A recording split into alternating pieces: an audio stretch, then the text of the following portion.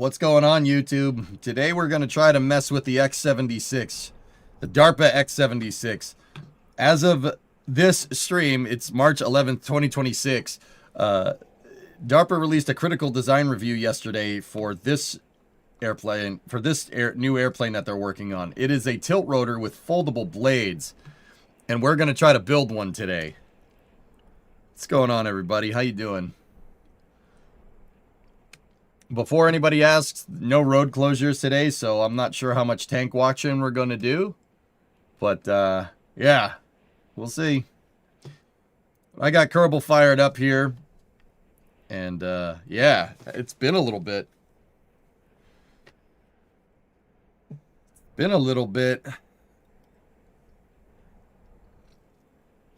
I'm going to try to make one in KSP. Is it a newer Osprey? It's not really the same, except for the fact that it's a tilt rotor, but, oh, man, it's been a bit. It's been a bit.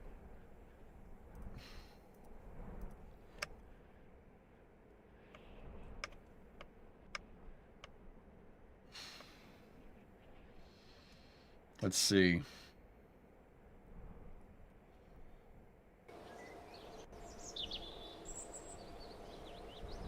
That's the fun thing of the artist rendering. It doesn't even include anything to indicate the wings can swivel. I guess. Oh, man, it's been a bit. It has been a bit. All right. So, fellas, the first thing that I want to attempt is to try and build the sled that they made.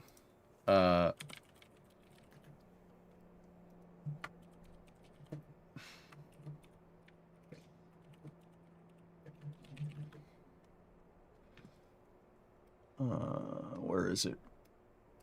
Oh, crap. I lost the sled. I lost the sled footage.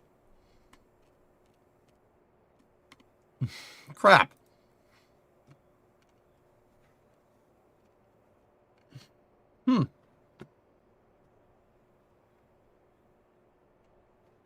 So, what... We got to work on the blade folding mechanism. DARPA was doing some testing at Holloman Air Force Base with a rig to do this. And I got to find that footage real quick. I don't know where it went. Oh, Animal, you still have the link. Thank God. There it is. Oh, we can't listen to the music. There we go. Here we go. This thing.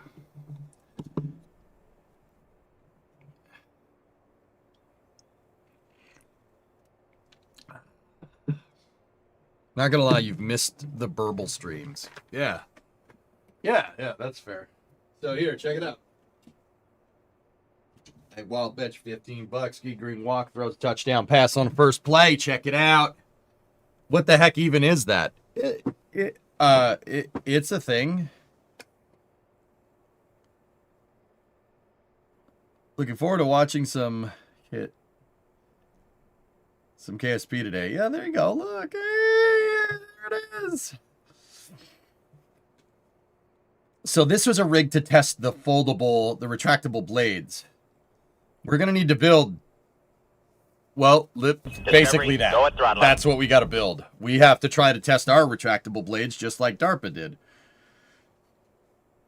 So the cool thing about the X-76 is that it can operate like a helicopter. It takes off vertically, and then they feather the prop, right? They feather the prop, which means the prop's blades can turn, right? They turn them to basically being parallel with laminar flow, so they don't generate any lift. It stops, and then it retracts the swash plate, or it extends the swash plate with the collective. But when it does that, when the blades are in the stowed position, they actually retract. And then they get clamped into position so they don't move.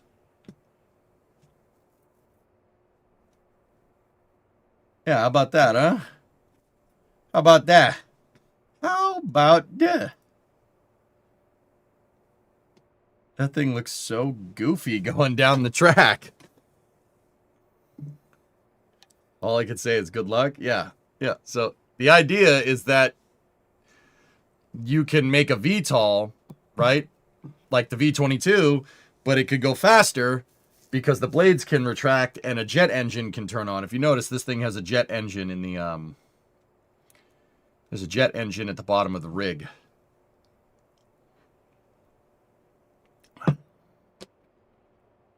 So the propellers do not become their own jet engine. How this, as far as we can tell, how this design is actually going to work is the propellers are going to be driven by a turbo shaft that's in the fuselage of the vehicle. In the fuselage. It's actually not a turbo shaft jet hybrid. It's not. The actual X-76, we chat actually went and found the patents for this. So how this is going to work is there's two engines in here. There's two engines. One back here is a regular turbojet. Just a regular jet engine. See it right there? And it has two intakes on the sides. And then up front, right around here, there is a turboshaft engine. And the turboshaft, it's a helicopter engine, will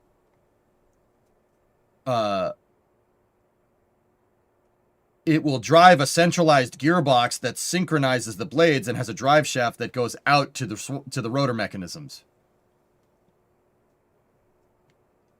How fast is this thing supposed to go? Well, DARPA has, it's part of DARPA's Sprint program. The Sprint program is Speed and Runway Independent Technologies. So that's definitely a backronym. 400 knots is what the stakeholder expectation is for that. It also supposedly has swept wings. Like it can move its wings like an F-14, supposedly. Like it can, the wings can go back and, you know, the engines just, yeah. We haven't seen any renders of that. I'm not sure what's going on there, but. High subsonic with VTOL, like a helicopter, has been a military dream for a while. Yep.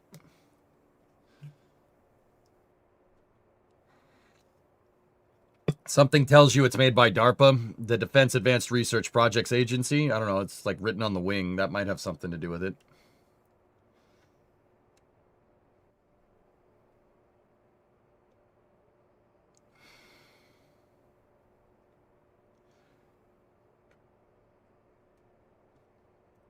All right, so I want to try to build something similar to it. Not the exact thing. I'm not sure I'll be able to do the two-engine, a single turbo shaft driving the entire thing. I might be able to do it. It would be a wee bit complicated. But before I really get any further, guys, before we even get any further, I have to test something. We have to build that sled. The reason why I got to build that sled is because I have to see if retracting blades in KSP does anything. Does it change the aerodynamic profile in Kerbal? It does it in real life, but that doesn't mean it would be useful in KSP. KSP's aerodynamics aren't exactly the same. Unnecessarily complicated. Jared, is it bad if I'm kind of with you on this one? Yeah. Two engines in the fuselage, one for your turbojet and the other one for turboshaft. Like, okay. So what I'm going to do, what we need to do is, well, I need something that goes high subsonic. I need an airplane in KSP that I already have that goes high subsonic, and we need to, I'm basically, well, you know what would be better? Just put a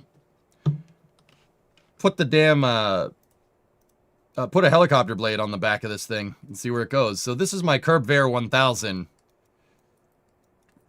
It's a narrow body 4-engine plane. Think like a 757 with more engines. Yeah. Yeah. Hey, Chris. How are we this wonderful Wednesday? We're doing just fine. Let me get the music going. And we will test this out.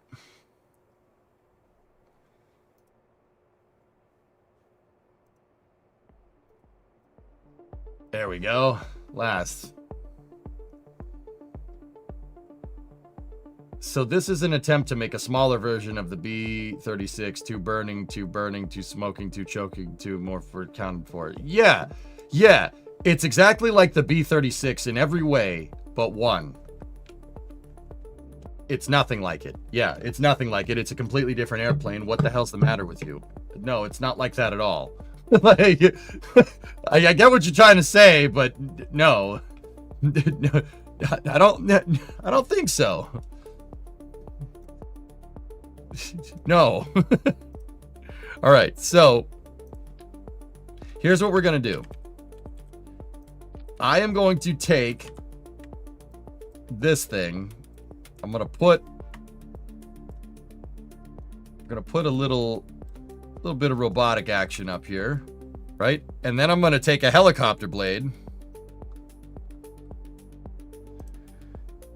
There are helicopter blades in this. I actually forgot where they were for a second.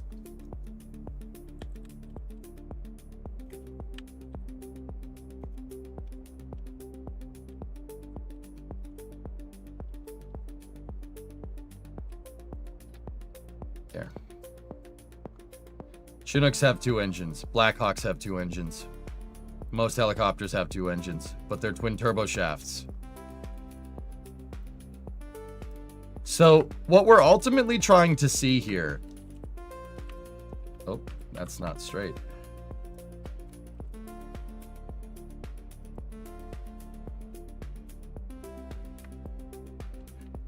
What we're ultimately trying to see here is how the blade is going to react. How the blade's going to react when we retract the thing. Actually, you know what? One more thing that we're going to do. I need to be able to see the aerodynamics, and I don't want it to go into the fairing by accident. So give me one of these.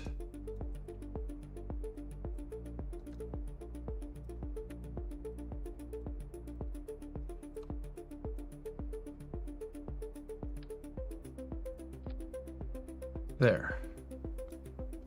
Got a little pylon mount.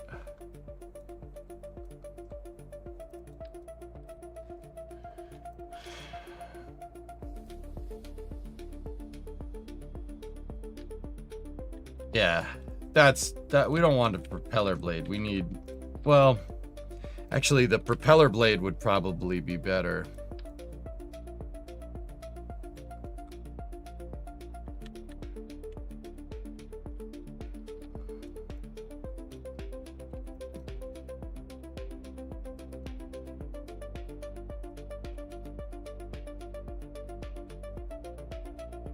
Okay.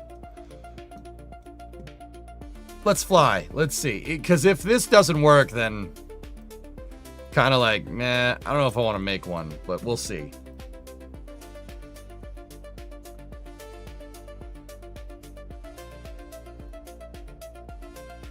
All right.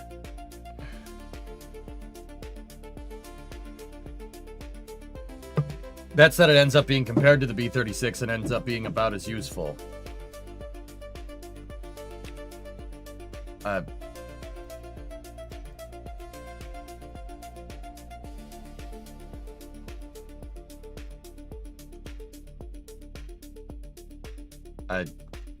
Why do you...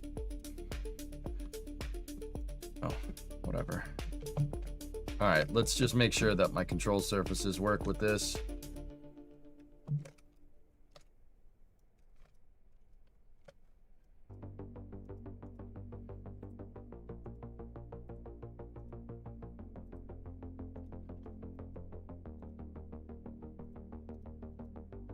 Alright.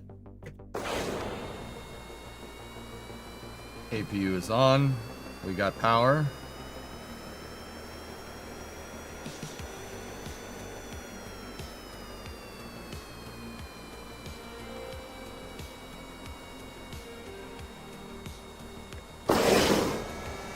Oh, the engines are on.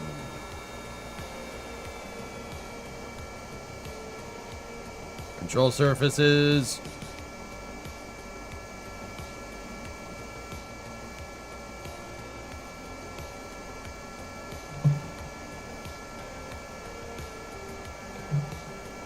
No wheel authority.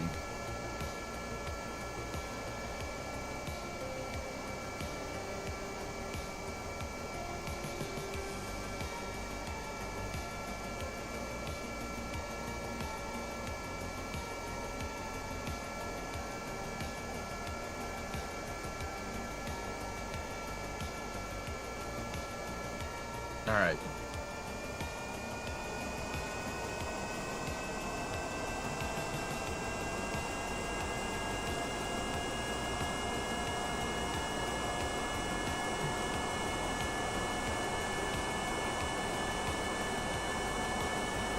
Okay, that was a little bit of a strange takeoff. It's probably the plane, though.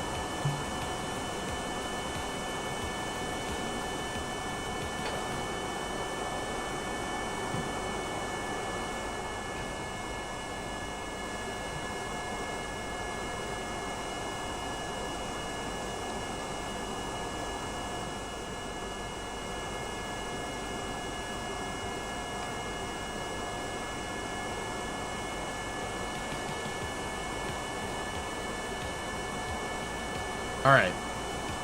So, this is going to be tested is in the low subsonic. Like, obviously the blade's going to be down here. All right. So if we're up here, we turn on our aero overlay. What's going on here?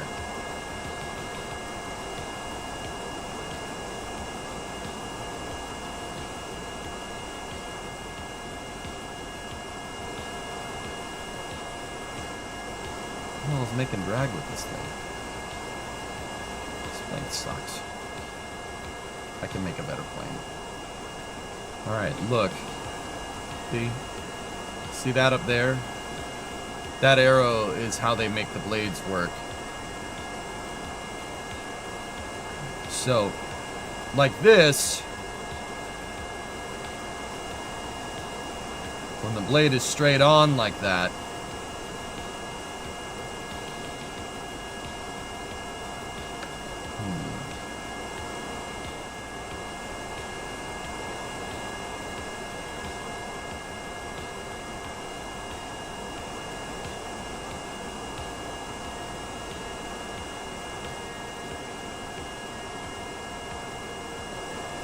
something in the very front of this plane is making insane amounts of drag and it wants to pull the nose down, but that's more the plane's design than what we're trying to test for. Alright, so down here we're making 147 kilonewtons of drag. Now what happens if we go, so let's pin that window and we got to watch these numbers. What happens if we take this and we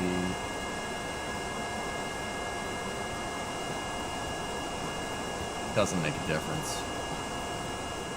Damn.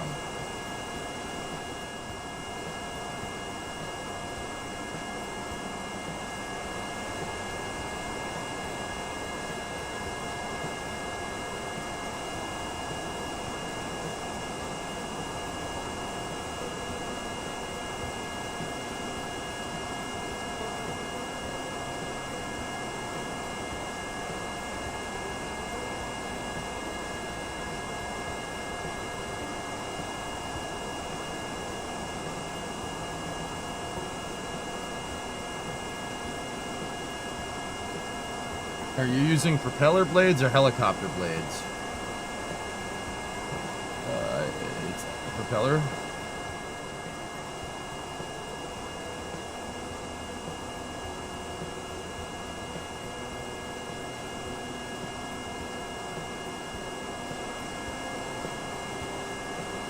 Would it make a difference if it was folded behind an object?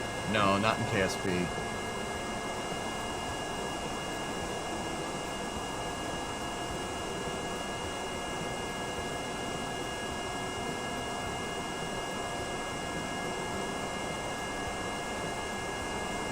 The hinge drag made a difference, but not so much with the blade. Possible roadblock. Oh, you've got to be kidding me.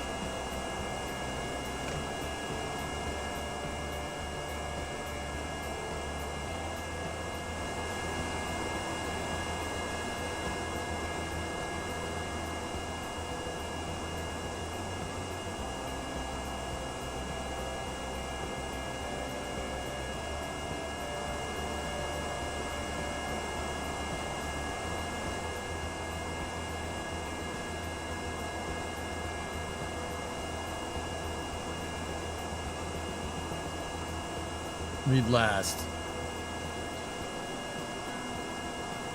NSF mods have stated security has started to kick people out, and the box fan vent has kicked on periodically.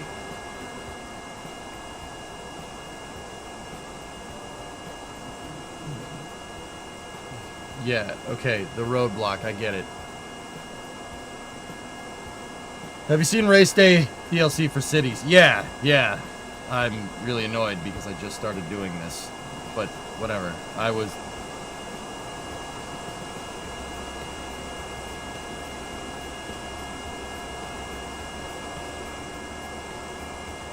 Huh.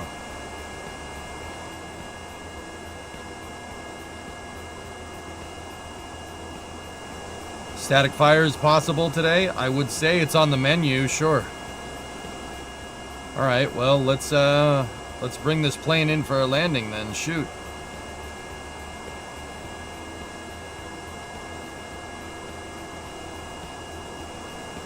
So, the hinge makes a difference, but not the propeller. We should do testing with helicopter blades just to see what happens. Could you get away with a smaller hinge? I would be curious to see that. Alright, let's dial in an approach here. Alright, throttling back.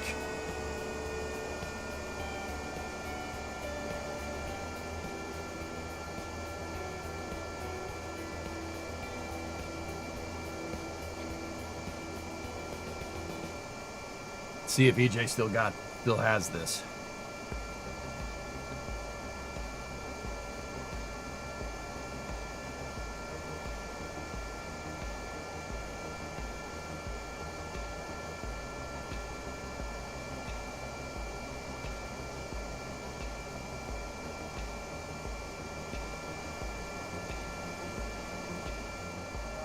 We've done one test, Tessa. Please, for the love of Christ. I know. We gotta... Why are those deployed? Yeah, I mean, we gotta... There is some stuff we gotta test, dude. I only did one test, though. Because the propeller blade was really what I was after. But, you know what? You're right. There's more we need to test, but we'll get to it.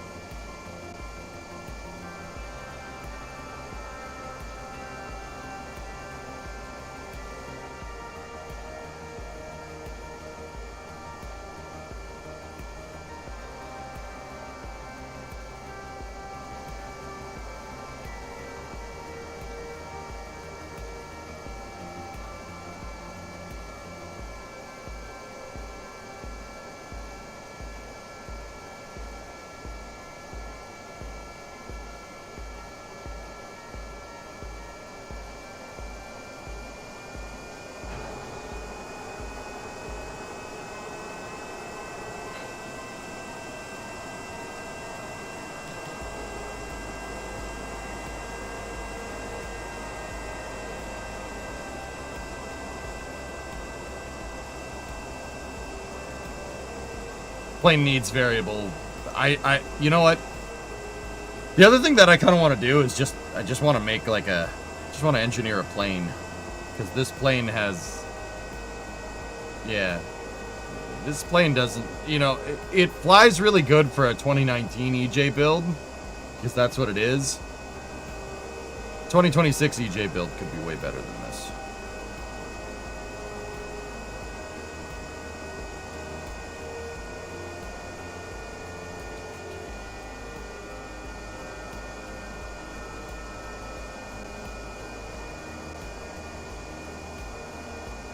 But, yeah, or I could just get a better plane. I'm sure I have plenty of better builds in here. This plane generates an insane amount of lift.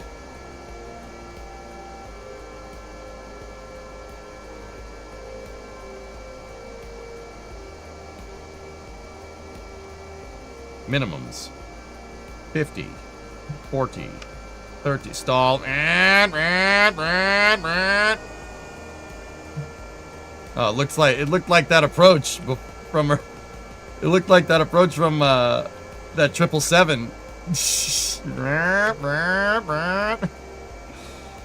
That we watched the other day. We watched the 777 land, and it looked like that.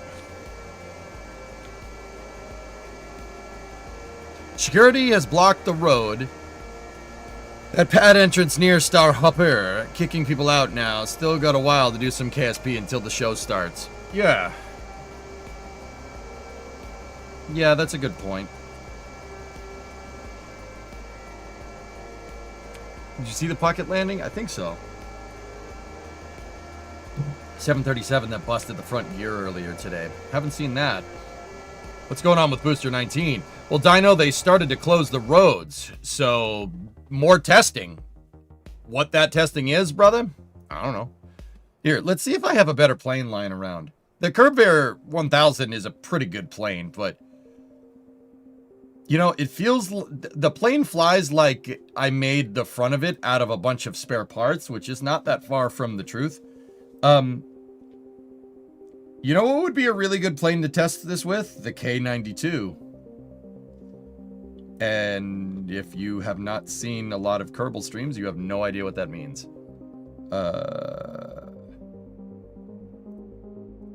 This is more of a this decade EJ build.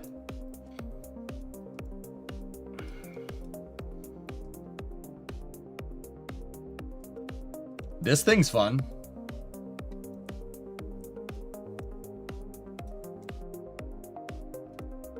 K-92 is actually one of my better planes that we've made. Just one more blade, bro.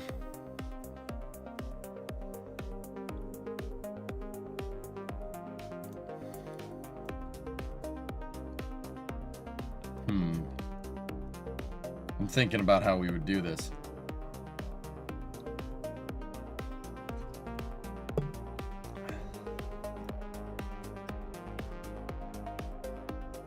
Jeez, Angry Butcher.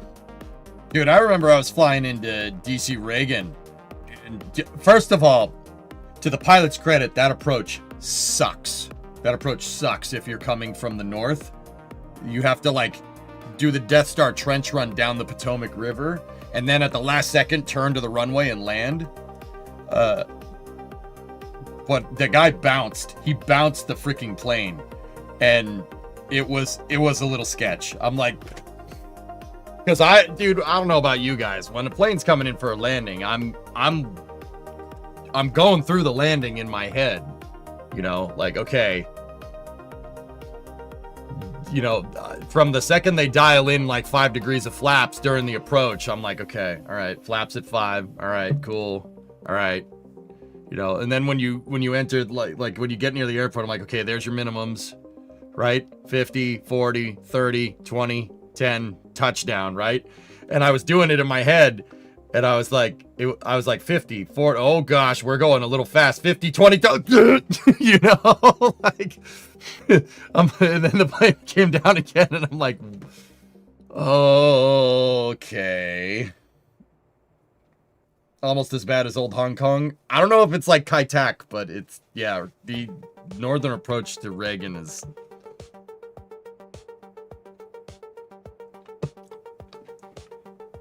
Sometimes I got to do that as wind shear. Yeah, no, credit where credit is due. That approach sucked.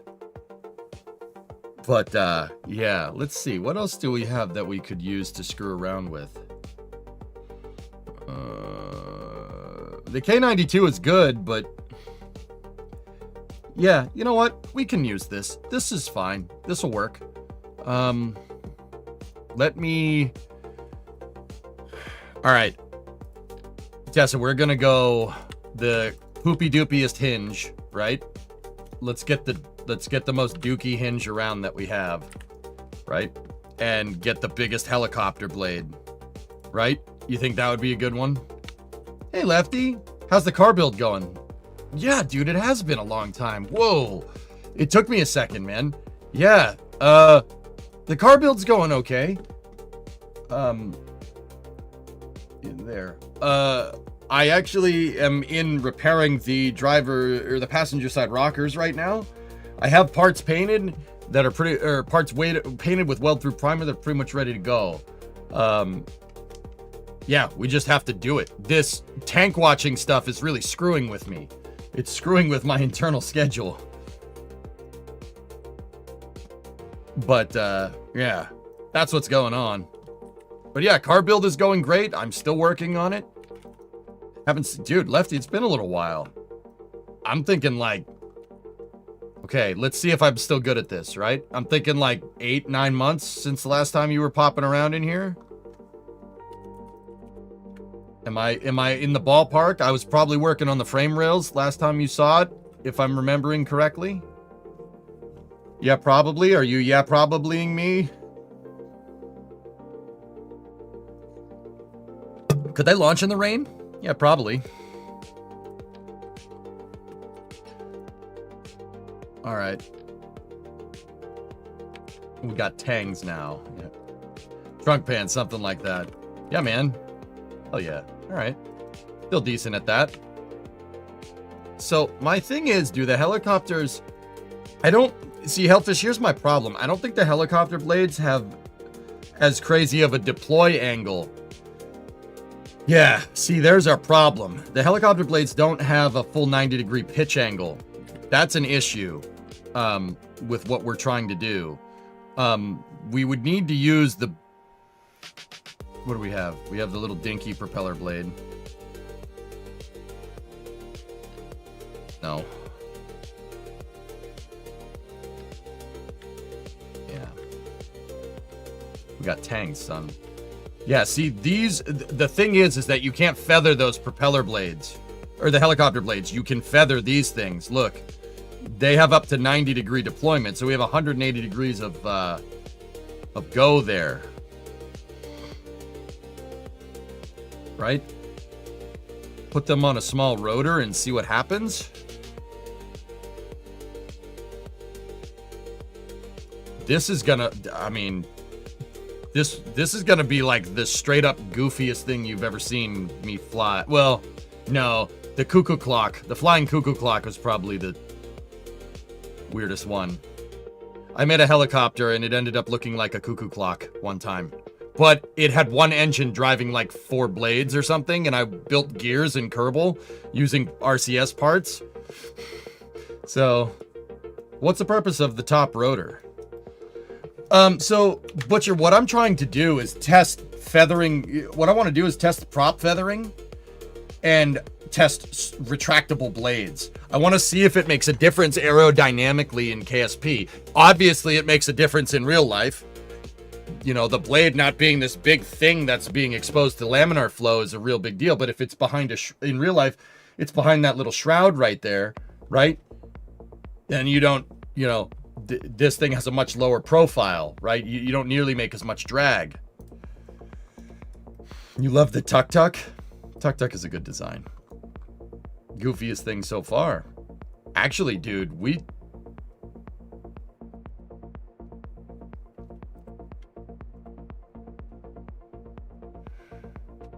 Peace Boy, hold on a second. Yeah, the thrust vector controller was pretty funny. That was awesome.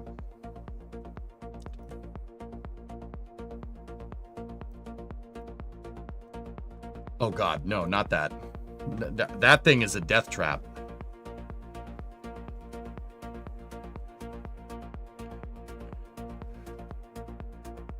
That thing is good. That'll get you killed. This thing, however, will probably also get you killed, but it's really cool looking.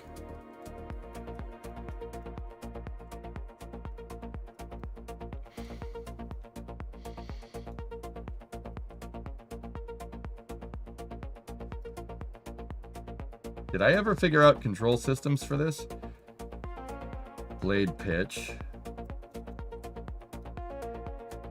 Yaw. That's yaw in hover mode. Okay. Tilt. Oh god.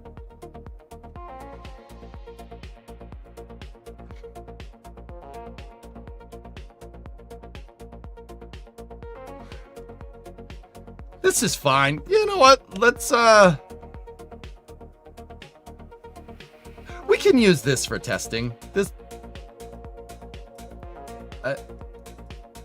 that's not really the tuk-tuk that I wanted. It's got failed dart recovery juices all over it. Why you gotta go bring that up? Scott, you sent a DM of a 777 bouncing at Heathrow. That's the one that, dude, that's the one I was talking about. This is what happens when you try to land a plane because you have to go to the bathroom. I'm speeding because I have to poop. This is from Big Jet TV. Watch this. Now, I know that plane doesn't look very big in this shot. That's a 777. It is a wide body. Those G90s right there, right? See the two G90s? That is the diameter of a Falcon 9's fuselage. Just for some reference here. That's not a small plane, okay?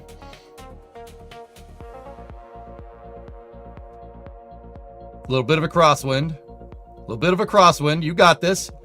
Oh, that plane is huge, dude. Now, I'll let you guys figure out why you should have probably gone around.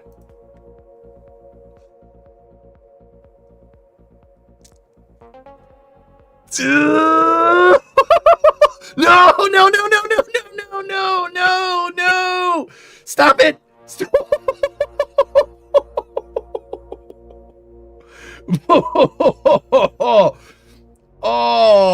Okay.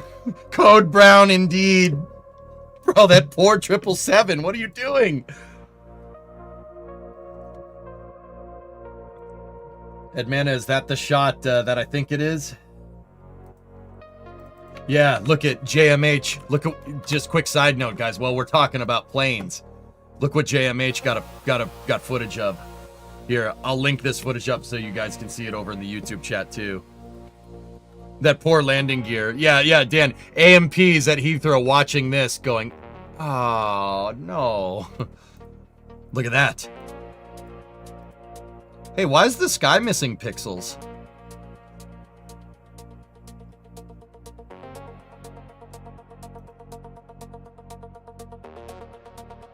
So, with a KC-135, sky's missing some pixels in a chase plane. That's the first. JMH got the first B-21. He got the first B-21 refuel test flight, in-flight refuel test flight.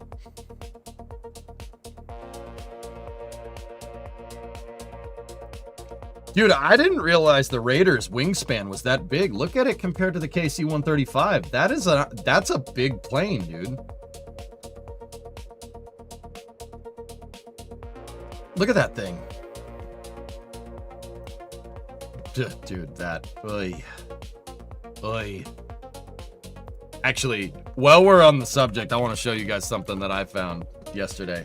It's a tiny bit smaller than a B2. I knew it was smaller than a B2, but yeah, no, Phil, I knew the B2 is gigantic. That's what people don't understand. The B2 is huge.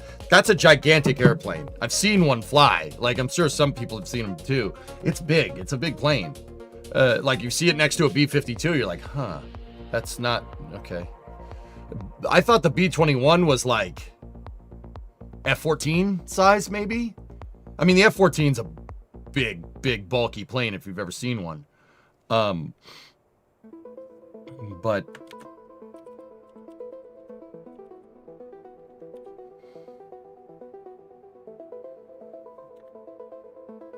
there is an account around.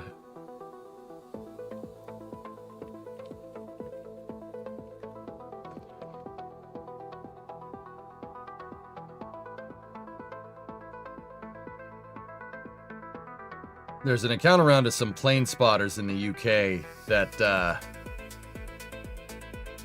caught some pretty good takeoff footage.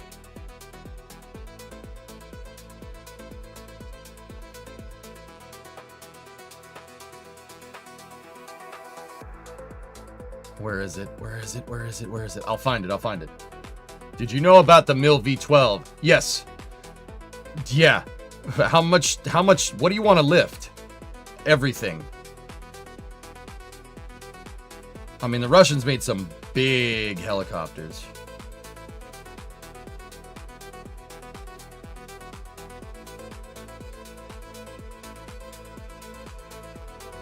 See, Fluffy, I thought the opposite. I thought the B-52 was gigantic. That thing's huge. It's like bigger than a well, not bigger, almost as big as a 747.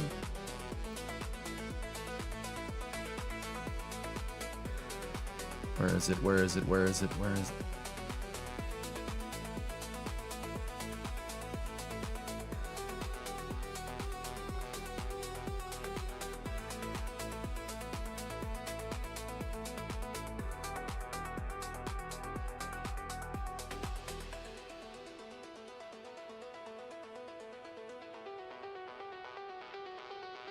I'm trying to find it. Give me 1 second.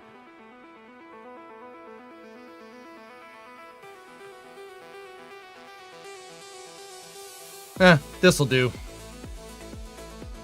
Whose footage is this? Doesn't matter. Check this out. This might be a little loud, I forget. So I'm just gonna warn headphone users just in case. Okay, yeah. There's the...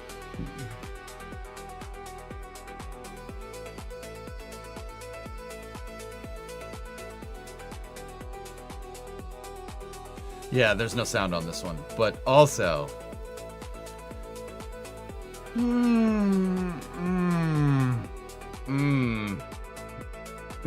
Full reheat on 4 engines.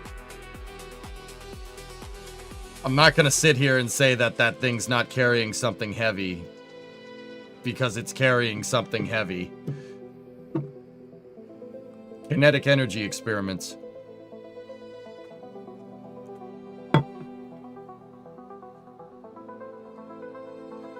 Yeah, I gotta go find that other footage somewhere. But anyway, let's get back over here. K-29AGR2, I think, is the one we want. Yes. This is the one we want to screw around with.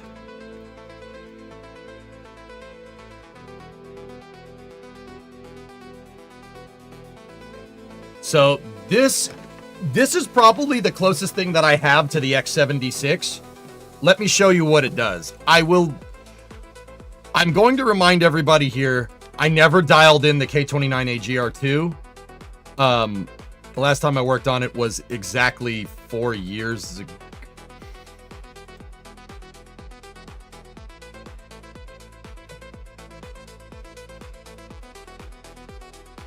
Bro, I was working on this like last year.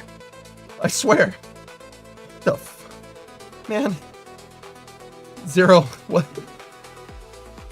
Can we just pretend that that didn't happen, dude? Like, can we just pretend that that didn't happen?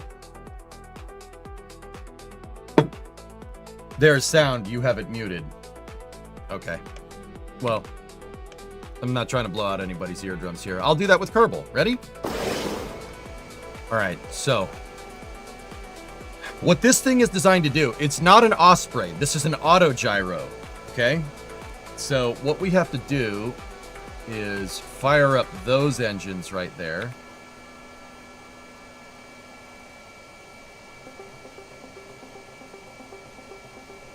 Okay, ready?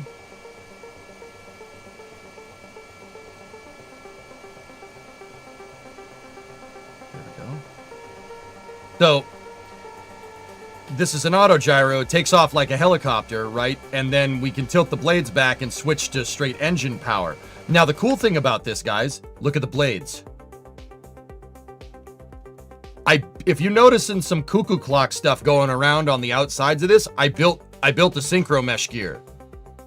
The blades are in sync, as best as they can be in Kerbal. Sometimes that makes it want to get angry at you, but you know, whatever. So look, blades are synchronized. You have to do this in any type of twin rotor aircraft. It doesn't matter if it's a rotary ring, fixed wing, whatever. Like a V-22, CH-47, CH-46, the S-280, SB-1 Defiant, to talk Warsaw Pact stuff, KA-25, right? KA-52, anytime you have twin rotors, they have to be synchronized. They have to be synced to be 180 off of each other, just like that. In real life, you have to do that because the gyroscopic precession from spinning that much mass makes a helicopter want to do this. And it makes it want to spin. That's why helicopters that have a single rotor have a tail rotor at the back that's preventing that from happening, right? But for twin rotor designs, you have to have them synced. If they're not synced, it introduces, I mean, it'll work, but it'll introduce all different types of vibrations. There's videos out there of what happens to a CH-47 if the blades aren't in sync, and the differential gyroscopic precession rips the fuselage in half. Yeah. Don't want that.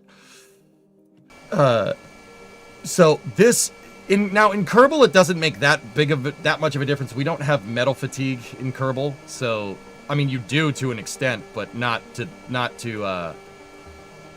real life at all. But it does make the plane fly a lot smoother if you sync the blades. So like my blades are in sync right now, and look at how smooth this thing is. You don't see it weeble wobbling around. Jeb, how you doing? Oh, he's doing all right.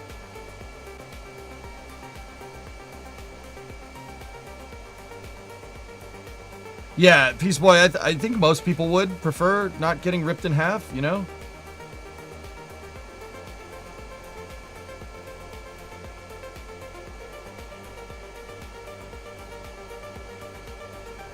I never got this thing to auto gyro correctly in synchronous going fast, but it does fly really, really well.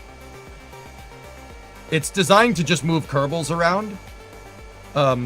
If anybody cares, it's like a short, it basically it's filling the need of a helicopter. This is the closest thing I have to the X-97. I'm wondering if we could take this thing and convert it. We could do a variation of the tuk-tuk and convert it to doing this. Now, my synchronizer rotor, right? My synchro rotor is an electric rotor. That's it. It's what it is. It's an electric motor. I could replace that with a turbo shaft. And I could unpower these turbo shafts out here, right? Just put an electric rotor out there, right? And have the electric rotor be unpowered and have the turbo shaft using the gears drive the blades, just like what the X-76 is supposed to do. Right? But what we would want to do is figure out a way to make the retraction mechanism work. If we're using 2 ring gears, right? Like what I'm using there, I should be able to rotate. We should be able to make this thing tilt. It's not an issue because of the way I have my gears set up for driving the rotors. Can you explain the Gear Wars? If you haven't heard about the Gear Wars, I envy you.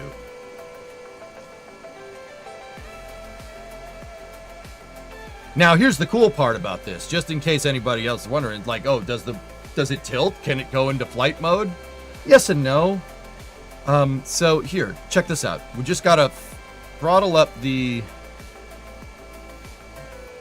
There we go.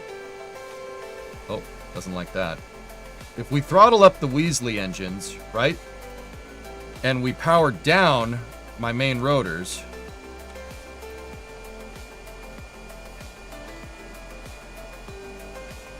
Put the gear up. So, check it out. Main rotors are off, right? And then if we engage our secondary flight mode,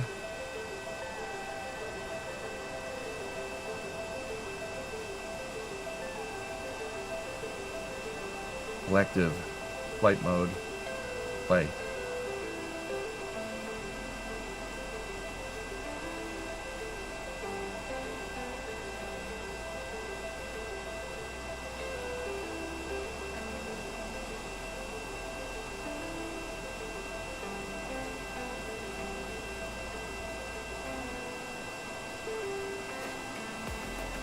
Hang on. It's working, but it's not working very well.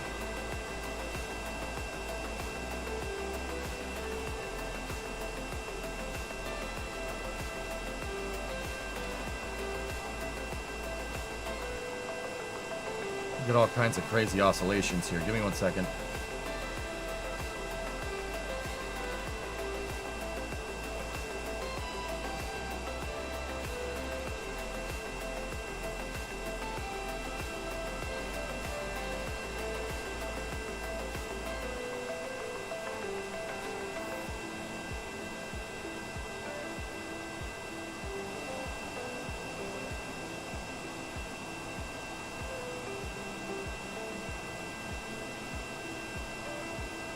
Huh.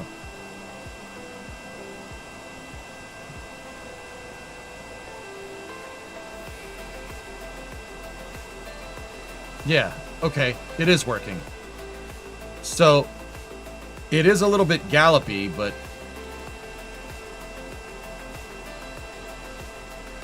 So check this out. These are working...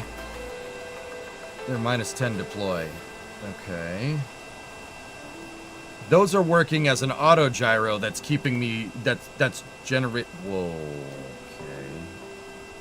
Shouldn't be doing that. Maybe we need to adjust the tilt on the motors. Let me... This is probably not something you should be doing in flight, but, you know...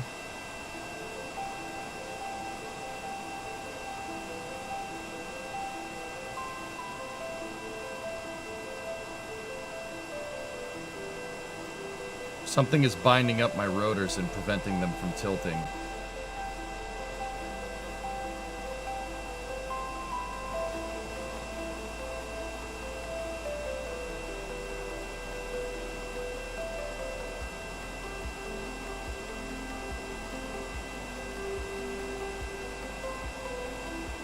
Oh. We had conflicting cals. There we go. She's working now. So check this out. Now, it'll fly like an airplane. It flies like an airplane, and the blades are actually... Notice how my rotor blades are tilted back a little bit. They're into the wind, right? That causes them to pinwheel, and it increases their blade RPM. Increasing their RPM by having them slightly tilted back generates crazy amounts of lift. And that is what our wings are. So now, if we punch this thing and command full throttle from it, it'll fly like an airplane.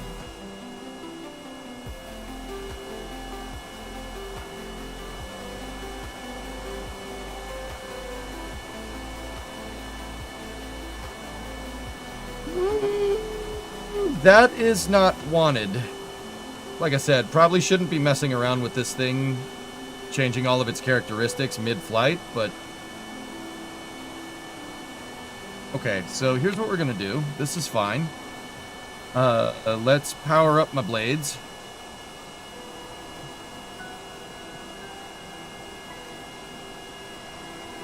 Get her back into helicopter mode.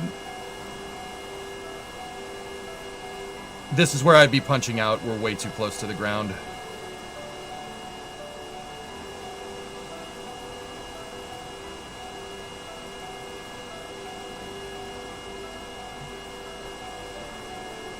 If yaw enabled.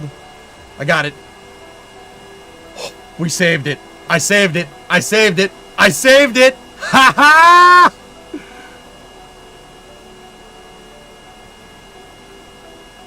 Sucker!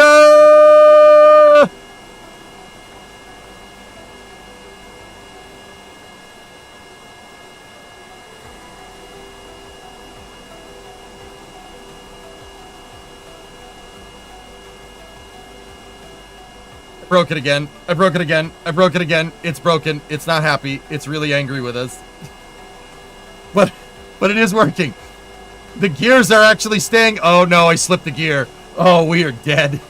We need to get back to the runway like fast. We slipped the gear. Look at the left gear. Oh no. Haha.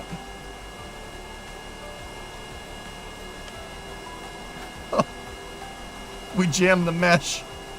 I don't know how we're gonna land. Maybe I can...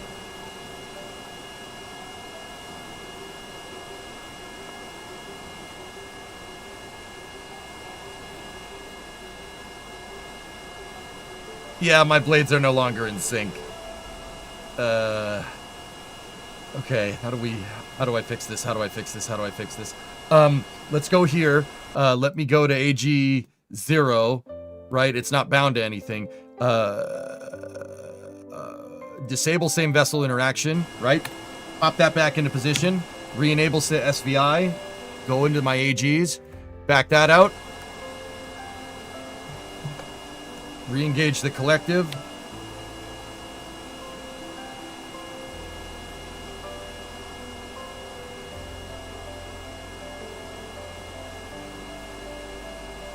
We're still jammed. Okay, all right, we got to throttle down.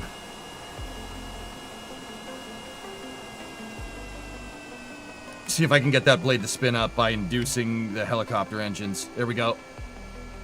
Are we in sync? Oh my gosh, we resynchronized it. How did that... Dude. Okay. All right, we resynced it. All right, get out of that flight mode. Re-enable the differential yaw while we're in helicopter mode. Torque limiter is active. All right, cool.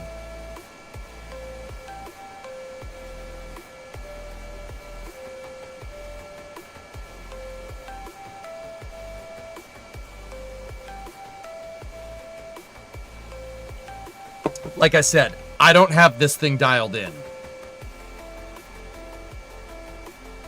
It's not totally dialed in, but we could adjust this thing to get it to work.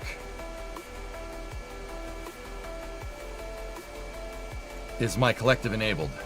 Collective is not enabled. Re-enabling collective control.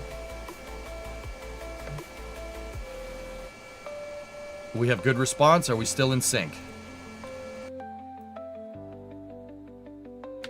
Blades are in sync. RPMs are in sync. Synchronizer is still doing its job. You lucky melon farmer. Helps when you design the thing, dude. Woof. We almost bought it. We almost bought the farm, Marty. But we could use this for our X-76 prototype.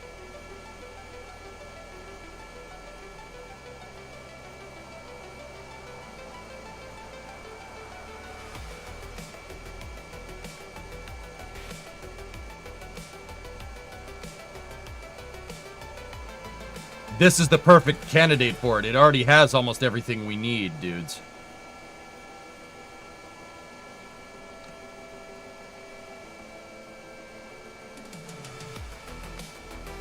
Oh. Tower has a number for me to call. It was a test flight. I don't have a number to call, but I have a lot of paperwork to fill out, dude.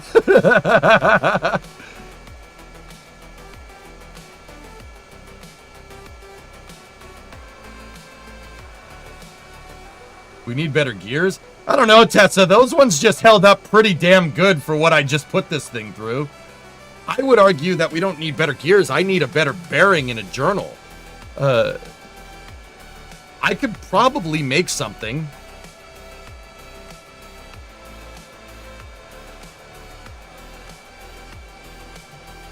Starting with toilet paperwork. For real, though.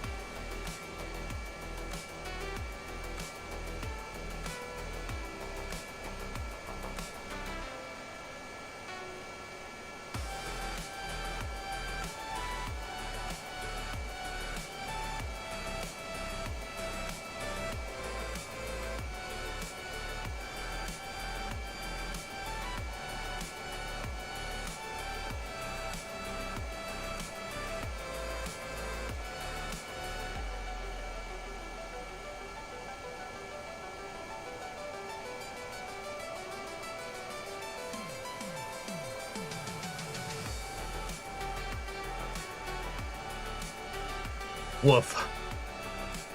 The U.S. lost to Italy in baseball?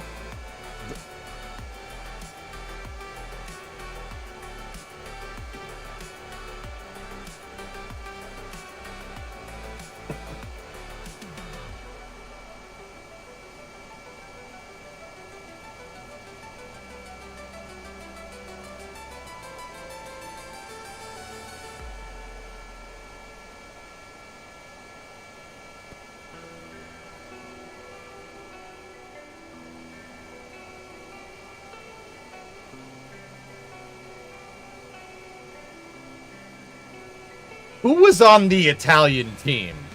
Was it like, yeah, Zelencio. That's my thing. I didn't realize the Italians liked baseball or played baseball. I mean, I'm happy that they, you know, they like the great American pastime, but the Italian World Baseball Classic team was all born in the United States. Okay.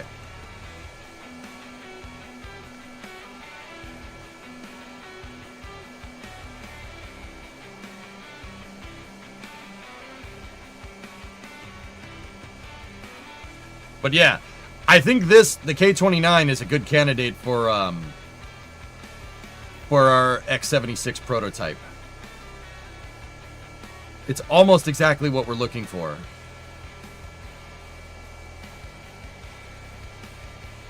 And the thing is superbly maneuverable. Except when the rotor pops out. When the rotor pops out, we got a big problem.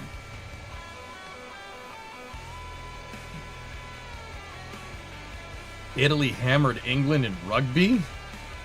Rugby? Guys, that's like your sport. What the hell? That's, I mean, aside from your football, you know, like...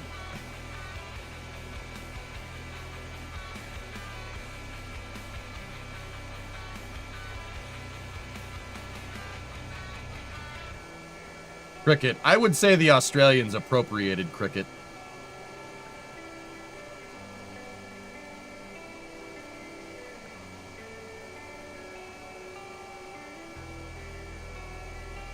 Yeah, see what other Kerbal vehicle you know can do this.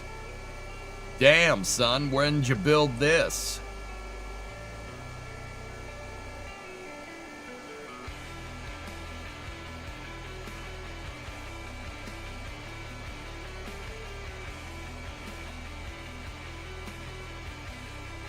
I'm sorry, I haven't flown this thing in a little bit. I forgot how fun it is to fly.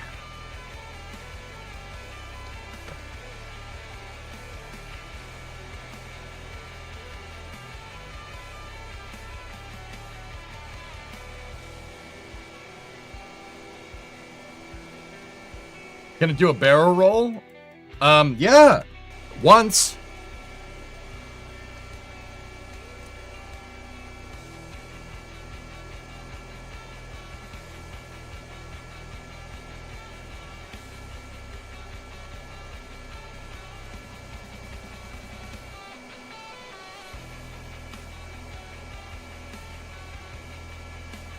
My goal for when, like, the reason why I built something like this, I mean, I didn't just build it for a party trick, even though it can do that. It can do a lot of cool things. I built this because what I really wanted to do is explore Kerbin. I built planes like this and vehicles like this were built for a project that I did a long time ago that I never finished called the Kerbal Exploration Initiative, or KEI for short. It was basically a project that I wanted to do to just explore Kerbin. Like, Kerbin has all these coasts and seashores and stuff, and the other thing is that, like, if we were in my mission mode saves, dude, in my MM2 rules, MM2 is a rule set, not the second mission mode save that I've played.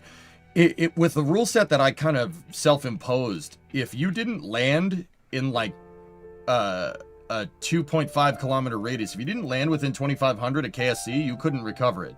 So if I had a capsule with Kerbals that came down and landed out here, good. You want them back? Go and get them. SpaceX has to go send a boat out to freaking go and get the thing, right? SMHKEI. Yeah, that we should probably change the name, Sam. That has different context nowadays. Can it play Doom?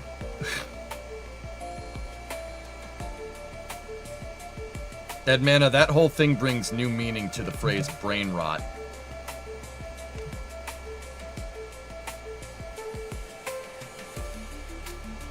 Right? So, I built this as actual SNR recovery vehicles. Okay, you gotta pull up. The ground's coming up, EJ.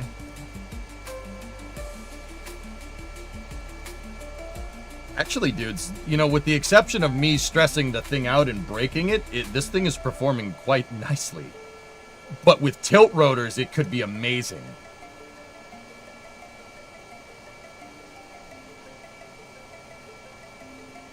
All right. Is the roadblock up? I don't see it. All right, Jeb, let's bring this thing back down onto the runway, and let's recover it, and we'll see how she plays out.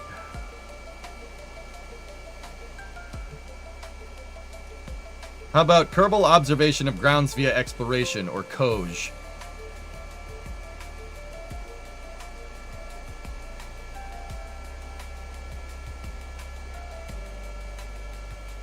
So, like, once upon a time, guys, I built planes like this, and then I built ships. I built carrier ships for them to fly around in. For them to be stowed in and stuff. Like, you know, an older version of this had jet engines with a gyroscope to hover around, right? And I built an entire carrier to basically move to sail around Kerbin. I forget what kind of killed that project. We found something cool and new to do, and that was the end of that.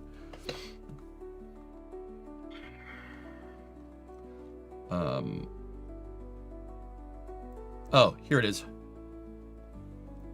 Yeah, there it is. There's my K-29 carrier ship. Oh, we were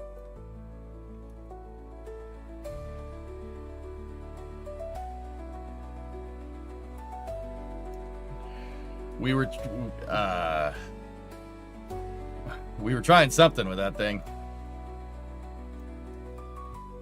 Was it view count though, Sawyer? It may have been, dude, as much as I hate saying that. Yeah, I think we modified this to try and make screws for it.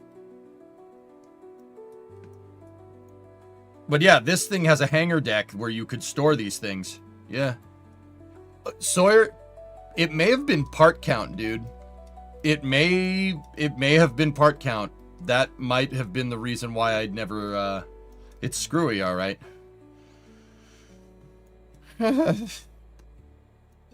I think I stopped doing it because even though, like, you could land on this thing, no problem, right? If I loaded out like 5 of them, this thing ended up being at the time like 1,000 parts, and that was no good. 1,000 parts for Canard for my new computer is nothing. But this is not designed for the new plane. It's designed for the old ones. But yeah, I had whole carriers. Like, I had fleets of... Well, not fleets. I had 2 or 3 of these things, and we started sailing around KSP. I brought them down to the south coast of the continent that KSC is on, and I started building an outpost down there and stuff. I don't have the Midway loaded up here, King. Are you gonna see Project Hail Mary? Yeah, probably.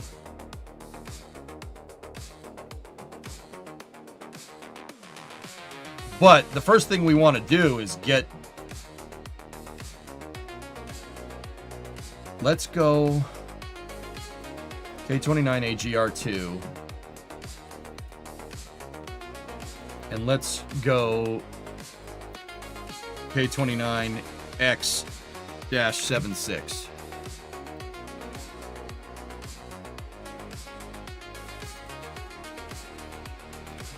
Tuck, tilt, stowable, tilt, rotor, prototype. Modified 3/11/26. It may have been Sawyer. I think people liked it, but if it takes like 6 hours to sail like 100 kilometers, dude, it would take weeks to sail around Kerbin with that simulation rate. We even had talked, I think, back in the day of, I'm pretty sure we talked back in the day of, what did I think? What would have been a good idea? I think we thought of, like, me sailing the ship, like leaving KSP on, and then going to bed, and the ship sailing across Kerbin, like at 30 knots or something, and then coming back and, you know, But I didn't want to do that because if it crashes into the ocean, if it like runs aground, that's a lot of work down the tube for no reason.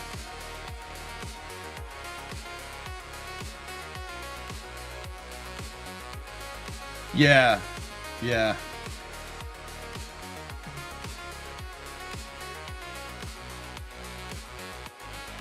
How many parts is this? This is 196 parts. It's the gear. The gear mesh makes it a little bit tough. I'm also trying to see how I made this and why I have an I-beam back here. I'm pretty sure I have that I-beam there to balance the system out. Because it has an open rear flight deck. Or an open rear deck here. There's no fuselage back there. We could put fuselage back there. I could extend this, but I do like the compact design.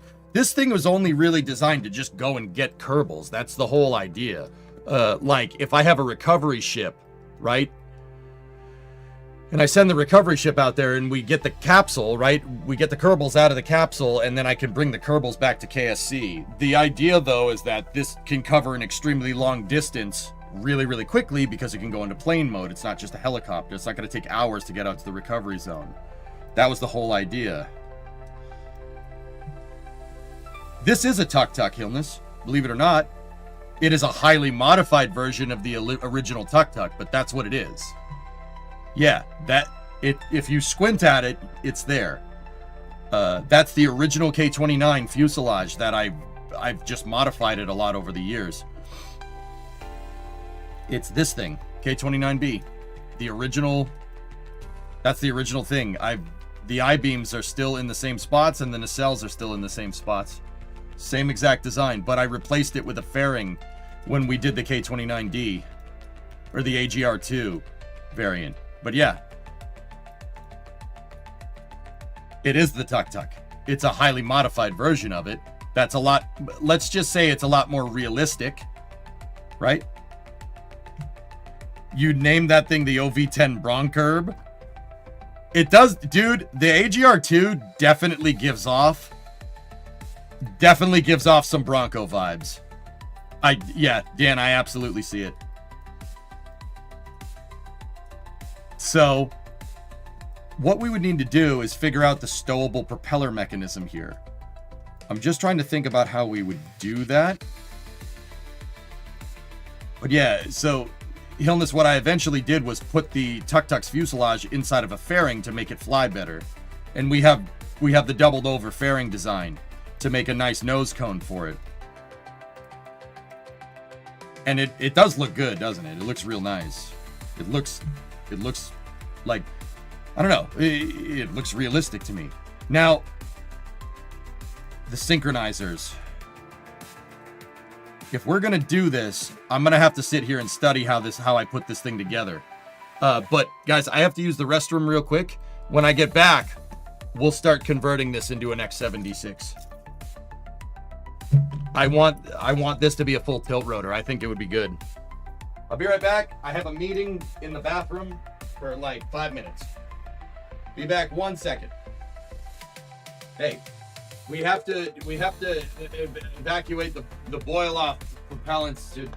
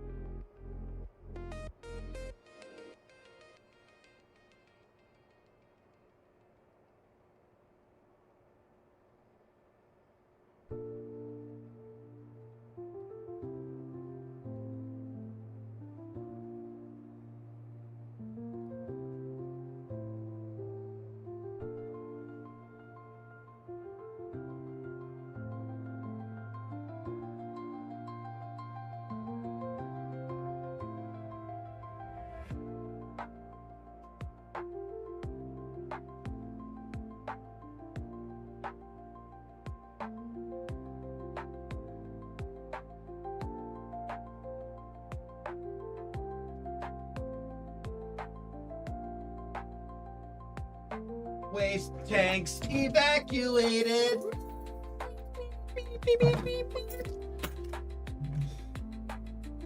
All right, so let's get to this.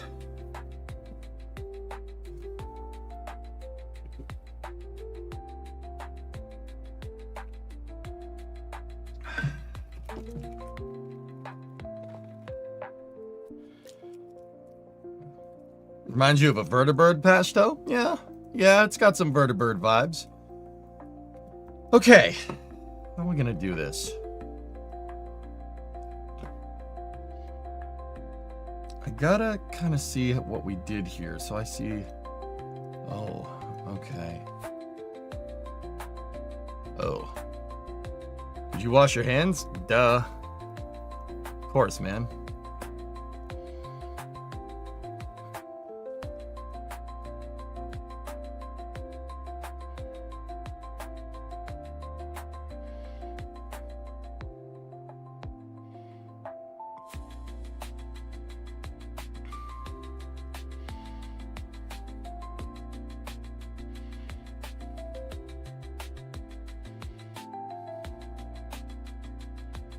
So, just out of curiosity, we could tilt this thing. That system's already in place. But that's gonna run into some problems if we do, huh?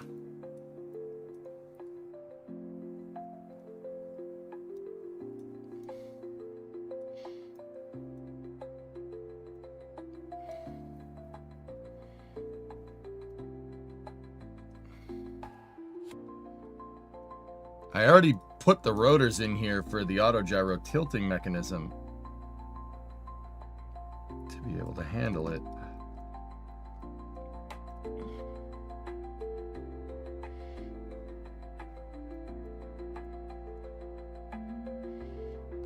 And then we have our forward thrust control.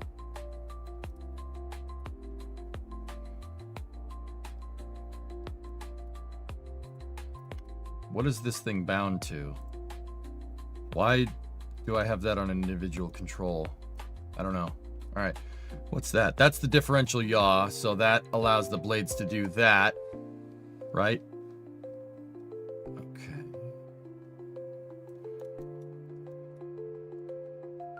Oh yeah, Dan, there you go. Will it fly with the smaller blades?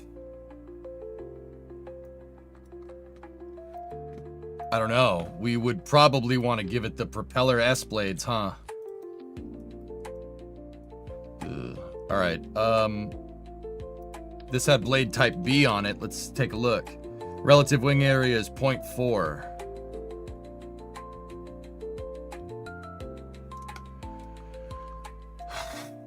I suppose that's something we should probably test right away, huh? So,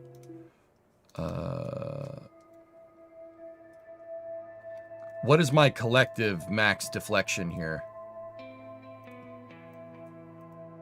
10. Okay. All right, cool. Let's rip these off.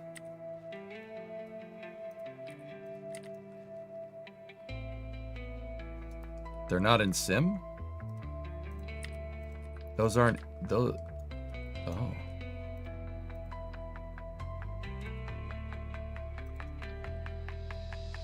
Oh, they can't be because they're opposites. So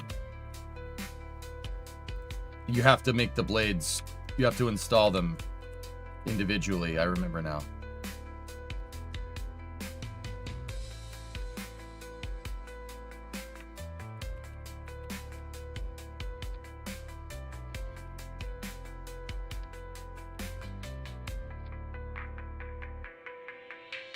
Hey, Alangar.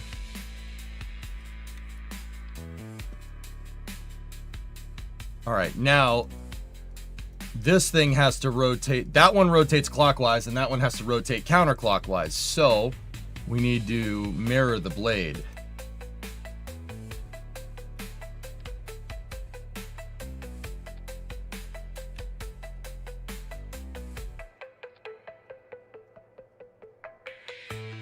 Yikes. Okay. I mean, guys, for what it's worth, I'm pretty sure this will fly. Yeah, I'm pretty sure it'll do it. Let me rebind my collective here. Open the editor. Let's go into our action groups here. Go into collective, go here, and we want to bind the deploy angle. And what we do is we set the first key at -90 for collective pitch downward. And then what I like to do is put a dead zone at 2.50, or actually I go to 2.4, set that value to 0, right? Flatten that curve, go over here, set this one to 2.6, so there's a little bit of a dead zone controller, set that value to 0, flatten that, and then go and take this and set it to +10 on the deflection. That way, if we go right click on the blade and we hit deploy, when we go through, see the blade? It collectively pitches down or collectively pitches up. Cool. All right, now what we got to do is just go into the deploy angle on every one of these.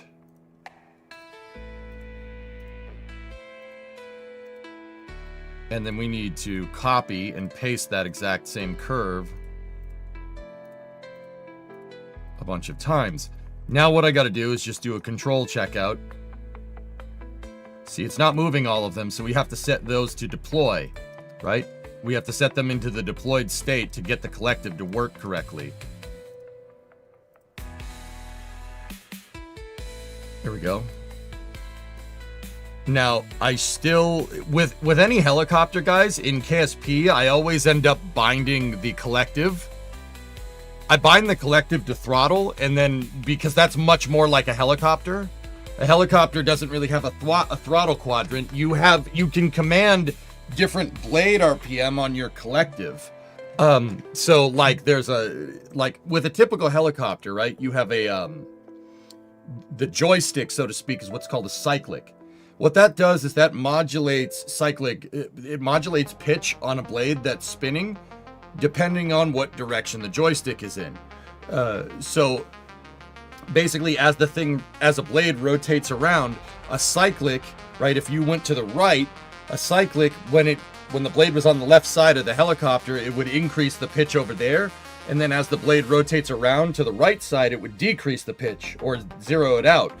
That creates a modulating center of lift with your helicopter. And if your center of lift moves to the left side of your center of mass, it's going to cause a roll, right?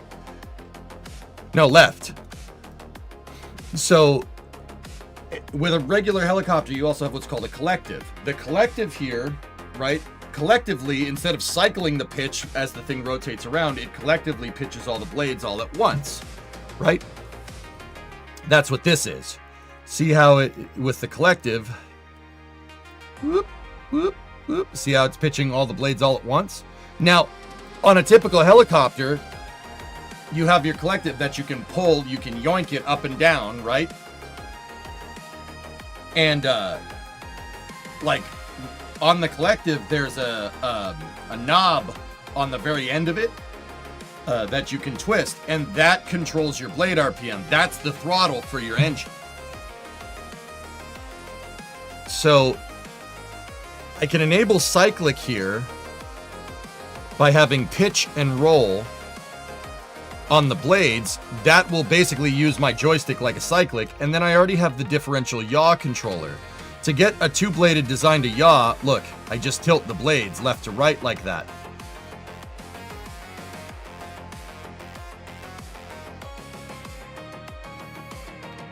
All right, so let's get Jeb and Bill out here. Bob will watch because he's the scientist.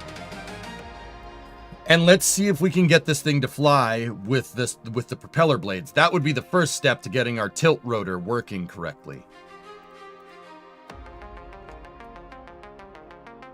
What are your thoughts on ETs? There's something out there. Talks, where I'm at with aliens, do aliens exist? I don't know. If we're gonna go full like Joe Rogan, you know, like tinfoil hat thing, I would say it's much more likely that there's interdimensional beings than there is aliens. Like, You're not going to have like Starship Troopers, right? It's going to be something like Interstellar or 2001. Something like that.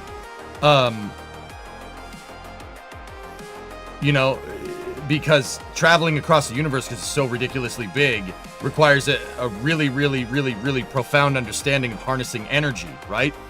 Like, we don't have the engines that are in Star Wars, right? We don't have the engines that are in Star Wars. We don't have those, right? I wish we had a Millennium Falcon. That would make going to the moon a lot easier, right? But we don't.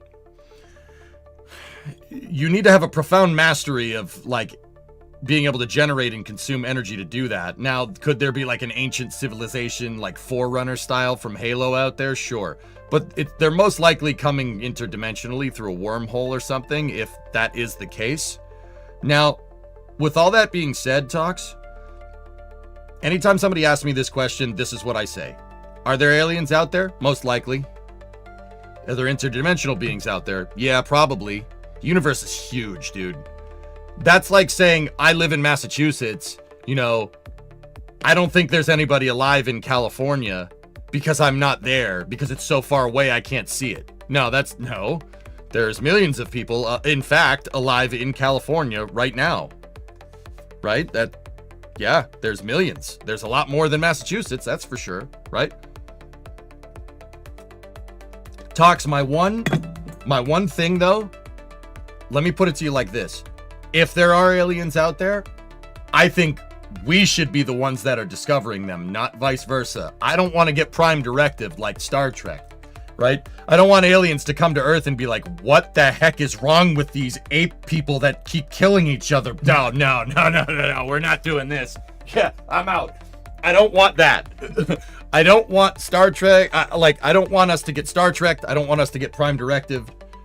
I don't want Independence Day either. I don't want aliens coming here and us trying to fight them off with Randy Quaid and an F-18. You know what I mean? That's bad. Don't want that either. I want to be the one doing the discovering. You know what I mean? Because you know, if we want aliens, if there are aliens out there, there most likely are. Maybe not in our solar system, right?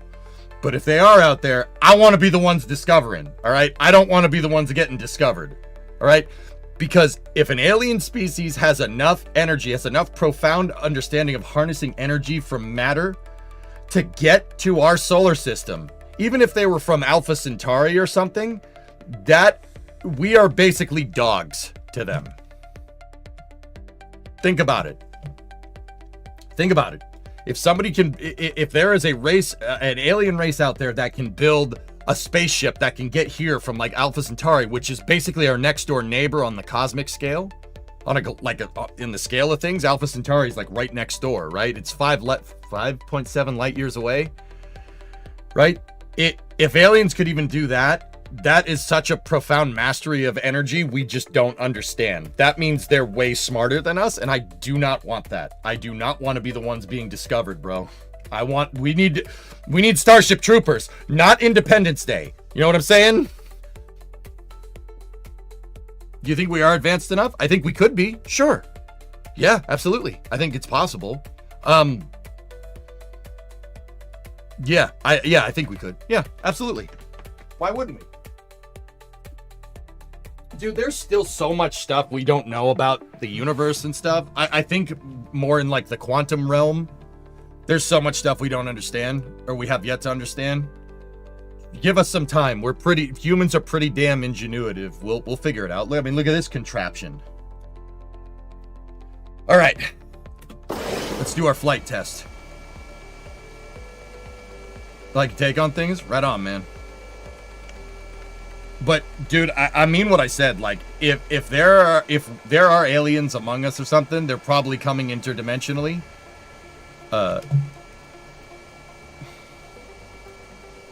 Yeah, they're probably coming interdimensionally, dude.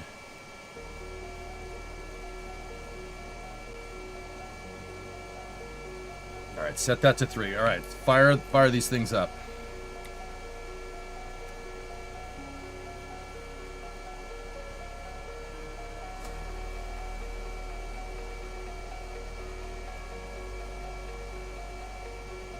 We're getting blade stall. Increased torque.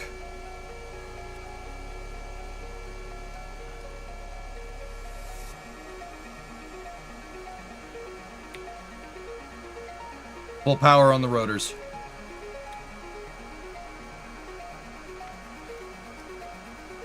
Well, this is a problem.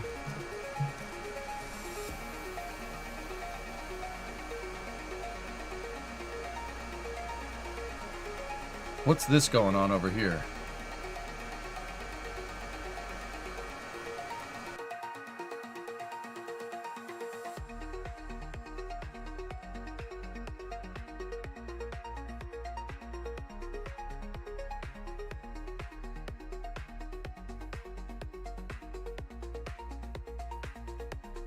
Yeah, there you go, full force, right? Last.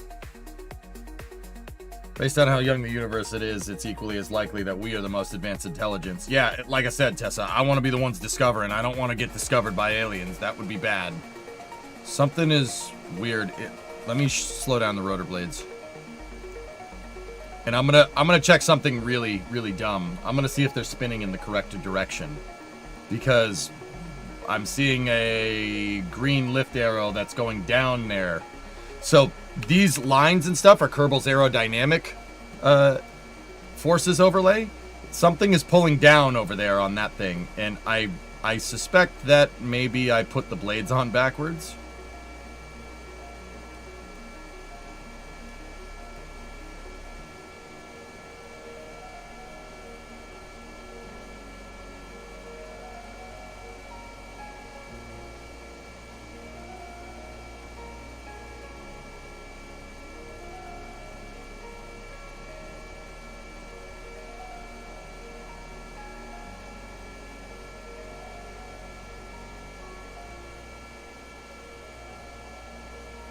You last. Perchance if aliens have flight faster than light travel, that means they can bend gravity. That means they can bend light. Did I not just reply to that, or did I read it in my mind?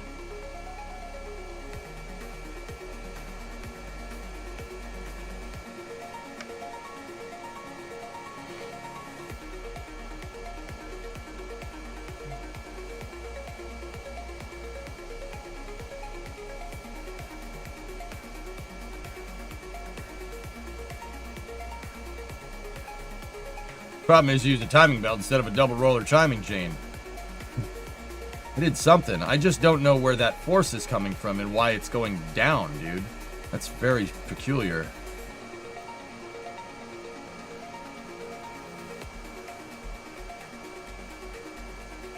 What the hell's that about? It's coming from the rotor. At least I think it is.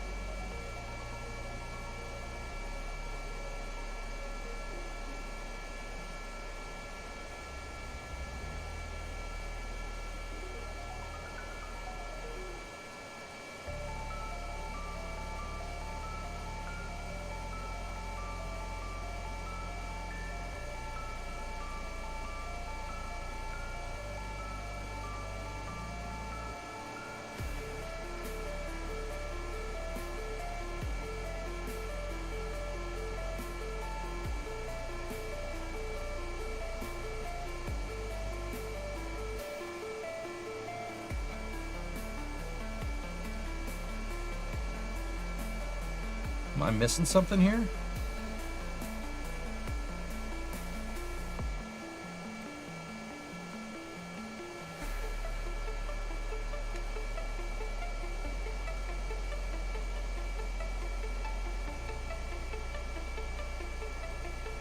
It's not enough.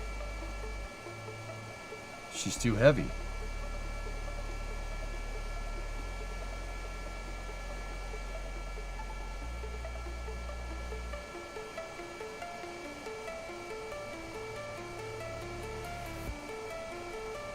So let me see this. Each one of these blades is generating 24 kilonewtons of upward lift. Are we losing blade RPM? Nope. Blade RPM's capped at 400. We're not. What the hell is that? What's that downward force coming from? We're not losing RPM, Tessa. I'm just not sure where that's coming from. Maybe...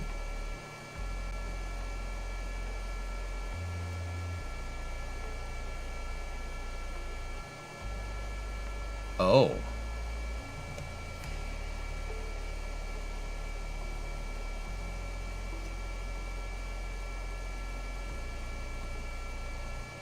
All right, maybe remove this from symmetry and change that. Oh gosh, now it's completely out of sync. Probably shouldn't have done that at high RPM. I just blew up the entire thing. The whole thing bent out of shape.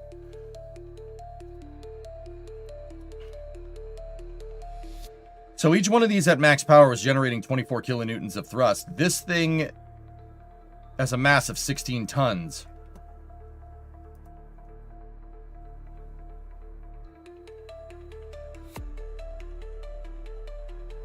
Mass times gravity. Let me do this out. Hold on.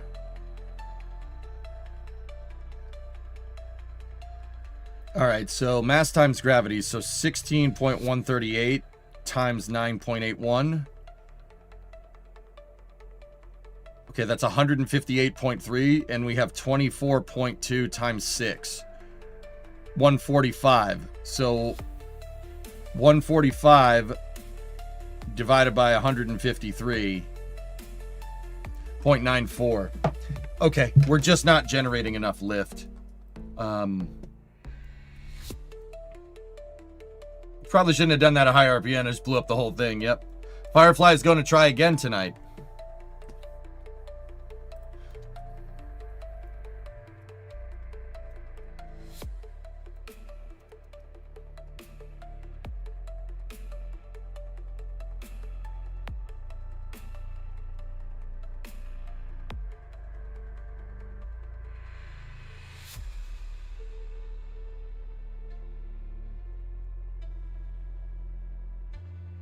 Thinking about how I want to do this. What is the mass of the turbo shaft? It would be under aero. Where are you? Where are you? Where are you? Maybe not. Maybe it's under engines. Robotics? Question? Yeah, there it is. 0.6. Okay, so I do believe if we change its motor size and output, yeah, mass goes down. Okay. It's got Weasleys on it already, Tessa. You're talking about Junos. Well, okay. Here's my crazy idea. I have a centralized rotor mechanism that's controlling my synchronizer gear. If we really want to make this like the X-76, I should take one of those and put that there instead. We should take the one turbo shaft to power both of these blades and make it fly. That will eliminate 615 kilograms from the design. But that requires taking apart my rotor mechanism, which I'm not like totally about that life. So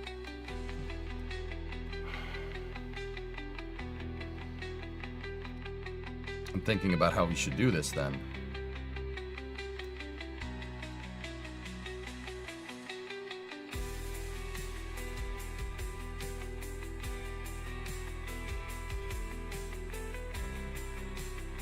Because we're not getting anywhere near any maximum RPM, what we should do is switch this to a hex node and up the blade design, because we have the motor torque to do it.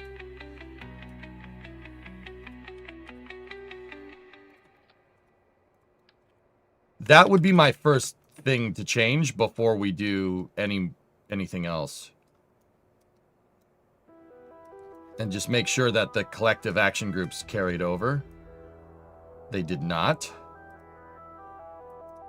Okay, let's install the rest of the blades then.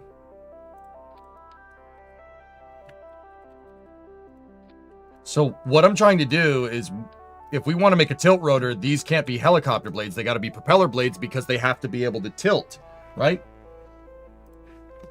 We have to be able to feather them in propeller mode and get them to do that, right? They have to be able to do that when the thing tilts so it propellers correctly. But before we even get that far, if we can't make the damn thing fly, then we got a big problem.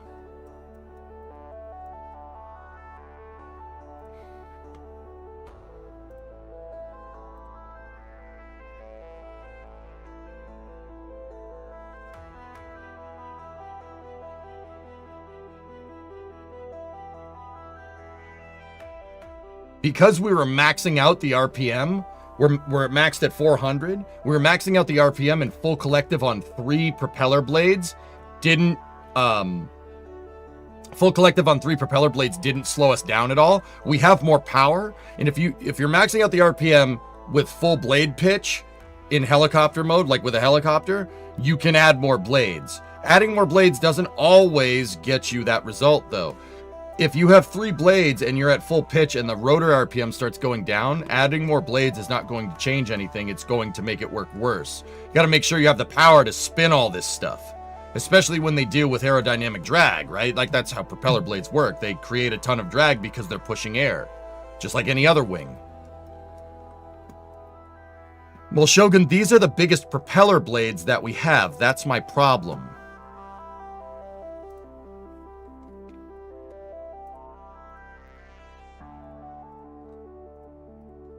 I don't have a bigger propeller blade. This is the biggest one in stock KSP. So using 6 of these should get us to fly here. I mean, if each one of those at max power is making 24 RPM, 24 times 12, that should give us the kick.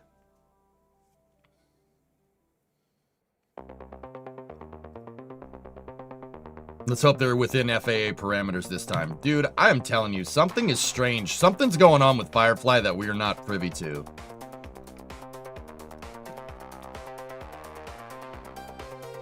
All right.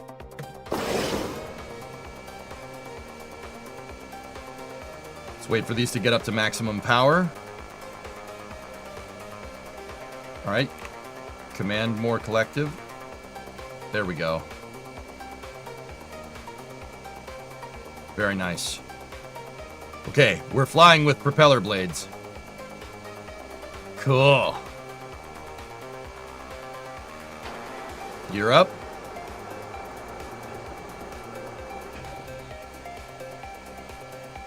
Well, that's pretty neat.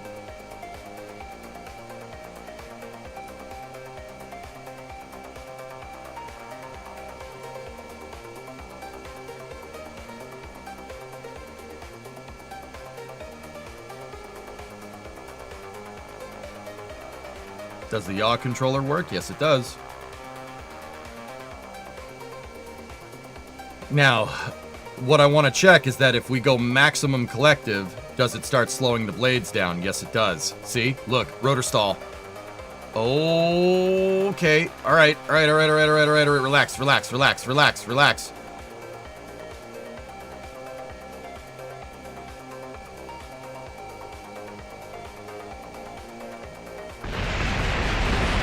Yeah, that was bad. That was bad. I think we killed Bob. But that was all just a simulation. Yeah, see, I saw it before it even happened. That RPM started to go down with 6 blade. With 6 of these blades collectively pitching that high. It didn't relax. It was very temperamental.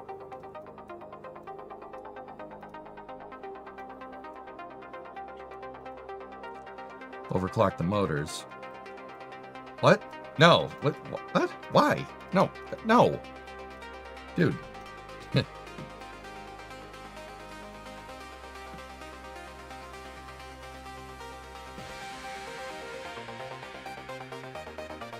Keep the RPM.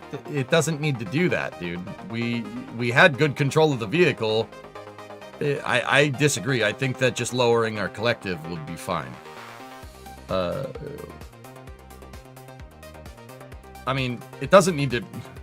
Going to 10 is going to cause rotor stall. Like, with this, it doesn't need to go to 10. It needed to go to 10 with 3 helicopter blades. This is an arbitrary number. If we set it to 8, right? And then just set -8, right?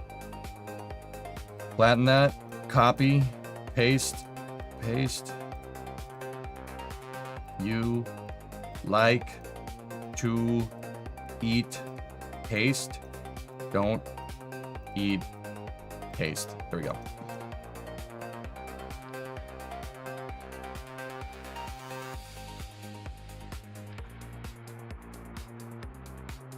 Now I gotta see if it undid my damn action group for that.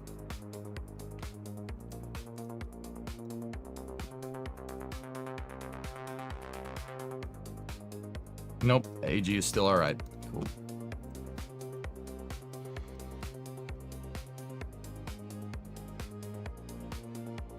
Hey Joe, I have a craft I could send you. I don't like using other people's craft files, man. You know that. Don't eat paste. Crayons are much better.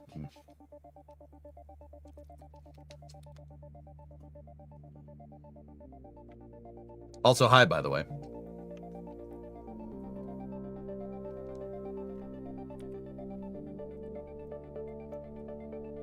How many hours do I have in KSP?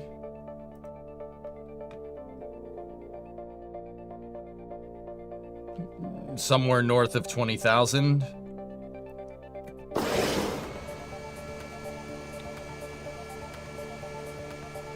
Are the blades staying in sync? Yes, they are.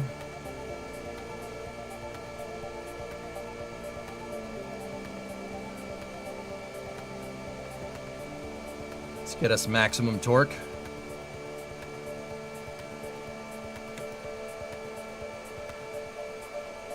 Yeah, Reed's math. I played KSP as my main thing, solely my main thing. So for like 6 to 8 hours a day from 2015 to about 2023. Basically 40 hours a week of KSP for like 8 years. Yeah, and then I played other games on top of that. What the heck is this game? This isn't Factorio, yeah. Honestly, that's awesome. It's your favorite game. Yeah, me too, man. Me too. Something that I like doing is going and building planes. I like, yeah, the SPH is my home. Dude, I had, you know, everybody has dreams about Factorio. I have dreams about the SPH, dude.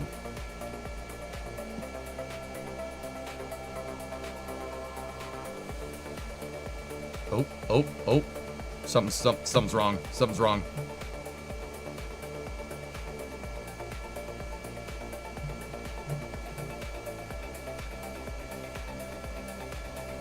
We popped the gear. We popped both gears on either side. All right, I'm just gonna bring her down. Our synchronizer is completely screwed.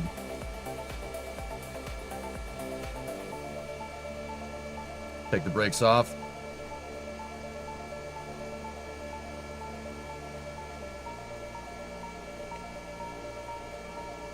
Come on, baby.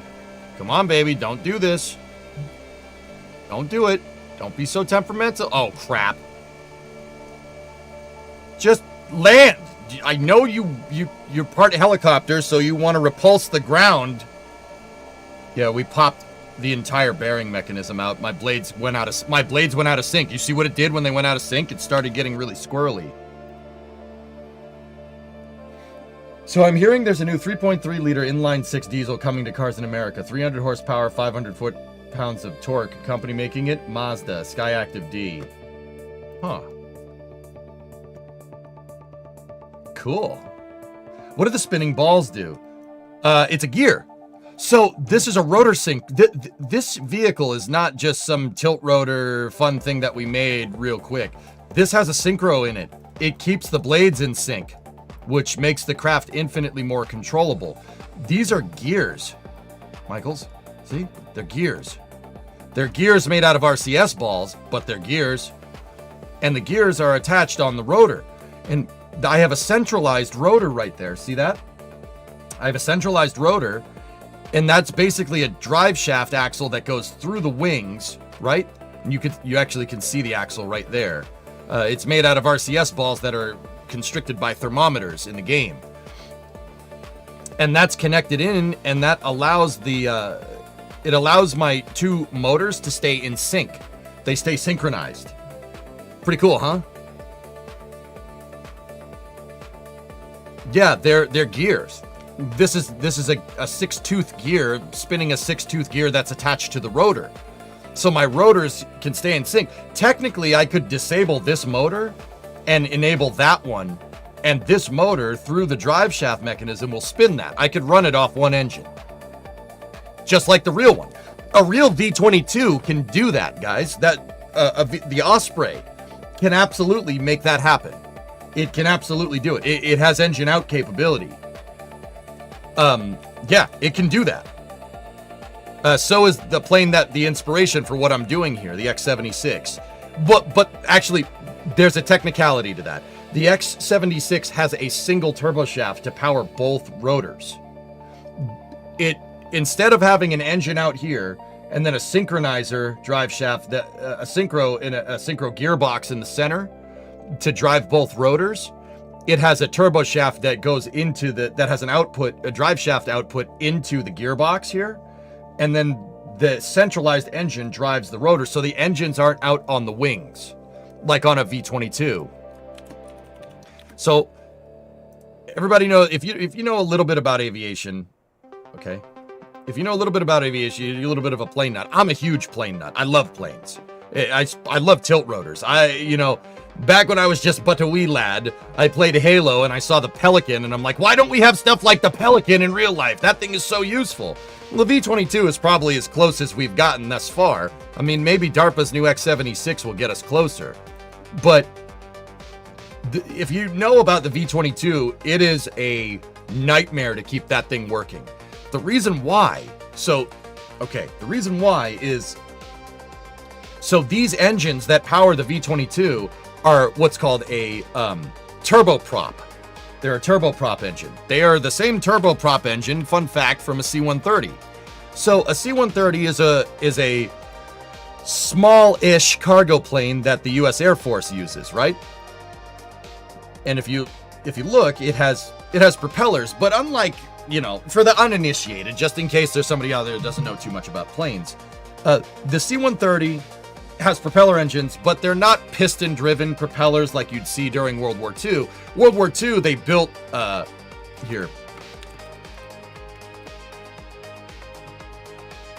they built stuff like this, which is a bunch of pistons in like kind of a star pattern that are just, there's like 4 rows of pistons in a star pattern on top of each other.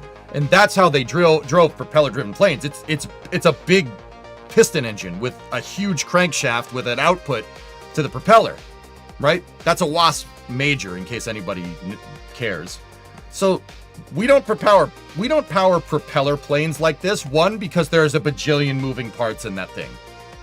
A jet engine is a lot easier, but with a plane like a C-130 or the V-22, a jet engine is not really the right-ish application. The reason why is because the C-130 is designed for low-speed landings on unprepared surfaces. That's the whole point. That's why it has propellers. It's not designed to be this super long-range jet. This thing is basically, the stakeholder expectations for a C-130 back in the day were move a boxcar, a railroad car, move a railroad car's worth of cargo and be able to land it anywhere in the world. And propellers are much more suited for low-speed applications like that. All right, so does this have a big piston engine? Does it have 4 of those in there? No, it has what's called a turboprop.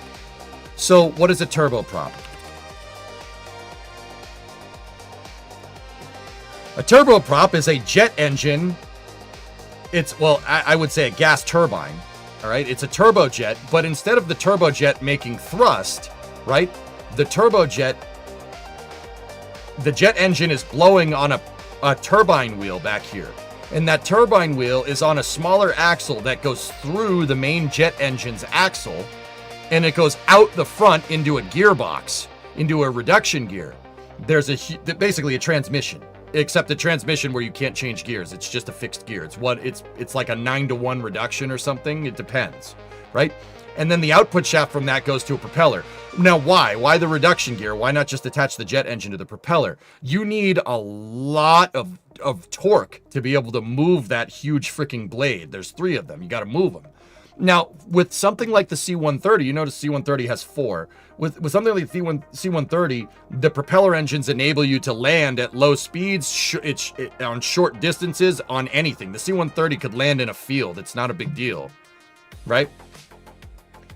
So you have something like this powering a C-130. That's a T-64, actually. I do believe that's a CH-53's engine, yeah. Helicopters do have this, you know. So what a helicopter does is not that far off from that. A helicopter has what's called a turbo shaft, not a turbo prop. What's the difference? The turbo shaft feeds a helicopter blade, not a propeller blade. There are differences. Propeller blades are smaller. They're smaller because they don't need to make as much thrust as a helicopter blade. A helicopter blade, like with a plane, you just need to get going fast enough to get the wings to lift yourself up. With a helicopter, you're spinning the wing around and spinning the wing fast enough to take off. That's why it's called a rotary wing craft as opposed to a fixed wing aircraft. Now, the V-22 is using that. All right? The V-22s are hard to maintain because that whole sucker is rotating every time you fly. It's doing this. You're rotating that whole mechanism right there. That whole damn thing is whoop, whoop, whoop, whoop, whoop, whoop, every time. Now, the V-22 also it doesn't have helicopter blades on it, but it's not propellers either. They're halfway in between.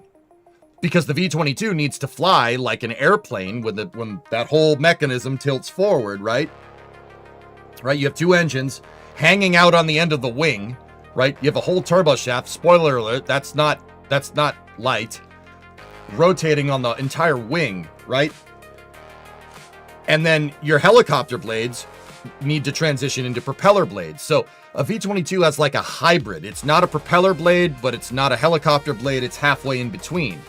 Right? That was the only way to achieve the result, right? Because you don't want to have a set of helicopter blades for hovering and then maybe switch to like a propeller blade when you turn it this way. It's a hybrid blade. It's halfway in between. Turbo, the primary thing the turbine spins. Yeah, there you go. So the V-22 doesn't get retreating blade stall. No, but that's part of the reason it doesn't. Because there's 2 of them and they cancel each other. They do get retreating blade stall, but they cancel each other out. But that is part of the reason why this damn thing is so hard to maintain. Because each one of these turbo shafts, right? It's a freaking C-130 engine, right? Each one of these turbo shafts have an additional drive shaft.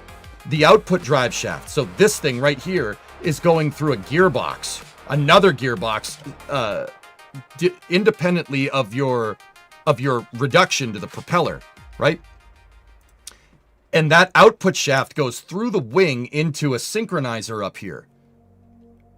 And that makes it so the blades stay in sync. No matter what the thing is doing, no matter where it's flying, it stays in sync. Now, here's the thing, guys. If you are flying a V-22 and you roll in plane mode and you do a roll, right? One propeller is going to want to spin faster than the other because when you're turning, right? This blade, the blade that's down, is going to get introduced to more air because, well, actually, no, it's the reverse. The outer blade is going to get introduced to more air because of your turning radius. The blades are going to want to desync, right? And the whole mechanism wants to go out of whack because you have 2 engines hanging out here. You're turning, right? You have a differential radius between your left and right engine, right? So this one out here is technically traveling at the same speed, but air is getting introduced to it a lot faster because you're turning around a radius. That makes your outer blade want to spin faster. And that's what that magical gearbox in the center is for. It's designed to basically slow that blade down on purpose to keep the blades in sync. Now, the reason why I'm telling you this is because the X-76 is aiming to get rid of all those problems. It's one of the big cool things about it, right? But with a V-22, right, think about this. You have two C-130 engines hanging on the edges of the wings, right? It's already a jet engine. That's, you know, it's complicated, right? I mean, that's not the exact thing, but it looks like that, right? You know, that looks complicated. If it's heavy, it's expensive. Put it down, right? And then you have a drive shaft going out to a synchronizer gearbox that keeps the two engine RPM, or the shaft output RPM on each engine exactly synchronized. And then you have your halfway helicopter propeller blades on top of all of that, which you can fully feather, stressing the entire system. So the V-22 has a lot of components that can wear really, really fast. It takes a lot of maintenance, but you pay for that capability. You pay for the capability because you don't need a runway to fly this thing. It's a trade-off. The X-76 is aiming to solve that problem. Now, how does the X-76 do it? So, remember how I said the V-22 has to do this? It has these blades that are halfway propeller, halfway helicopter blades, right? That is a trade-off, right? Because, so, helicopter blades where helicopter blades kind of live is at low RPM, but with a lot of torque. Think like a Huey. A UH-1 has two blades, right? Those blades don't spin very fast, but that blade makes a ton of lift because it keeps spinning, and that gives the Huey its distinctive noise, right? It's not spinning very fast. Helicopter blades only spin at 300-400 RPM. It's not a lot. Now compare that to the jet engine in there that's spinning at like 10,000 RPM. That's what the reduction box is for. You're trading RPM for torque, right? That's what a gear reduction does, right? Now, you have these big old heavy blades, just like the Huey, that you have to move around, right? And on top of that, you got to synchronize this whole thing. That whole thing needs to stay in sync, or else it's all, if one component, if any one of these things gets out of sync in any way, the V-22 will eat the ground very, very quickly. And unfortunately, that's happened to some devil dogs, and it's unacceptable, to be honest with you, but whatever. The X-76 is trying to fix that problem. So, once again, it has a jet engine built into the back, right? It has a jet engine built into the back, so you don't need to make a hybrid helicopter propeller blade. You could just make... You can... It's still like kind of a hybrid propeller, but it's not your primary form of propulsion when you're in forward flight, right? The turbo shaft up front is what's doing that. So you have two engines in this. One is designed for thrust when it's in plane mode, and the other one is designed to drive the propellers. Now, the other thing about the S-76 is that, or the X-76, S-76 is a helicopter. Now, the other thing about the X-76 is that because your singular turbo shaft is in here and it's attached to it's outputting into your synchronizer gearbox here, you don't have all this crap hanging out on the end of the wing. This design is much, much, much lighter than a V-22. But achieves the same result. Much lighter. You don't have an engine hanging off the edge of your wing. And because of that, your wing doesn't need to be as structure. It doesn't need to be as strong. It just needs to be about being able to generate lift and holding just the rotor mechanism out there. Right? That's what I'm trying to achieve. I'm trying to achieve the lightness. I don't want to hang engines off the edge of my plane here. That I'm doing what a V-22 does with this design. I don't want that. I'm seeing what I want to do is see if I can take one of these and place it on my synchronizer, the synchronizer drive shaft, and get that to drive both propellers, like the X-76. This is much more like a V-22 or an S-280 Valor, but this is heavy, as you just saw. I needed to add more blades, right? I needed to add more blades to get this big lumbering thing off the ground. Hey, Baron, what's up? Have you heard of Blackhawk? 3 flew over my house. Yeah, Blackhawks fly over Plymouth all the time, dude. They go to Otis. There's an Air Force base that's near my house, Linus. Yeah. Here are the patents for it. Is it 2-engine or is it... No. Oculus, Baron actually found the patents for me and he linked them up right before you asked that question. Check this out. So, okay, dude, we found the real patents for it. Oculus, take a look at that. Apply the entirety of your squid brain to that. Look at what that thing does. 24 is your turbo shaft in this pattern, and 32 is your bypass fan. It's using a high bypass. Look at that.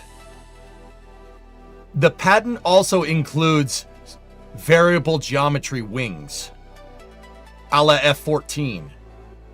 You can get away with that with something like this because you're not hanging the engine out on the edge of the wing. There's just a gearbox and the rotor drive out there. That's it.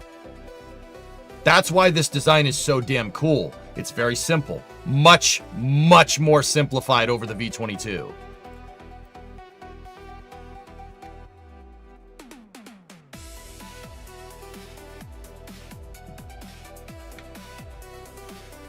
So it's got two engines, right? But one is designed for forward thrust and one is designed to spin the blades. Now, to be honest with you, man, I'm not like too about that life. I think you could make this even simpler if you just attached two Chinook motors back here in the 32 position, right? Attached a Chinook motor and then made a detachable output drive shaft so the Chinook motor could run off thrust. A CH-47, guys. So first of all, CH-7, no, that's channel 7, local news. A CH-47 has two turbo shafts. It has two jet engines here that are spinning. Each jet engine goes through a synchronizer gearbox, just like the V-22. Very similar idea, but that synchronizer gearbox has two inputs and two output drive shafts. The two input drive shafts come from east-west, right? Left and right side of the vehicle. And the two output drive shafts go north-south. One of them goes to the forward rotor and the other one goes to the aft rotor. I know, really weird. The reason why the CH-47 has this big honking thing in the back, one is because you do not want this near that. You don't want these things near each other. Probably be a bad idea. I mean, you could, but obviously you don't want that. And there's also oil coolers and stuff in here, in this whole thingamajig up there. There's an oil reservoir and a cooler and stuff and a bunch of other things. What's the exhaust behind the propellers in the concept art? Tars, I haven't figured that out. That's a lot of gear teeth to keep that thing in the air. The swept wing design is ridiculous. Is that a swing wing setup for an X-76? Yes, that's the patent, dude. It's very peculiar. Yeah, look, it's using a ring and pinion. The drive shafts have ring and pinion gears that are centered around the pivot point of the wings.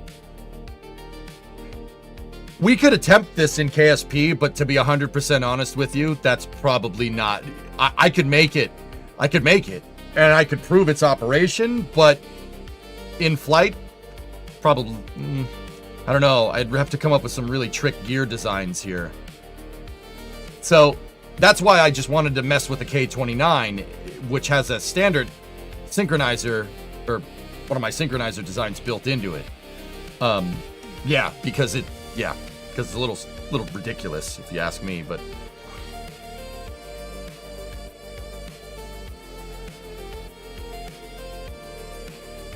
your Twitch chat is sus, EJ. How the heck did they find this patent?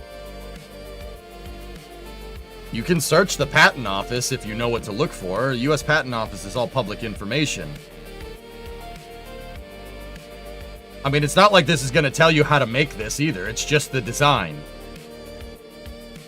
Like, dude, that right there, the ring and pinion on the pivot point. Brother. Whoever figured that out is way smarter than me. Let me put it that way. So here's your synchronizer box, right? And there's your turbo shaft. I can do this. I can do this in KSP. I can make that. Not this part. Right? Ugh. You are out of your freaking mind if you think that thing is gonna... I mean, then again, though, you don't have the crazy synchronizer... Well, I mean, you still have synchronizer problems, but you're not running into nearly as much wear as the V-22 because the propellers aren't being...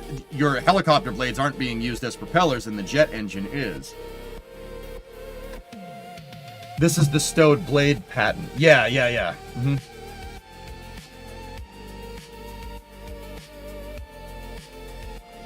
Now, that one really confuses me. What are we doing with that? That's a forward swept wing.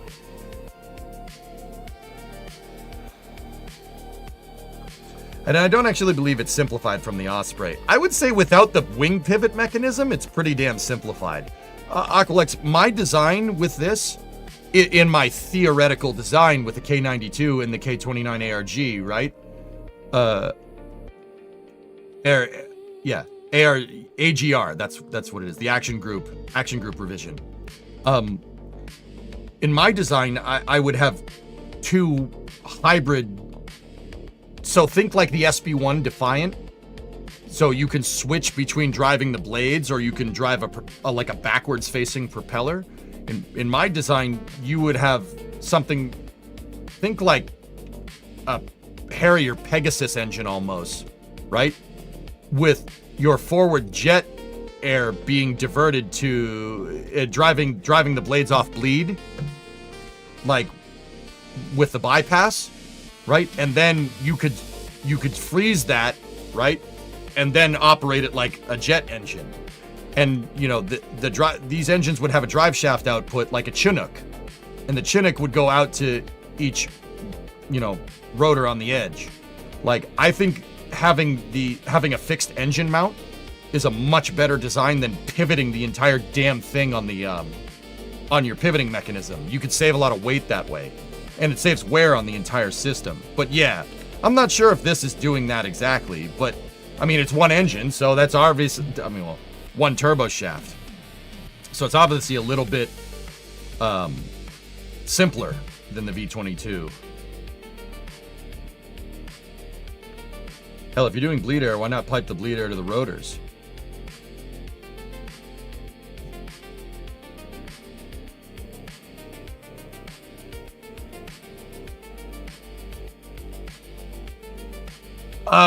Can you upload it to Steam Workshop? I think. I've never done that before, God Ninja. I'll see if I can, yeah. Weight and balance for the sweep? Yeah, Vec, that might be it, dude. That would explain the forward sweep. Interesting. Remind me if I need any jet or heli info, I should slide into your Twitch chat.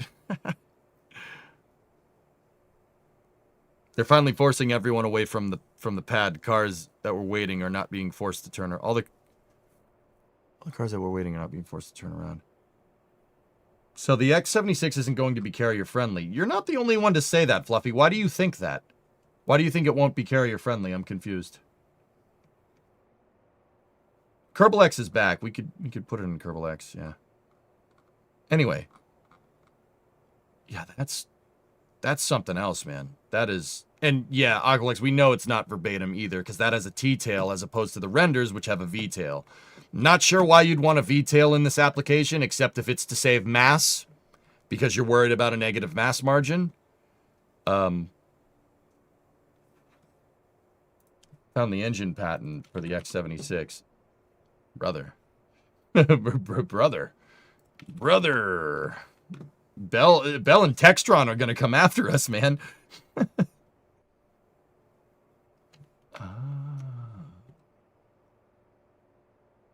This is, you know, pleasure for the eye holes here.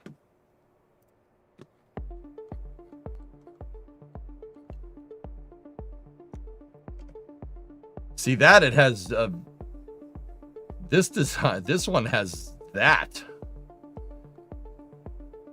bro. 206. I'm wondering what 206 is in the patent. Look, Bell or Textron, I'm just trying to make the stupid thing in Kerbal, okay? In case you're watching, I'm just trying to make it in KSP because I think it's cool. All right, don't get any funny ideas.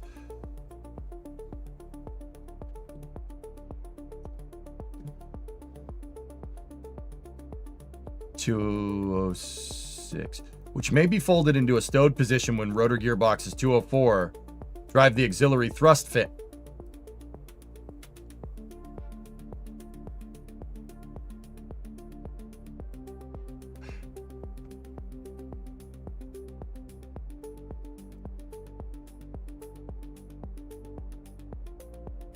Ah. Aqualex, you remember remember what we were just talking about? Having a, you know, turbo shaft be able to couple the Bro, this design is cool. This is some, dude, whoever thought of this has the highest of the highest planetism I've ever seen. This is ridiculous. What a cool design, man. Holy balls. Now, dude, my next question is, what the frick turbo shaft are you using for this? You're gonna need the strongest turbo shaft we have to do something like this. Guys, what that patent basically says, okay, check this out.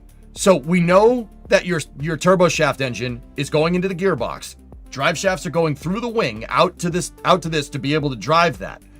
But when it's in flight mode like this, right? When she's in flight mode, there's a clutch right here built into this design, right? That can decouple the main rotor from your output drive. And then there's another clutch back here that goes to a ducted fan. And that fan provides thrust. That's what that patent just said. Look, the drive the auxiliary thrust fans in 206. 206 is the output. That's the output of this damn thing. Bro, this thing is cool. Look, there's a ducted fan sitting in the back. This thing is super cool, dude. Still wondering where the intake is. Aqualex, my guess would be that it's an annular intake. An annular intake behind your rotor drive mechanism. That's my guess. I wonder why they couldn't use that ducted fan for purely vertical lift. So, Zalancho, there's a problem with using a turbo fan. There's a problem with using a turbo fan for your uplift. The problem is that with a turbo fan's design, your blades. So, okay, this is a turbo fan, right? Is a jet engine that's driving a ducted fan. All right, so a ducted fan is a fan that's inside of a cowl, and that cowl basically forces it creates a vacuum that forces the air through the blades at high speed. It basically creates a vacuum. That's why every plane has this, because it pulls more air in because it creates vacuum, right? And the air can hit this at higher speed and you can make a ton of thrust with it.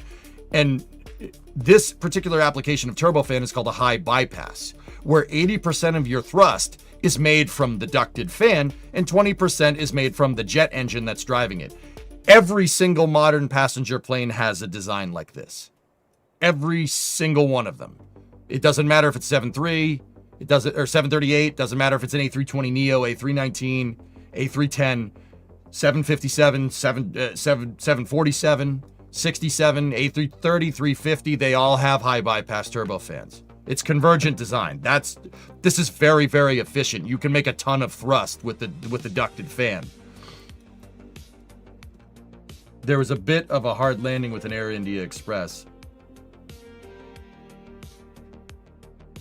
Well, here, Ryan. You guys want to see another that's called a high bypass turbofan. There's one. There's a high bypass turbofan right there. This is from Jet Photos. Credit where credit is due. That's Jet Photos right there. Yeah, that.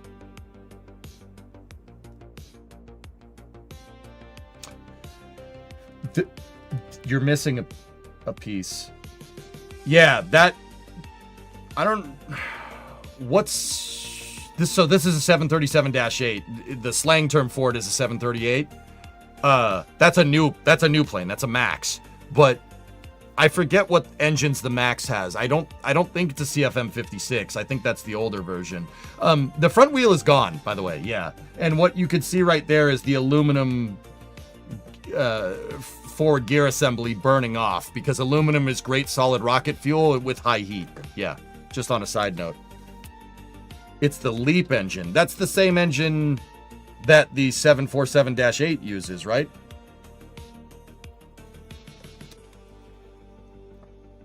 The CFM LEAP 1B. CFM LEAP 1B. LEAP. It's not a pod racing engine, even though it really does look like one. I don't know why pod racers would want to use a high bypass turbofan in Star Wars. That's not a good application. You'd want turbojets. The reason why is because these things don't work very well past the speed of sound. A turbofan does not like it when the air coming in is going faster than the air going out. That makes it very angry. Just quick side note.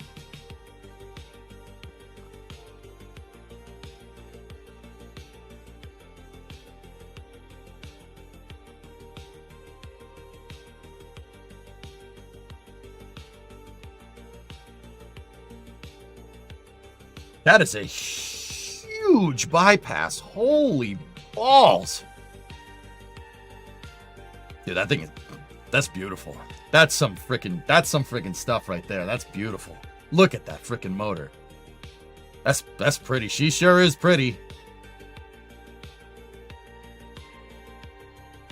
Oh, A320s can have them as well. Ew, gross. How much power does this thing freaking make? Dude, a LEAP 1A has an 11-to-1 bypass. So what does that mean? Just for the uninitiated. That's the ratio of thrust that the jet engine makes versus the ducted fan. An 11-to-1 bypass means this thing is doing 11 times the thrust output of the jet engine. That's turbofans for you. That's the reason why you can get on a plane and fly around the world for, you know, not something that's going to ruin you financially. Well, nowadays put an asterisk next to that statement, but you get the idea. The high bypass turbofan is the reason why air travel is like a thing. Yeah, air travel was prohibitively expensive before this thing came along. Guess who figured this out? Pratt & Whitney. Pratt & Whitney built the first high bypass turbofan for the 747. JT9s. First high bypass turbofan. The reason why is because you needed something that makes insane amounts of thrust to make that big lumbering queen of the skies. I wouldn't call it big and lumbering, but you needed 4 high bypass turbofans to make the 747 work. High bypass turbofans were a huge leap forward in jet engine design in civilian applications. And it was made by the 747. That was the first one. The high bypass turbofan is the Raptor engine of its day for the spaceflight people. If you're not too much of a plane geek. Yeah, that's a lot of people don't know that about me. I'm a huge av geek. If you're coming in from like NSF, I love space, but planes are dope. I love planes. Planes are pretty sweet. The 747-8 uses GE90s. No, the 777 uses the GE90s. You couldn't fit 4 GE90s on a 747 would rip the 747 to pieces because GE90s are insane. Now, that's not to say that hasn't been done. For the newer versions of the 777, GE has the GE propulsion test platform. I do believe they retired it recently, but it's a 747-400 and they fitted a GE9 to it. Now, I want to show you guys, just look at this picture for a second. Look where the 2 right engines are versus the 2 left engines are. It looks goofy, doesn't it? This looks like it was AI generated. It's not. That's a real plane. They put a GE9X on the number 2 pylon to test it. So, couple of things. The right wing is off the ground and the left wing isn't because that's such a bigger engine. Second thing, I don't think the 747 wing could hold 4 of these. Third, if you did put GE9s on a 747, you would only need 2 of them. You would not need 4. With 4, the 747 would break the sound barrier, and that makes Papa Aerodynamics very unhappy if you're not designed for it. But also, yeah, the GE9X is big. You and I, dude, could stand in that cowl. That the diameter of the intake cowl on a GE9X is the same. It's the same diameter as a 737 fuselage. Yep. Or a Falcon 9. Or a Space Shuttle SRB. Yeah. That's a big freaking motor. Put those on an MD-80? Yeah. I always love this picture, dude, because the right wing is off the ground. Because it's the left wing has to do a little bit more work because it's lifting that. But also, a 747 with 4 GE9s would be... I'm not going to say I don't want that, Vlad. I'll be honest with you. I'm not going to say I don't want to see that because I want to see that. That'd be pretty sick. I mean, I don't think it would work. I think it would rip the wings off because that's so much freaking power. Guys, that turbofan makes as much power as some rocket engines. Yeah, it's over 600 kilonewtons if I'm remembering correctly. Pretty crazy, right?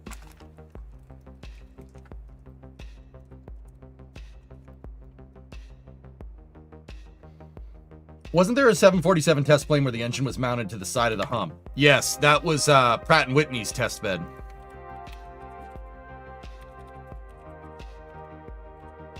You want to see something cursed? No, I don't... Was it Pratt & Whitney? No, Rolls-Royce.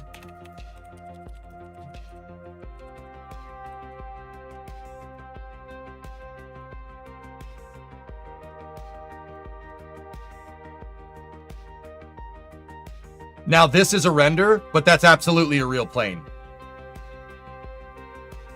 Yes, they mounted a wing and an engine pylon to the top of a 747. The reason why they did that is so they could look at the engine as it's performing. You could look right out the window. Pad testing is underway. Oh, let me check with NSF, see if they need me over there.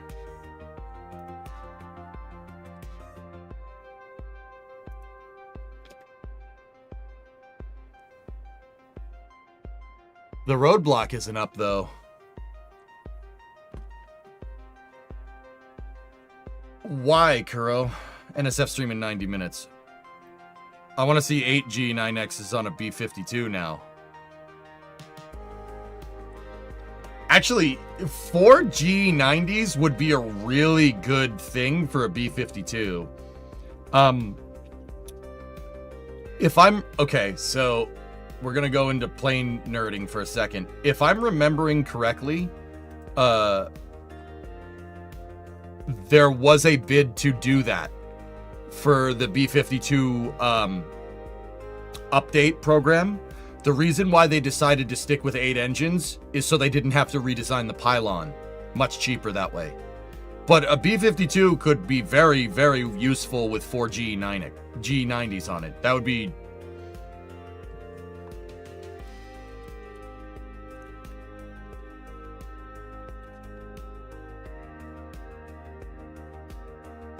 That would be a pretty good idea.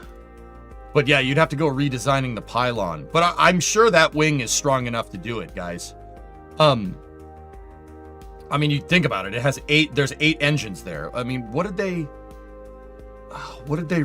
Somebody won the contract. I forget who did. To update these dang things and make them fly into the 2050s, which is ridiculous because some of the airframes will be flying for like 100 years at that point. The last B-52 was a G model that was, or an H model that was delivered in 1963. Because, yeah. It's an F-130. Let me look at it.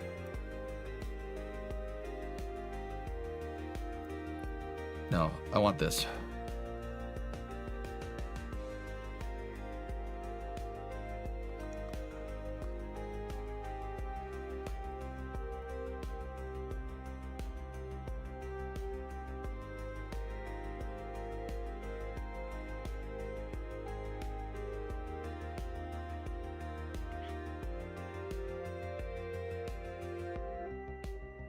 Jesus, man. The B-52 doesn't even need 4 GE-90s. 4 GE-90s would be a significant upgrade, actually.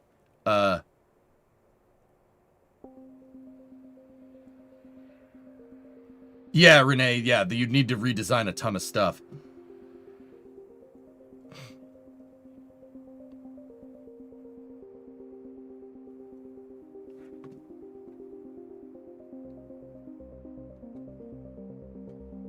Also for the thrust asymmetry and engine loss, yeah. Seems like the Raptor 3s are being purged on the booster. I see it, Hinris, yeah. Soft roadblock is up. Okay. Who else told me to see their last? Is it Baron? I have a delivery for a Baron. Hey, this is a reminder that NASA is the origin. Please check this. Oh. Okay. Neat. See my next. Why don't you see this strut, fool? Alright, so let's think about this. How are we gonna go about redesigning this bad boy? My rotor mechanism is gonna need to pop. Oh, well, there we go. It popped out.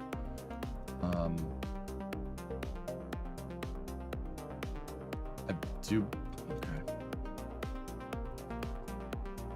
I kept that very simple in its design. Okay, so I have an electric rotor right there. I do not want a rotor doing that. That's just being used as a bearing. We don't want that. So let me go here and grab this.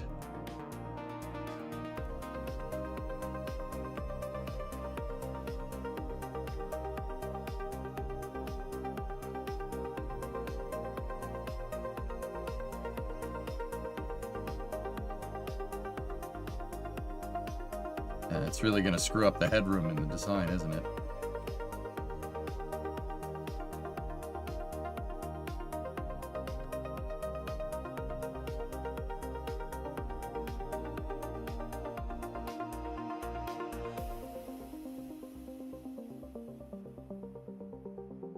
The wing spars would have to be completely reworked. Yeah.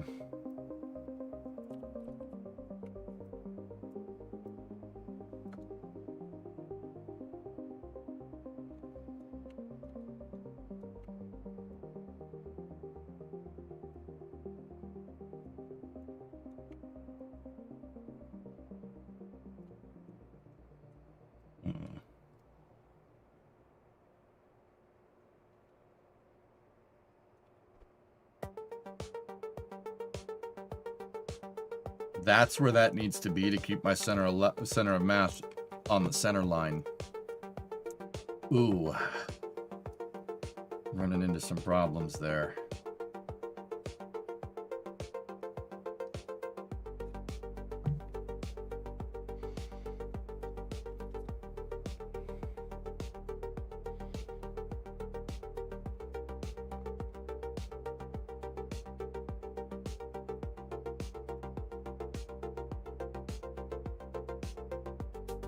Yeah, Alex, yeah. That auxiliary shaft. Now I'm kind of thinking maybe design with that, but...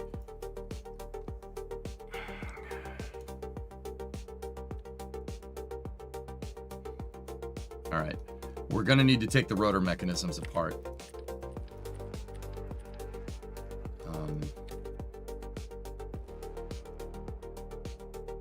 We don't need the fuel line because I'm going to be powering it from the fuselage. It all needs to be redesigned anyway, so... Is that centered around a non-physicsless part? Oh, geez. No wonder this thing didn't work. No wonder these tooth keep skipping. There's a non-physicsless part in the... Or no. That one might be physics... I don't know if the nose cone is physicsless. I forget. Whatever. How are they going to rotate that wing structure on the X-76 similar to the V-22 to try and save space on the carrier? I don't know. I don't. Yeah. I mean, the one thing that I will say, Fluffy, is that the X-76 is not large. It's not V-22 size, dude. It's much smaller. It's like the size of a Black Hawk. It is tiny. It's tiny. It's not a heavy cargo helicopter. We're talking a troop transporter at best. It doesn't really, Patton, what's up? It doesn't really have anything to do with anything specifically, I guess, but you have a wonderful wife to support you with your Twitch channel.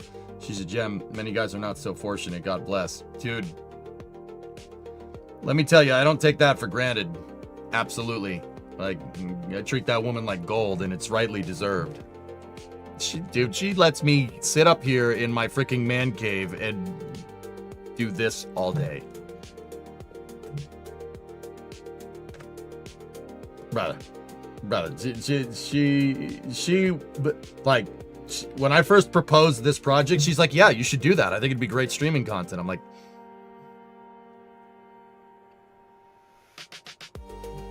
Patton, believe me, no low ballers. I know what I have. All right. It's not for sale, homie. It's freaking gold, dude.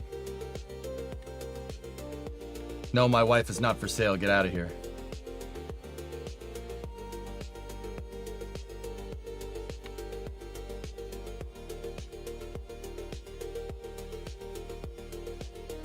All right, we have to completely redo our rotor mechanism. What I'm going to do is just build a...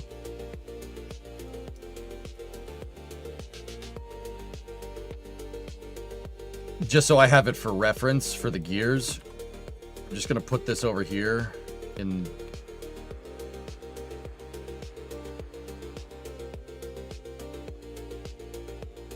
But yeah, this all needs to be completely redesigned. So go down here. I'll keep the hinge design too. I was using these nose cone style thermo bearings.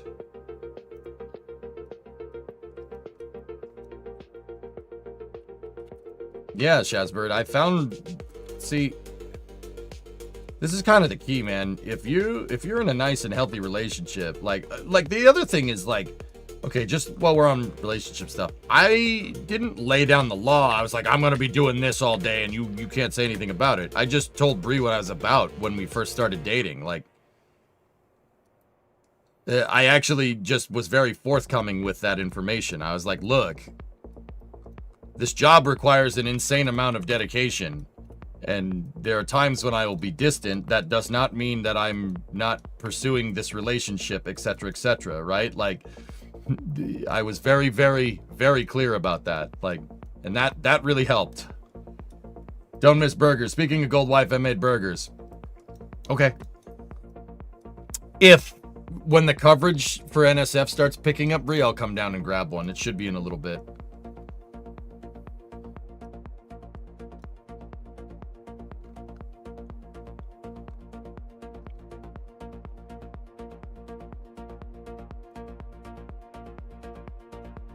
I actually have to disconnect that because it's throwing off the balance. So let me just copy the strut and I'll just put the physics-less strut over there. Get rid of that. All right. So how are we gonna... We don't have anything else that's moving this design around. So let's figure out how to get this thing on the center of mass if we can. Yeah, that's where it needs to be.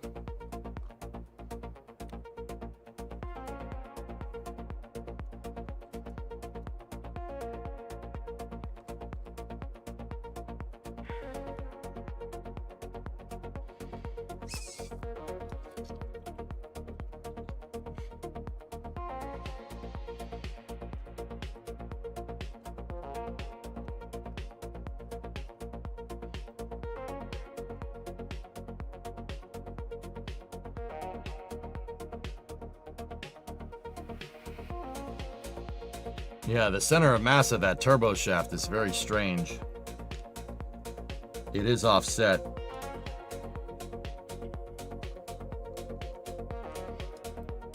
That's going to make this a little bit hard to do.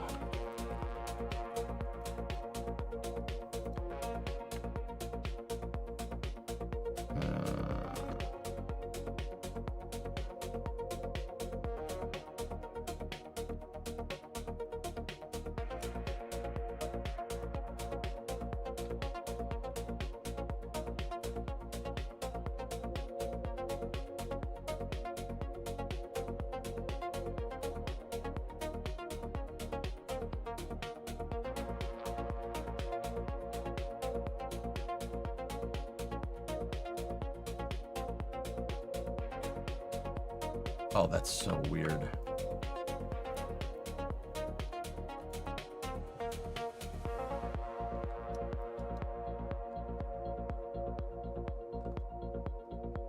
Yeah, yeah, yeah, your significant other can't read your freaking mind, dude.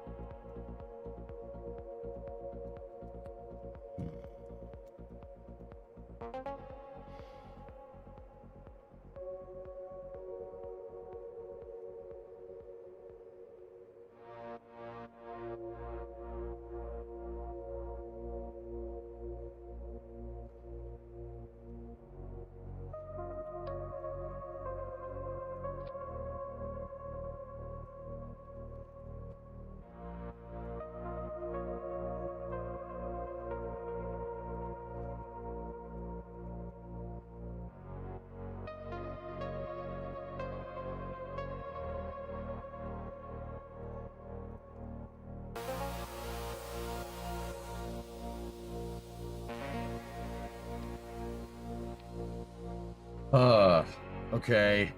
So first of all, I made an I-beam as the root part of this subassembly for the entire wing box and spar, which is not smart. That was not a smart thing to do because you can't fuel cross-feed with those things.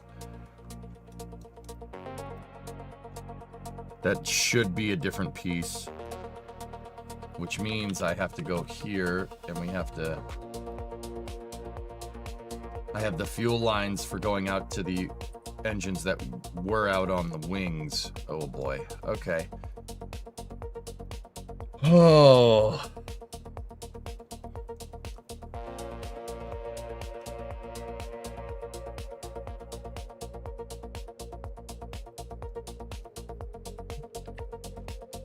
This design is going to have to be rethunked because my fuel tanks are all attached to different components. That's the root part of that, of the side wing assembly. Oh gosh.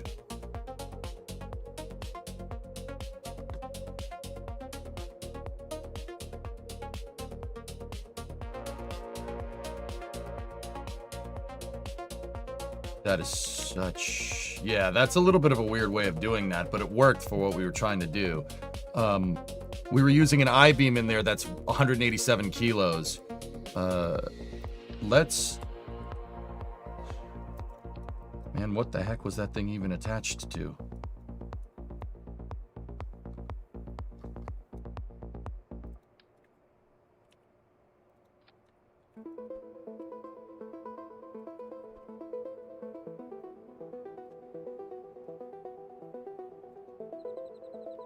Let's use that instead. Let's use a girder segment.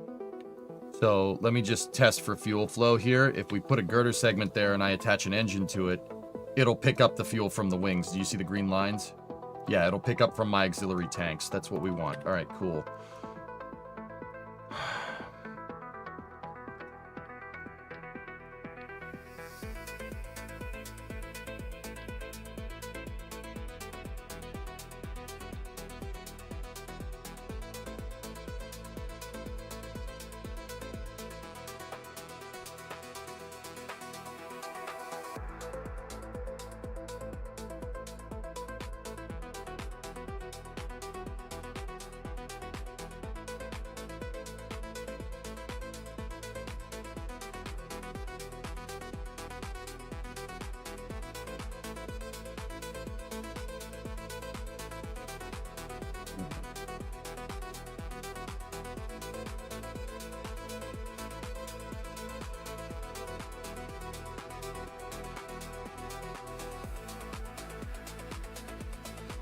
Okay.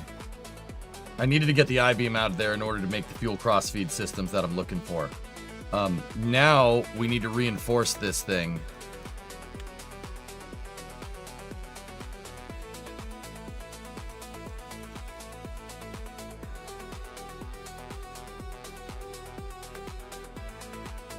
We need to reinforce it to the fairing, because the fairing is my fuselage. So this would be like a, you know, attaching the wing box on an airplane to the fuselage. This is my proverbial wing box in this design. It's above the fuselage.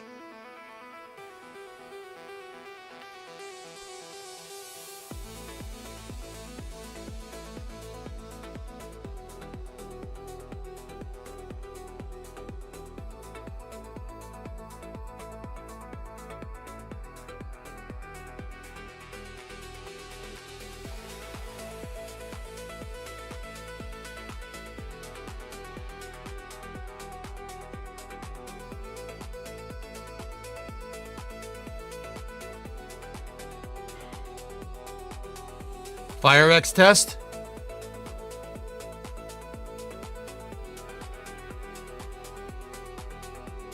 Hold on.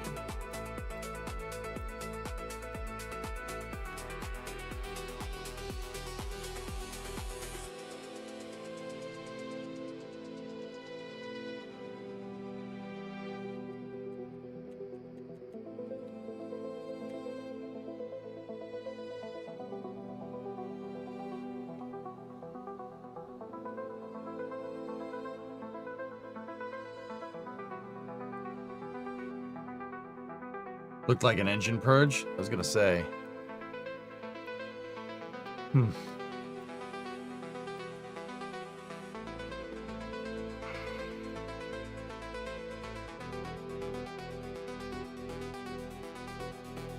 All right, so the singular engine needs to be right here.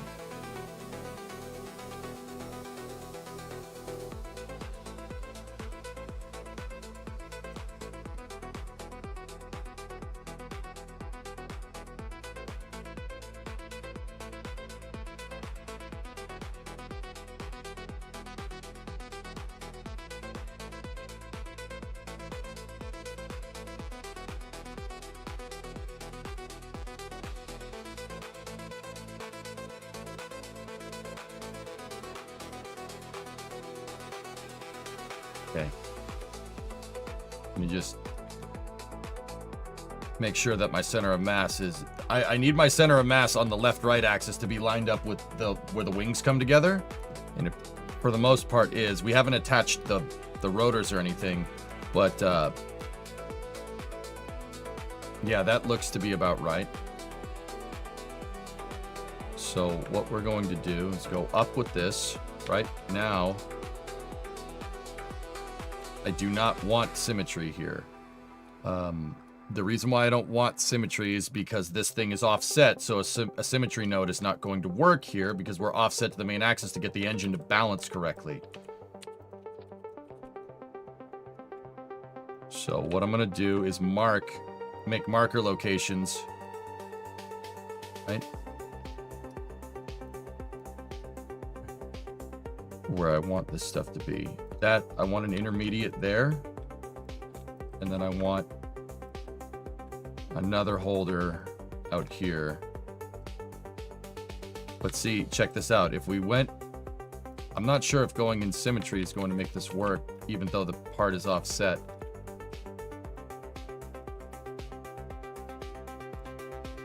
Oh yeah, no, it will. It picks up the symmetry, okay. It's symmetrical on the world axis as opposed to the localized.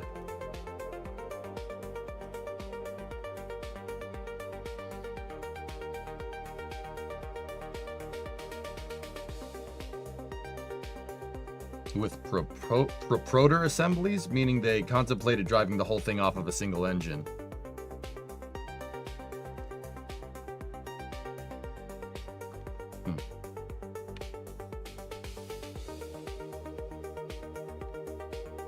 So these RCS balls are acting as a drive shaft here. That's where an intermediate carrier would be.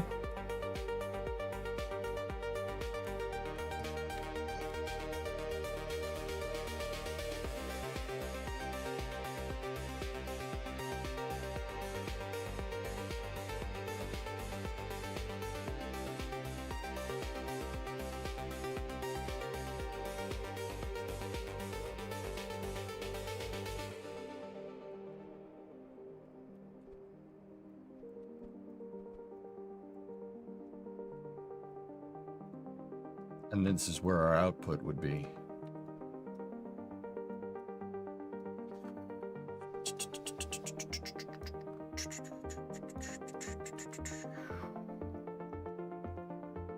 You still don't think we're going to get much more than this? Main road isn't closed where it's supposed to be.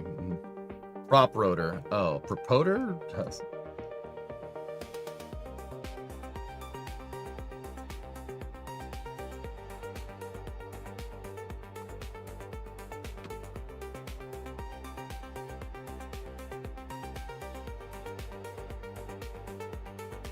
Yeah, Starlight, yeah. I don't... There has to be a purpose for my mind to want to do it, you know what I mean?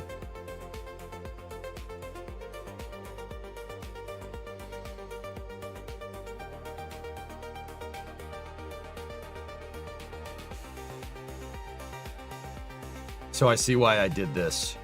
I see why I made that like that. You don't want to, I don't know if these rotors are does anybody know?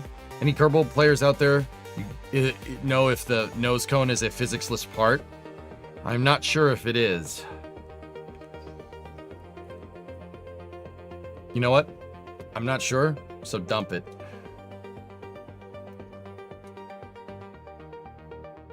Why did I do that like that? Oh, no wonder this thing slipped so much. That's a weird way to do it, but I probably did this just to see if it would work. This isn't really finalized. If we wanted to do this right, we'd center the gear around a physicless part. Check the config. I was kind of hoping that you guys somebody would go check.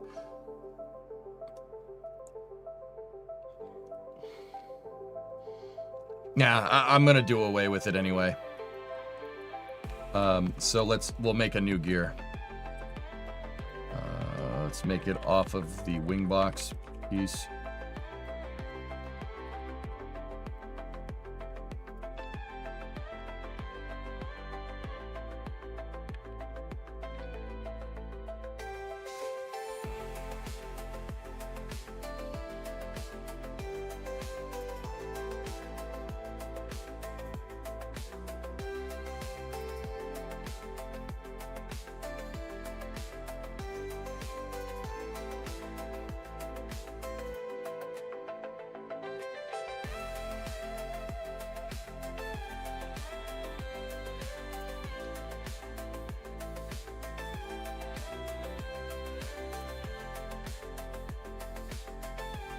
I'm going to give past me the benefit of the doubt and say that it probably is.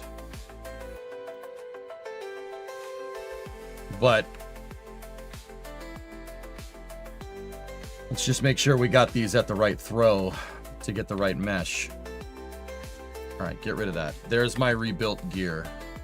So what we do is we get this and we copy it and then we attach it here. Attach it to the intermediate.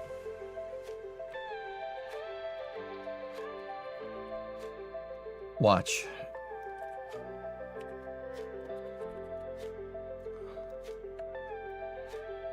It's not, we're not in symmetry.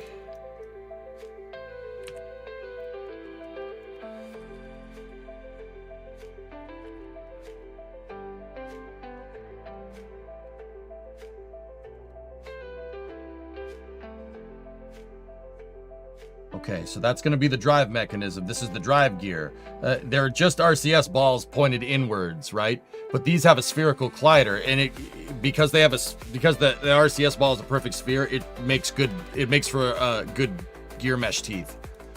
This is the best thing that we've seen to make gears in KSP. And these will drive my rotor mechanisms.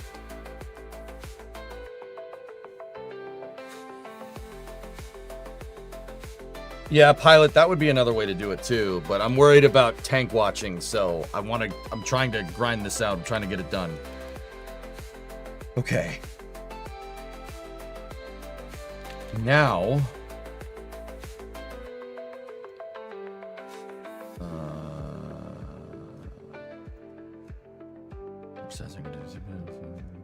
we gotta tilt that, so that's gotta make a lot of power.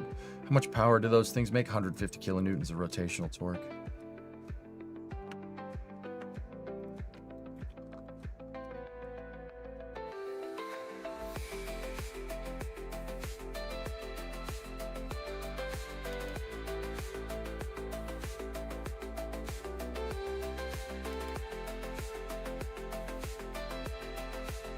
All right, get rid of my markers. We don't need those anymore.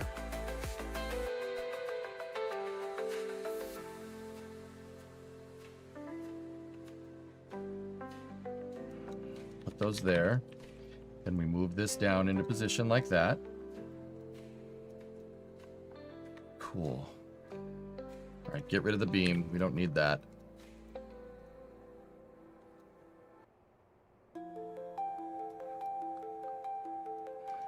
Okay, now we need the holders. What do we put the holders on?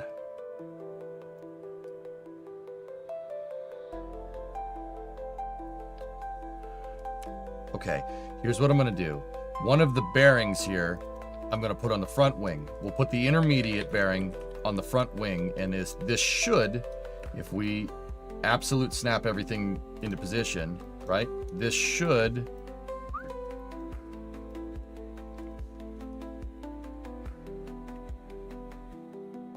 hold that mechanism right in place. Yep. There we go. All right, so that's the intermediate on the front wing, but we need to do it in symmetry, so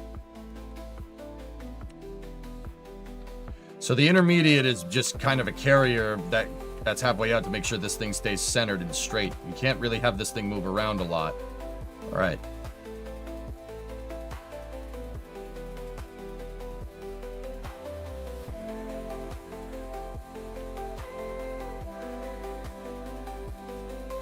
Wings Wednesday, I missed it so much. What's up, dude?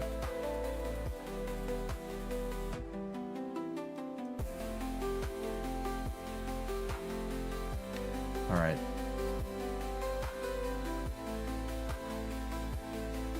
I'm wondering if I can rotate this thing so a thermometer isn't sticking out the top. Oh, it's either have one or two thermometers sticking out, so I'll just take one. Maybe we'll put a flag over it. All right, so for the secondary, holder out here, we're going to need another one of these, and we put it right there. Now, the first holder is facing towards the gear, and then the second one I would want facing away. And that'll kind of, between the two of them, it holds this thing in place. Cool. Save. All right, let's get rid of these. Right? We get rid of those, and let's test this thing. I'm just gonna test holding the gears in position.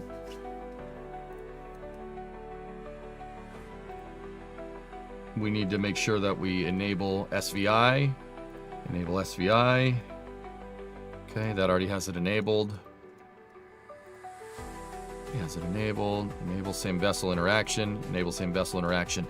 You can toggle SVI, same vessel interaction, with action groups on parts, and that'll make it so these collide with each other, and that holds that in position. That's very, very important for this thing to work correctly. Main roadblocks going up. Time for some tank watching. Why do we need rotation? Is this design not fixed? What? How much easier is this stuff going to be in KSA? I don't know.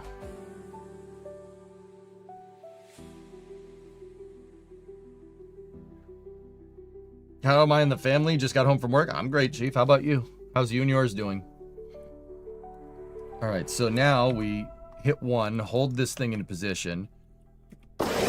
Fire up the engines, right? And now we spin this bad boy. No rotor brake.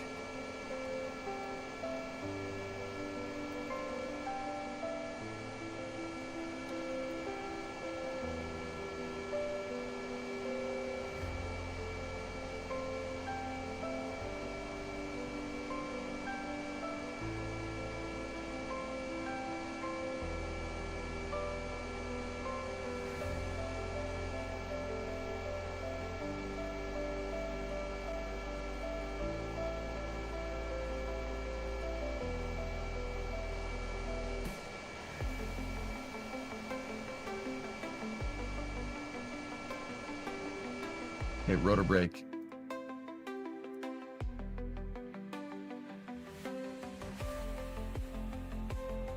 Take that out of the design for a second.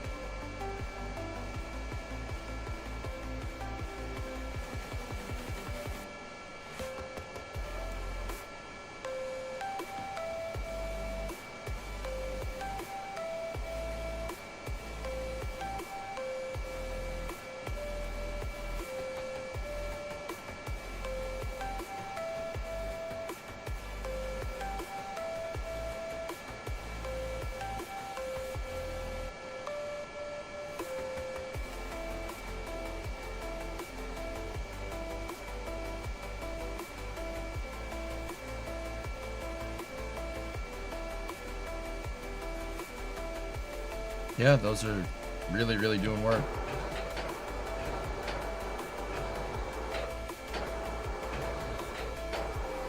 Good.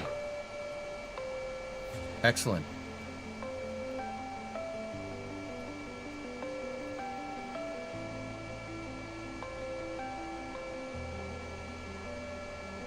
Do you think Alpha Block 1 flies tonight? Yeah, it might. It depends. What's the tank watching stream? SpaceX is doing testing on their booster, Casual. It's the first Block 3 Starship booster on the brand new Block 3 launch pad. Tank watching is the slang term for a stream that covers that, because Starship's fuel tanks look like a grain silo, so we call it Texas tank watching. When you said thermometers, I didn't understand. I'm using the thermometer in the game as a journal to hold the bearing in position. Blark, check this out. If I take the turbo shaft, right, and we spin it up, look at that. Pretty cool, huh?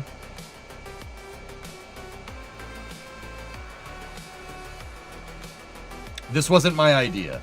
Thermo bearings were invented by a Twitch user named Josh Kernick way back in the day. This was like in 2016 or 2017. I didn't have the idea for a thermo bearing. That was not my idea. But I use them a lot. Okay, cool. That design works. Perfect. What does that do? It's a synchronizer. You'll see. So, now what I'm going to need...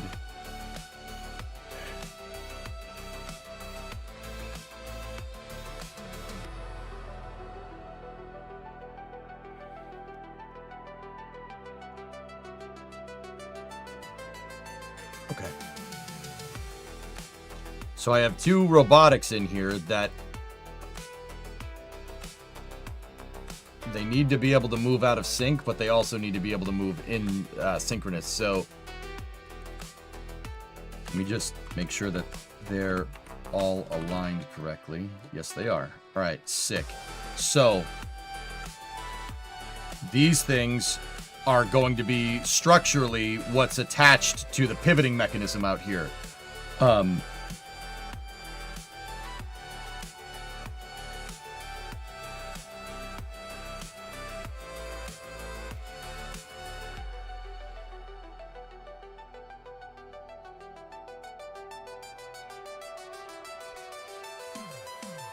So what we do is we take more of the thermal bearings, right?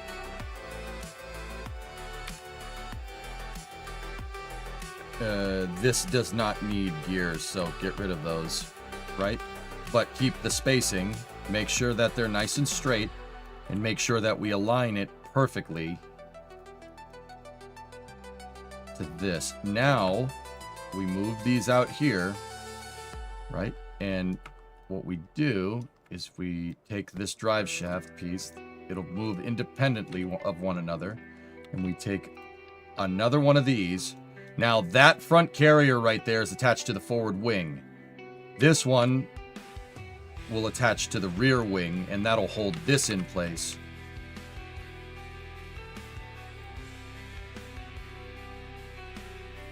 That should hold that between the other bearing, the spinning bearing, right, and the wing bearing for the tilting mechanism. They ride up against each other to hold everything, to keep everything constricted and hold it in position.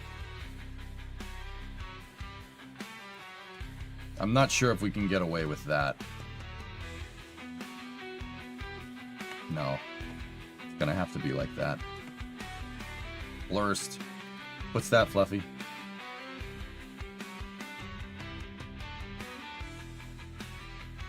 That looks so strange, dude. That looks so strange. I hate it a lot. I don't think it would look as strange as a B-52 with, a B-52 with two G90s on it. This one needs to be facing that way. And that carrier is on the rear, so this one needs to be on the front part of the wing, and that needs to hold my tilting mechanism in position right there, like that. Killer.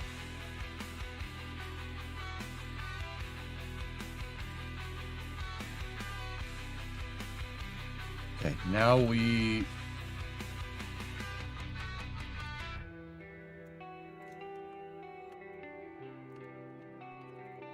take these, move them back to our central pivoting axis, right? And then this needs to go out here.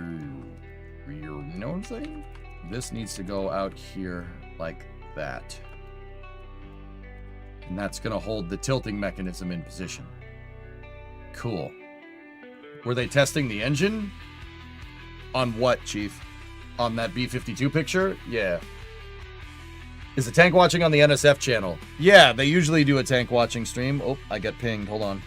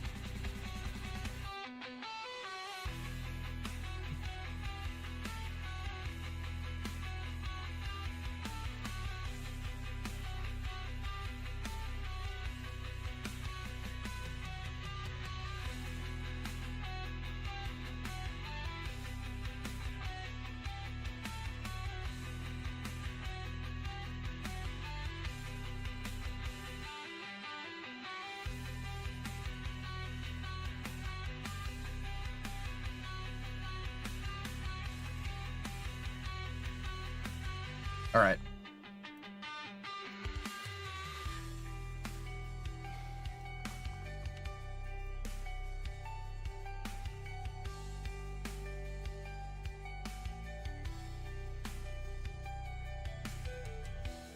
All right, well, that gives us our pivot mechanism, and now all the rotor mechanism has to be attached to that dang bearing right there. That is the real only good way to do this. I did use a blank rotor, though, in the previous design, but that didn't seem to make that much of a difference.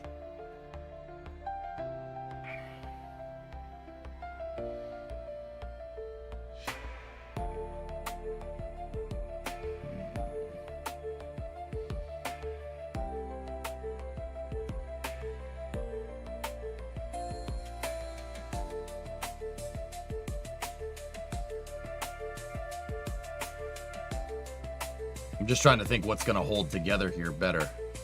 Because this part is going to have... Because this is where it pulls the dang vehicle up. This thing is going to have a lot of lateral motion. This is going to want to do this. Or not lateral, up and down motion. We don't... That's why... So what I did before was I took a small rotor like this, and I put it on the end of my pivoting mechanism. And the rotor, right... This part moves independently of this part, and I attached this to the rotating mechanism, and then I took the base plate and strutted it to the wings, making a really nice triangulated box there.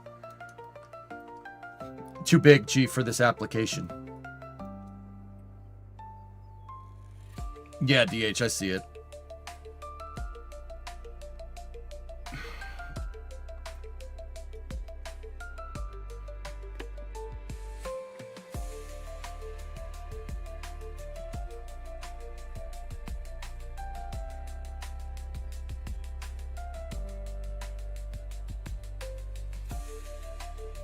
You know what? My gut's telling me to use the rotor because that's what worked before. So take my own advice. Use what worked.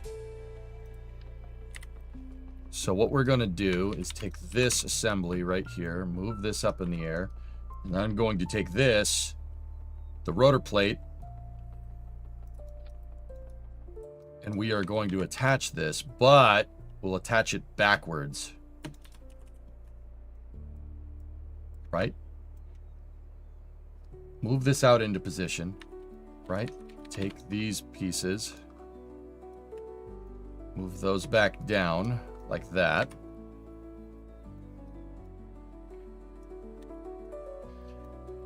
Now, what we can do is take this, take a strut from here, and we should be able to attach it to the wing. And that'll make it so this part is what's attached to the engine.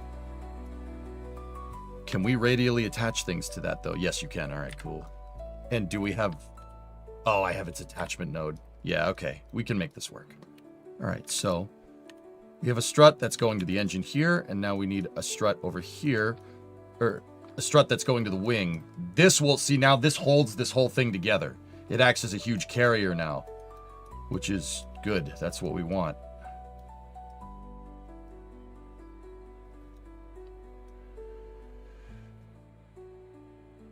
So I like to make my struts look nice. I don't just like to attach them. The reason why I try to sit here and make it look good is, you know, like position them correctly and stuff. The reason why I like doing that is because it gives me time to just think about exactly how this strut was attached and what would be the best way to do it. That and I don't know, struts that are just kind of all over the place are kind of aggravating. The game really does like to move them around for you sometimes, depending on how you saved the craft file. Or if you've, like, copied sub-assemblies or something. So I always like to take the time to make sure this is all perfect. Just my build style.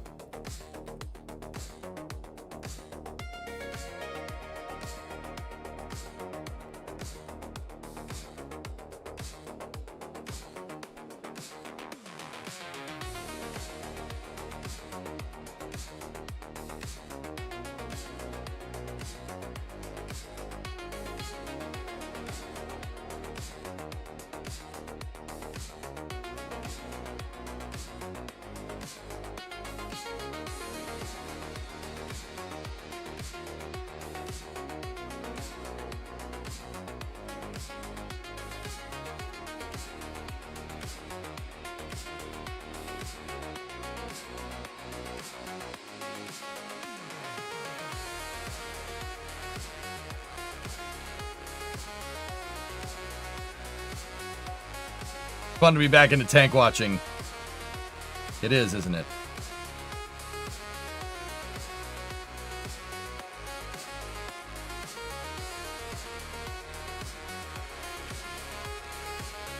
Okay, so the last thing that I'm going to do, we have these bearing carriers are attached to the back, and one is attached to the front. So I'm going to take one more of these things, right? And then I'm going to add another RCS ball in this design, but it's not going to be a gear. I don't want that. This is the pivoting mechanism for the motor tilt, right?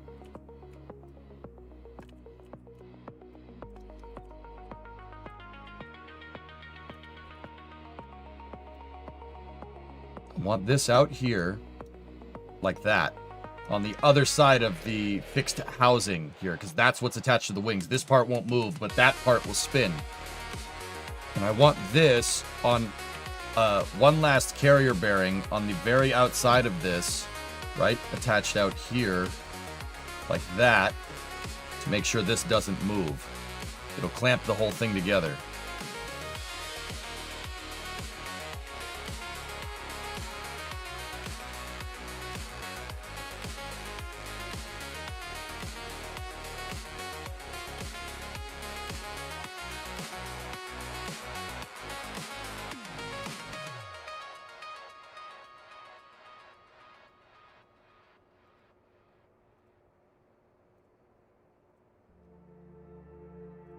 Okay, so now we're just going to test this mechanism here by clocking this thing.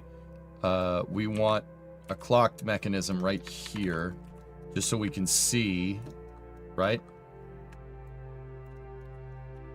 Then give me another cubic octag right here like this. Right? Move this in here like that. And what's going to happen here is it'll allow us to see the different mechanisms working. So that's the angle of the wing. That's obviously the gear is spinning. This is the angle, will be the angle of our engine, right? Oh, no symmetry. Did I not use symmetry for the last couple of things? No, I didn't.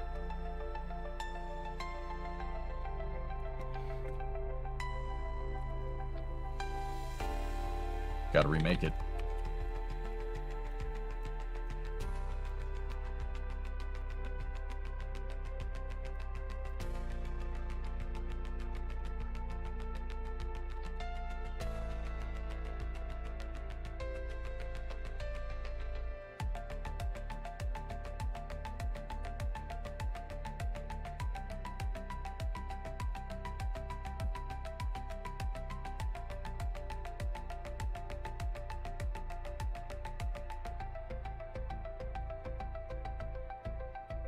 Okay.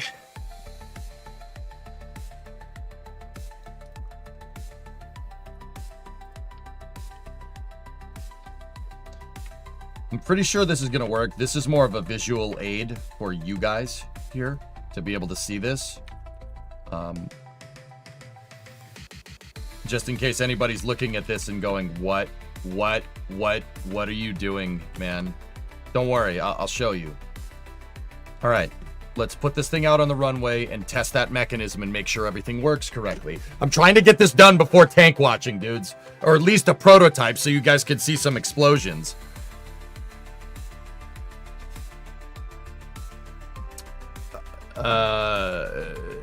Trey, I'll get back to you on that one. All right, so what I want here, right? First thing we got to do, and I got to remember to do this, is to take my main turbo shaft brake out of the braking action group so we can turn it on. Okay, so let's just spin that thing. You guys see it? It spins a lot.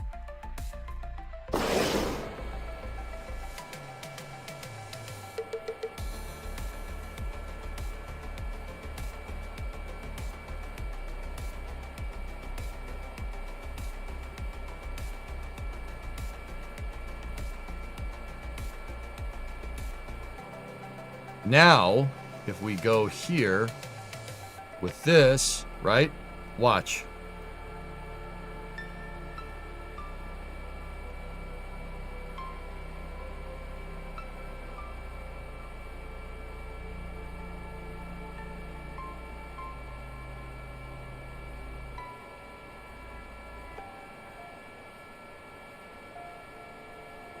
I did not do this right. The strut's attached. See, that cubic octag is attached to the wrong thing. Hey, Trailer Park Tycoon. Pad looks clear. Tank farm is spooling up. I see it. I see it. I'm trying to get this done. This needs to be attached to this piece. You gotta go into AGs, brakes, take the turbo shaft out of the main braking group, go back out. Yo, what's up? So Trailer Park, yeah, this one, dude, yeah, we're cooking here. Let me put it that way. We're cooking.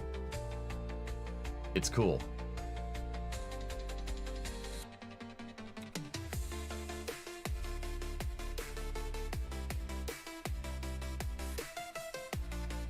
I don't know what to expect, dudes. We'll see.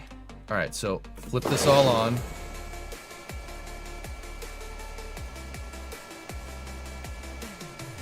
Just cap the RPM at 10 so this is easier to look at. Now, if we take this, right? Engines would be up in this design, right?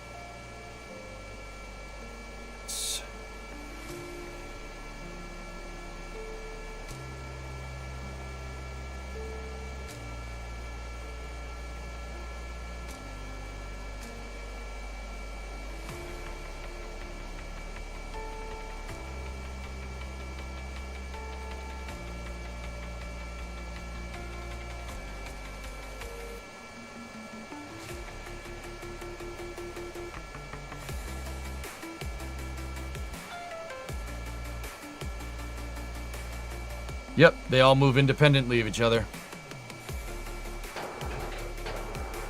And I like shutting the gear on and off because it bounces the vehicle and introduces a shock into it. I'm just looking to see if there's any play here. I don't want any play. This thing needs to all just kind of stay together and nice and strong.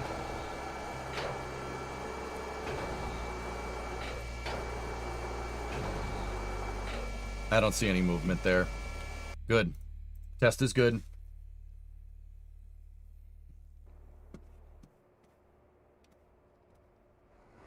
Okay. One hop, though. Excuse me. Excuse me. One hop. All right, we can get rid of that. I can get rid of my test gear. That is working. Save. All right.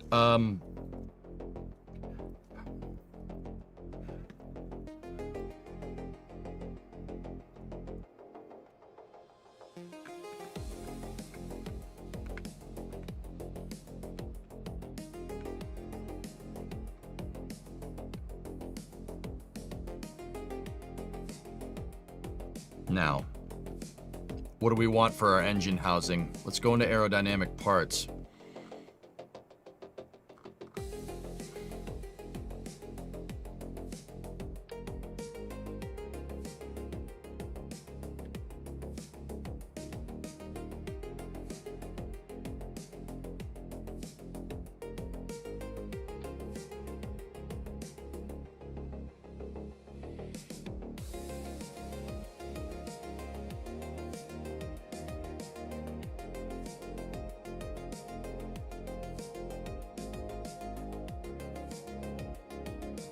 Fan shroud housing should work.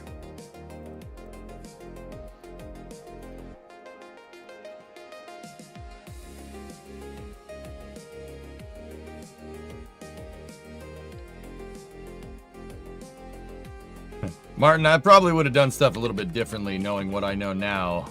If I knew what I knew now 10 years ago, yeah, we probably would have done stuff. I probably would have been probably be a little bit different, but hey, whatever, man. I ain't regretful about how this all turned out. This is fun. I enjoy the hell out of this. Okay, now we need the turning mechanism for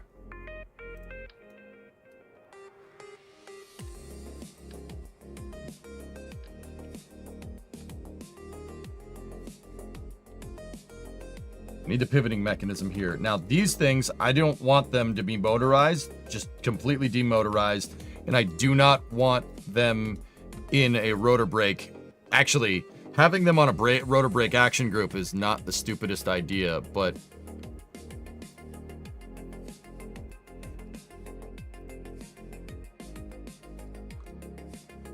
we're trying to get some minimum viable product working here. So now we copy the gear drive mechanism, right?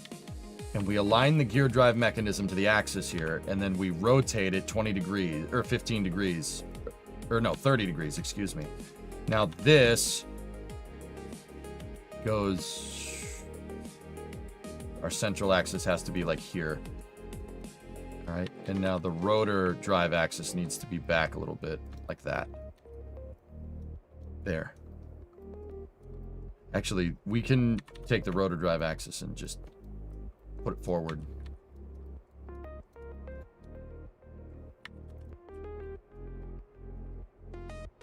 We just got to make sure we get good mesh between these gears. You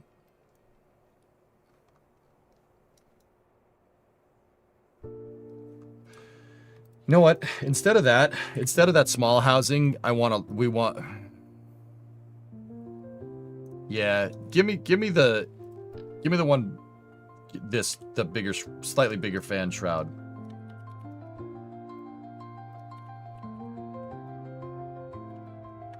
I'll tell you why in a little bit.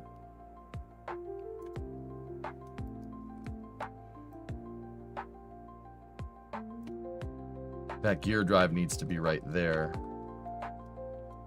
I use those round landing feet to make the sync gears on a Chinook. The round landing feet?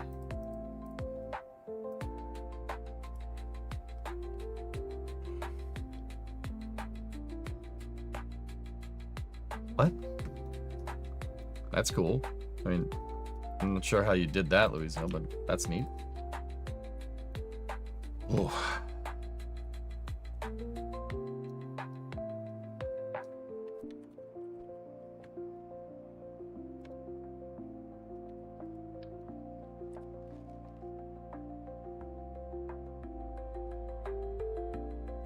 Oh, yeah, you used them as a clutch plate. All right, I get it.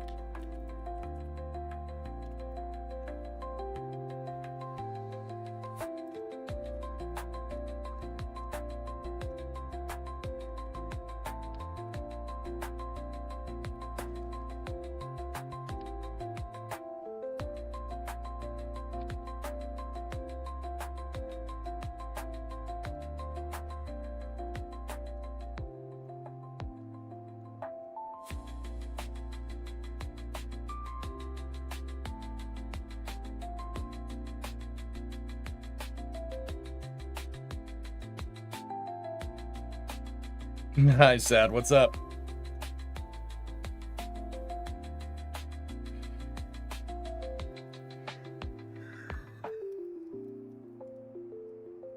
Привет, PY. Как дела?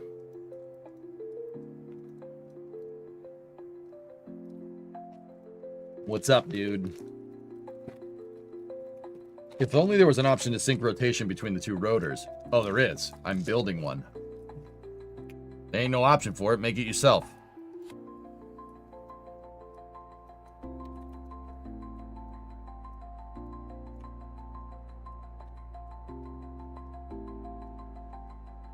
Doing all right? That's good. Хорошо. Doing all right, man. I'm getting by. Get rid of that. You know what? I'm going to switch back to the smaller fan shroud just because it's a little bit more compact in this design.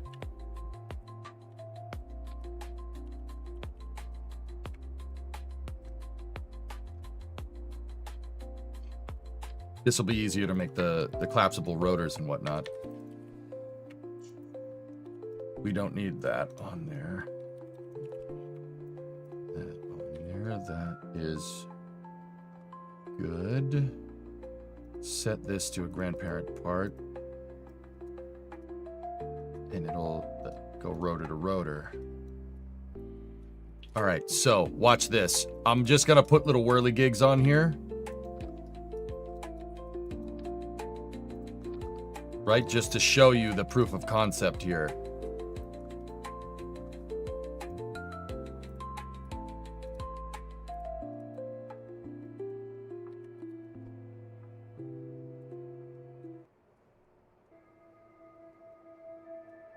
You know what?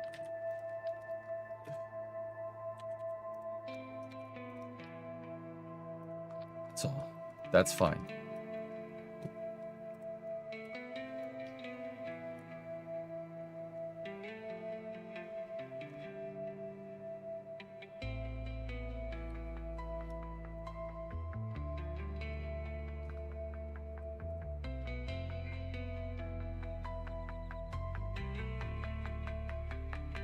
Yeah, Hellfish, well, that was the original plan.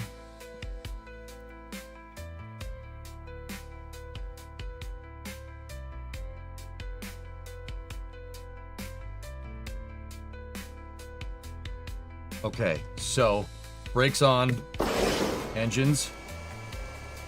Take this. Now watch, ready? Oh. Got to set same vehicle interaction. I had to step away to make dinner. Bears, looking good. Yeah, we're getting there, dude. Discovery, go at throttle up. Go to AG1 here. Boom, action group slot 1.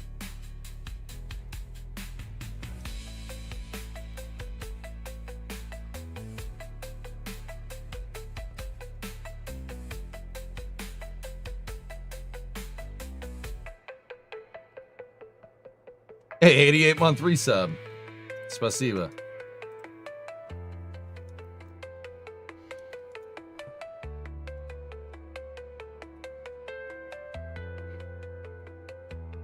Wedgie.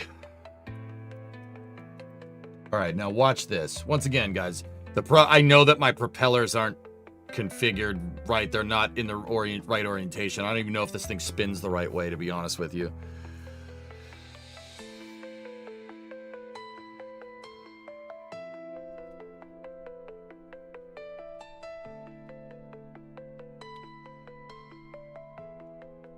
Too much slip in those gears.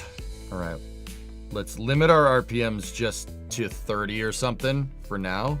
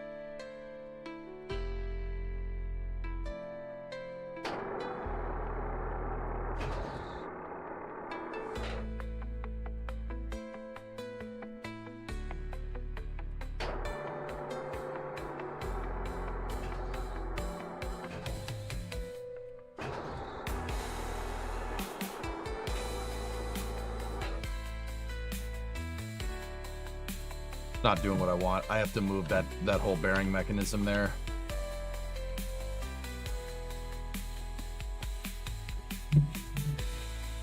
It's not as smooth as the original.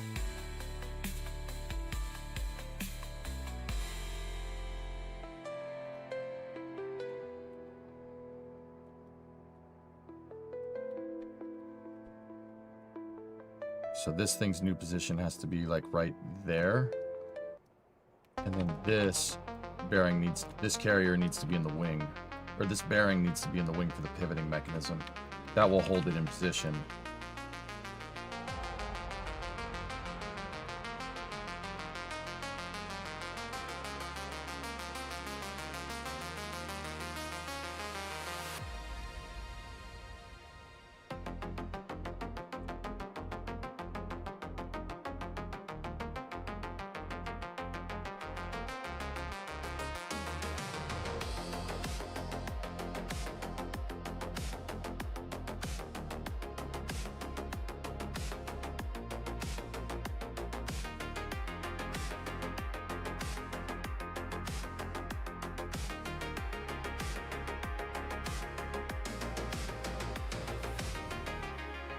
I think that I had another rotor in here to prevent that from slopping, that from moving around. I think that might be what happened. Roadblocks in position, I know.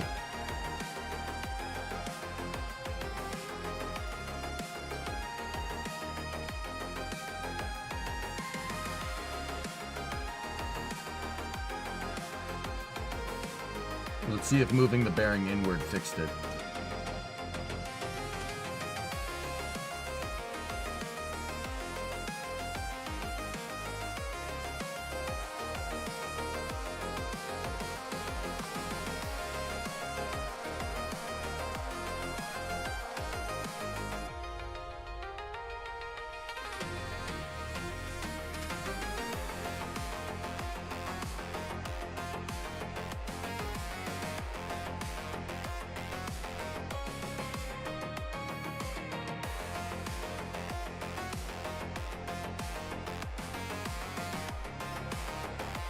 Pop back into position.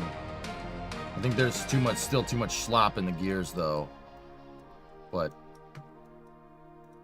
let's just limit the RPM to like 45 and send it. Yeah.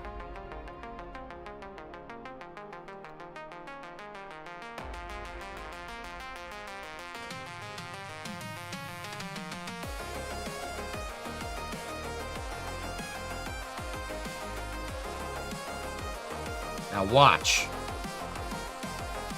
Ready?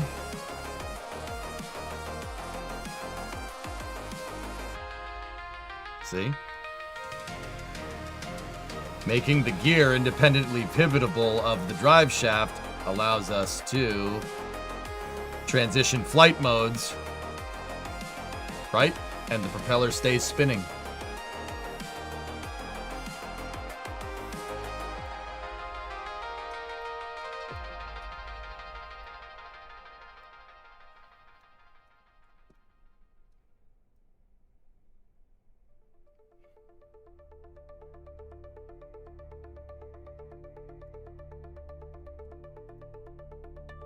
Okay, well, we have a good proof of concept here. Now let's break it.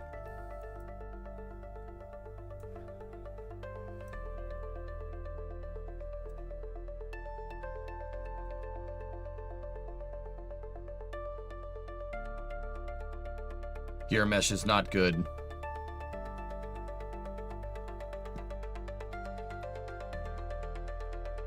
I guarantee you this will pop right when we try to pivot it. Actually, it's holding together pretty damn well for what it is. There's no way that's gonna survive flight though, dudes.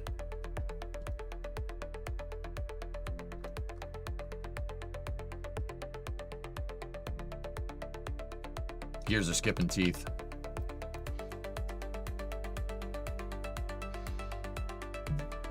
Wing redesign? No.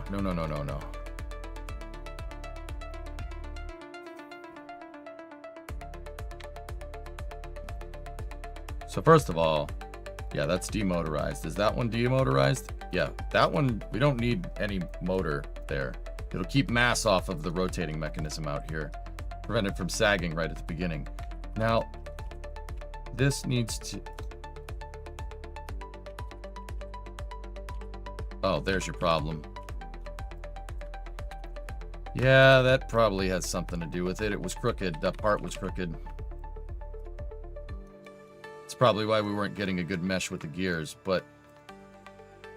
See, I'm not sure if that is going to work. That might bind. Let's just... this part was slightly crooked. Oh, my struts weren't in... Please hold. Discovery, go at throttle up. I'm an idiot. Man, I'm freaking... not an idiot. I'm rusty. Rusty. These struts were not in symmetry.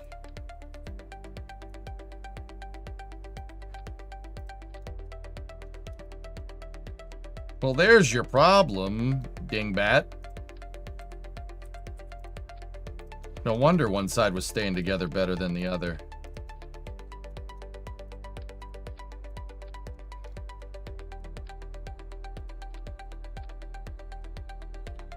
Our blue.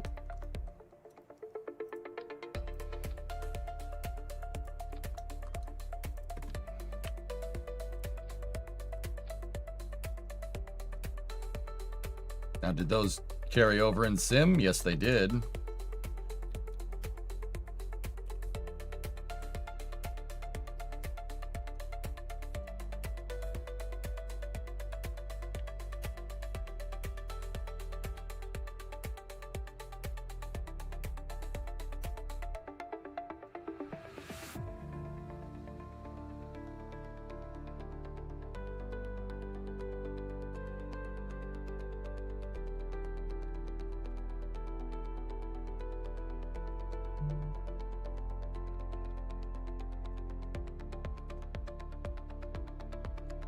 Feels good to be back in the SPH. This is fun. I really hope this thing can work. I did get the other design. I mean, I got it working when we were driving the propellers. Like, this is just a little bit more complicated because we have one motor driving everything. This is a twin rotor synchronized design with one turbo shaft powering everything.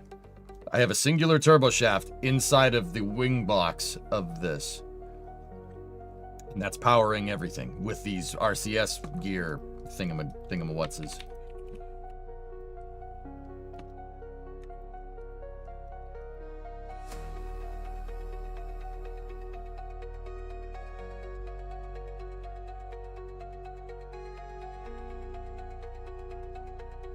The internals look fun. Saying this is somebody who hasn't built complicated crafts. Yeah.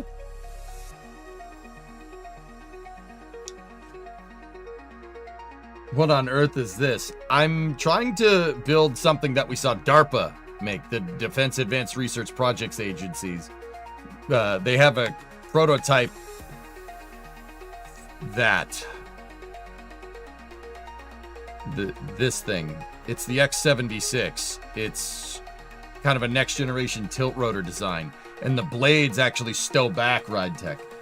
I'll get to that. We'll figure that out when I get my drive mechanism working. But right now,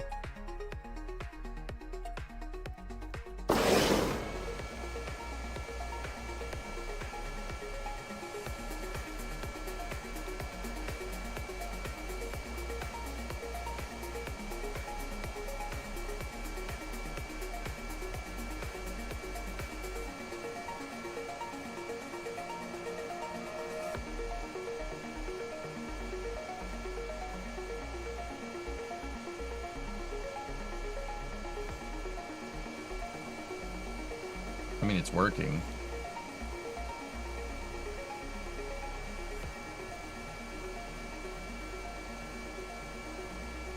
Let's see, let's pause. Are my blades in sync? They are way out of sync. Holy crap. Nope.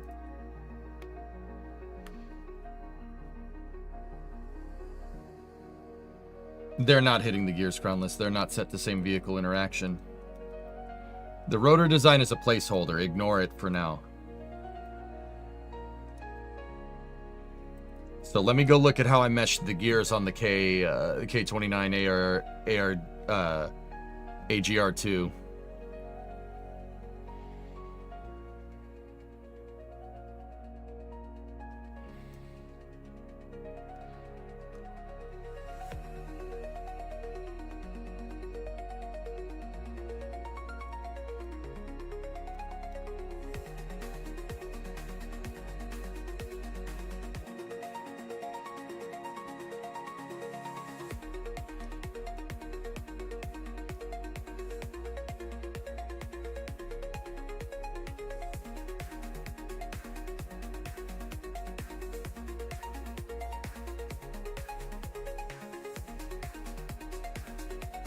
What are these rotors attached to?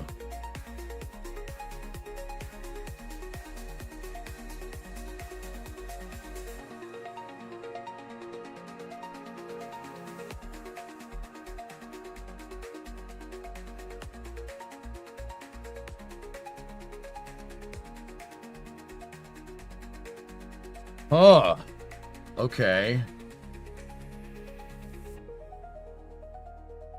They're not attached to the wings.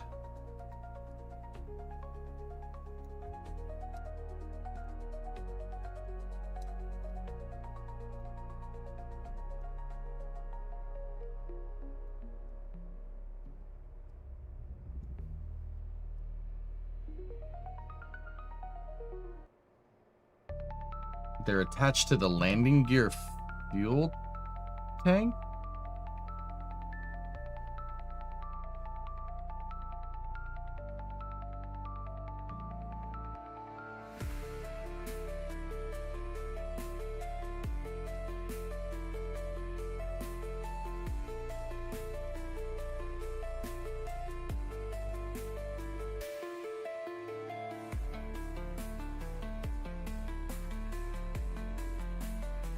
Ooh, clever. Are you going on NSF? I don't know. I don't know. This, yeah, we don't, well, I don't know.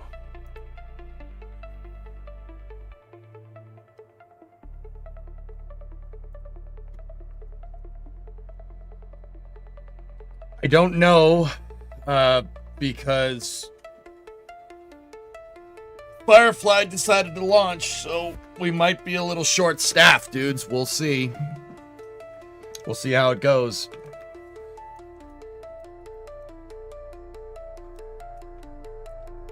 I attached all my carrier bearings to that damn fuel tank. That's it? That's how I did that? I didn't attach it to the wings? Why wouldn't I attach it to the wings? Maybe it's because I wanted it all centered around one part. There was a good reason why I did that. And I'm looking at the mesh for the gears. Okay.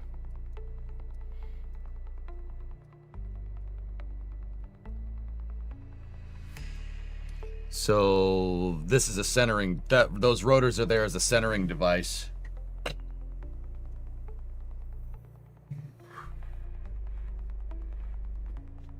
That mechanism is there to hold the gears together and make sure they mesh correctly.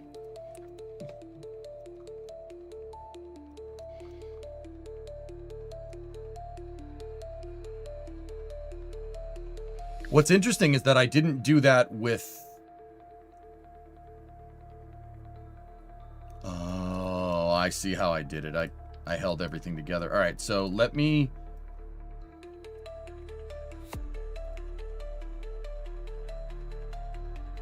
Clever.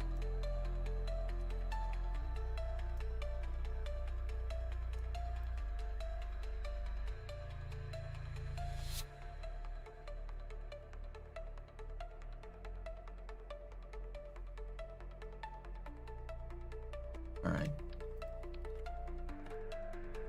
Okay. I see how I did it.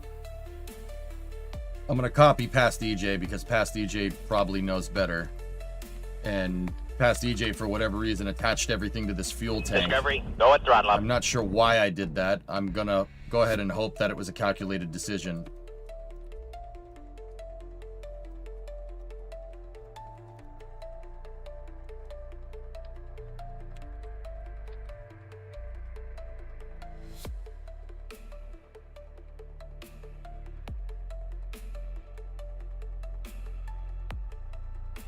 Committee, Boeing VTOL 347 build when? Yes. All right, so how I did that here is get rid of these struts for a second. It looks like I still was strutting stuff to the wings.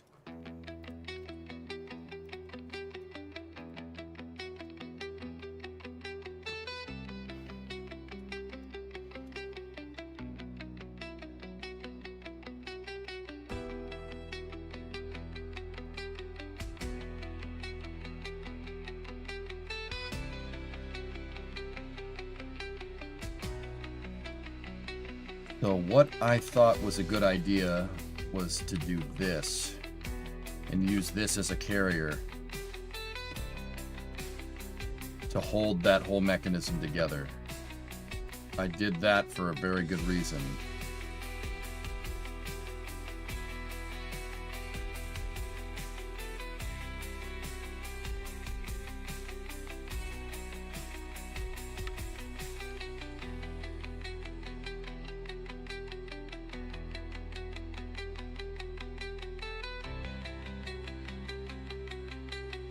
That's what past DJ did.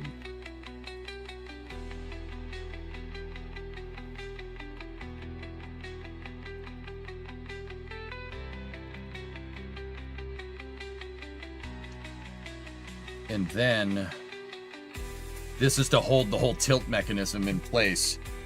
The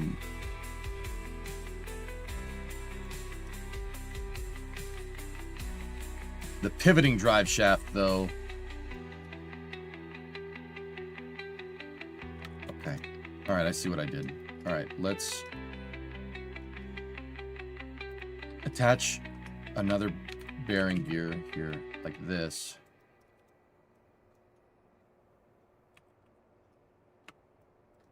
Just make sure that's all nice and centered. Make sure that it's perfectly aligned. It's not.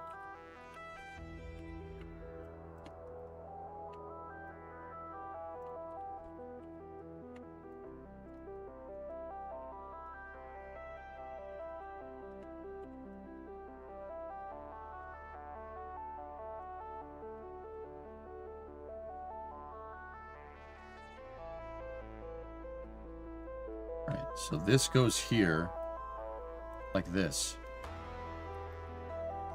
And then we're going to need to attach the fuselage to this RCS bearing, right? So We're in symmetry, right? Okay, cool. Still planning on coming in. I left your burger out. SpaceX decided to do tank watching soon, Bree. Yeah, so,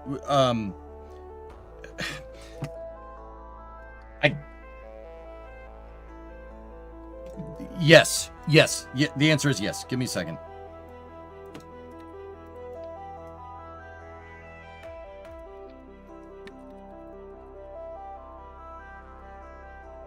Okay, no big deal. Now I gotta tell you something, and it's frustrating me, but yeah, we'll I'll tell you later. So let's just make sure that that's our pivoting mechanism that we are selecting. Yes, it is. Okay, cool.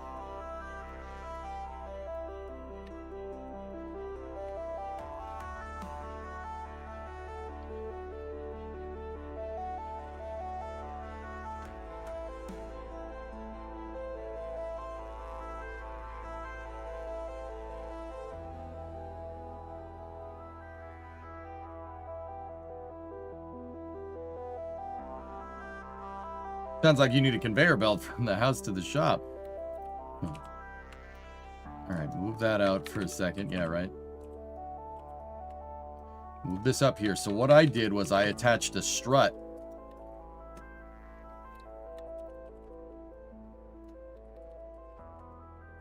to this drive here. I put a strut in there that went from there to there. That seems to have worked.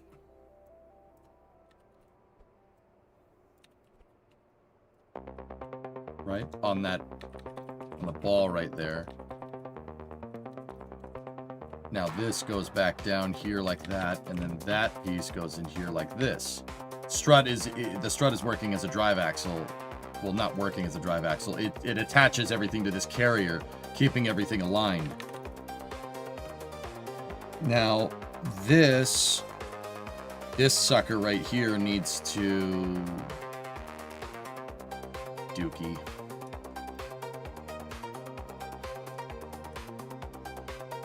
I'm disturbed to hear that EJ is neglecting a burger. Guys, do you want to get this done or not? Like, I want to finish this, homies. We're almost there. I just got to get this mechanism to drive correctly, and then we could put propeller blades on it and fly it. I don't know about you guys. I would prefer to do that, you know.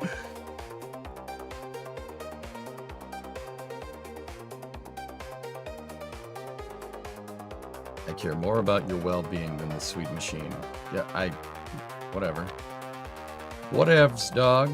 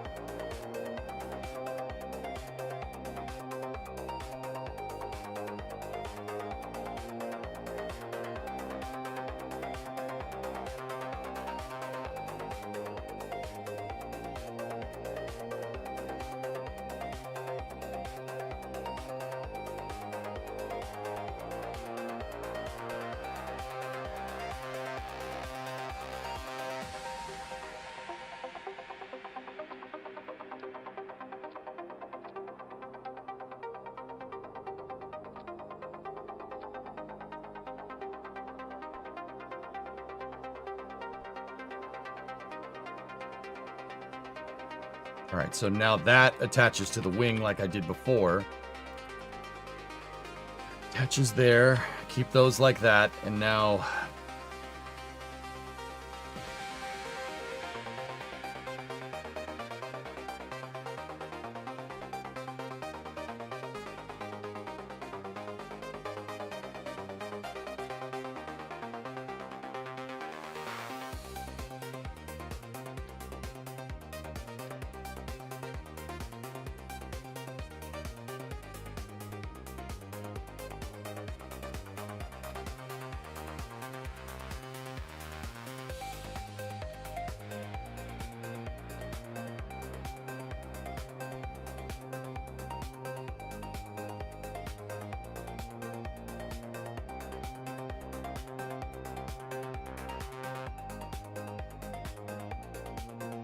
Yes.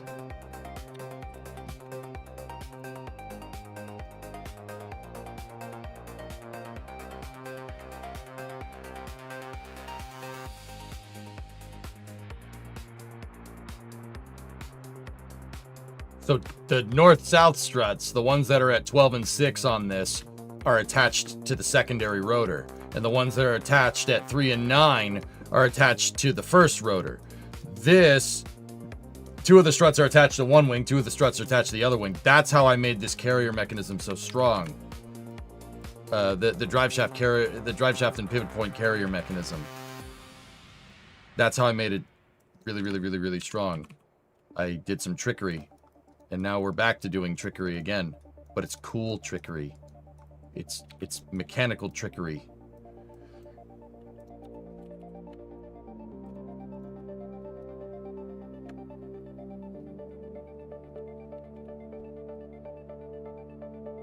We are locked in. Oh yeah, that's good. That's very nice. You know, we'll keep the profile down by flipping that way and flipping that way. Now make sure those are grandparent strutted. They are. It is. Move that back onto our central pivot point. Make sure that is grandparent strutted. Good.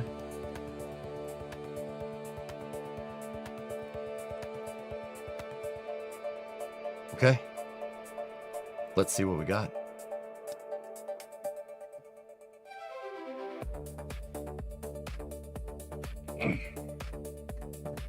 Hey, T-Man.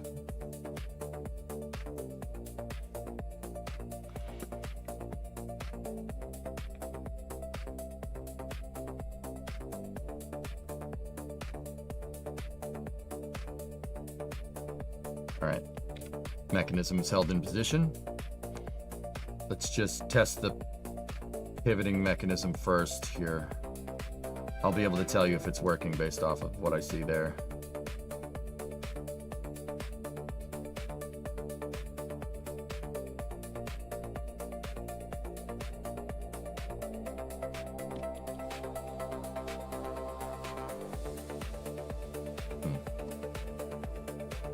Have you thought of making a tunnel between the shop and the house like Colin Furs? That'd be pretty funny, but no. There's too many trees and too much septic tank. Huh?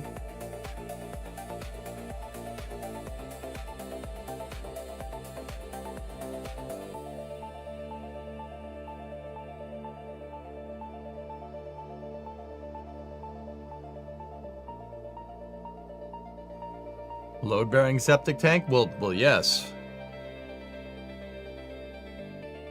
Because there's a lot of loads. Yeah.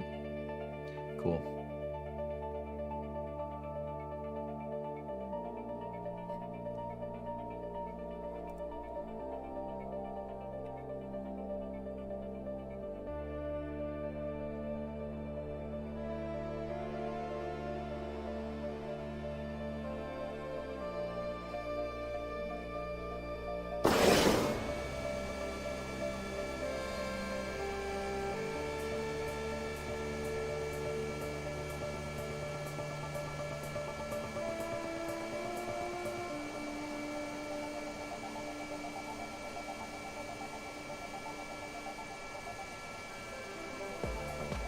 Not getting good mesh.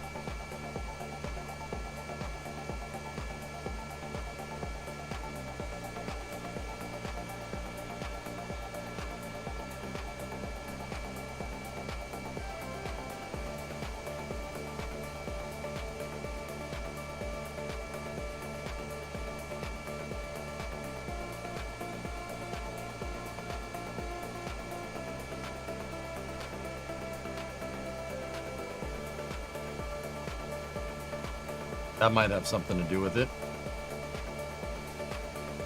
Why was SVI on that one?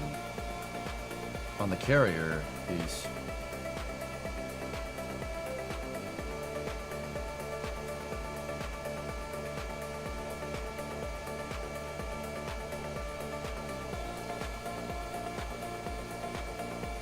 Oh, that's smooth.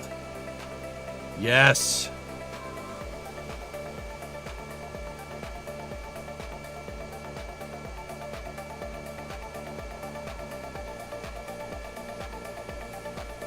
There we go. Now she's holding. Okay, give it to max, put it to maximum RPM.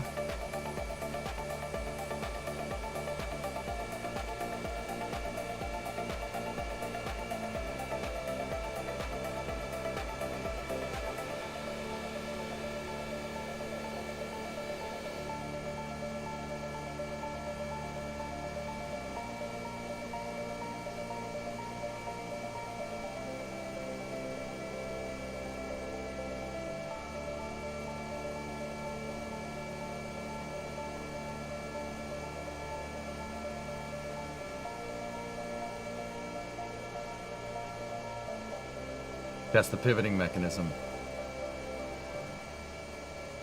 Bro, let's go. Yes. We still have a little bit of mesh problems here, but easily fixable. Look at that, dude.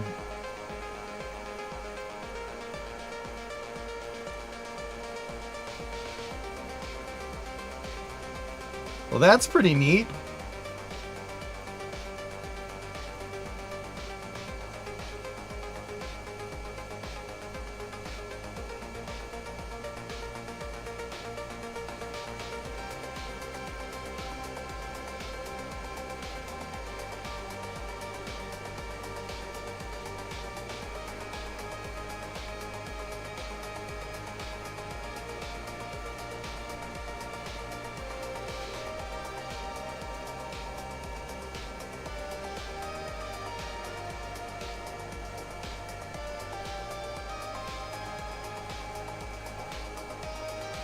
I like what I see.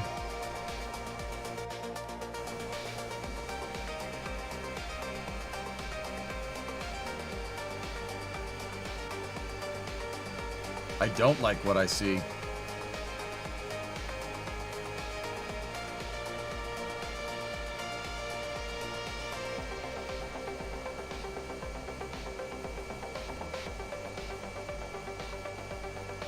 Damn it.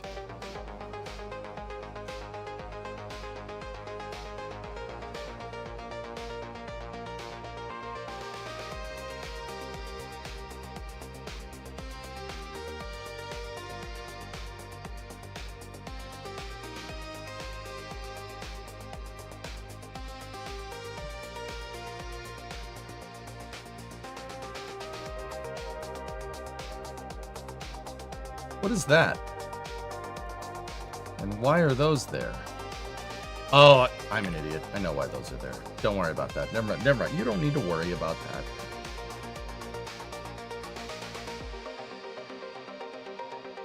Those things are probably why that was doing what it was doing.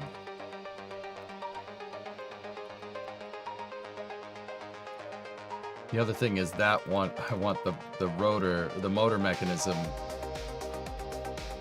Yeah, it should probably be a little bit stronger.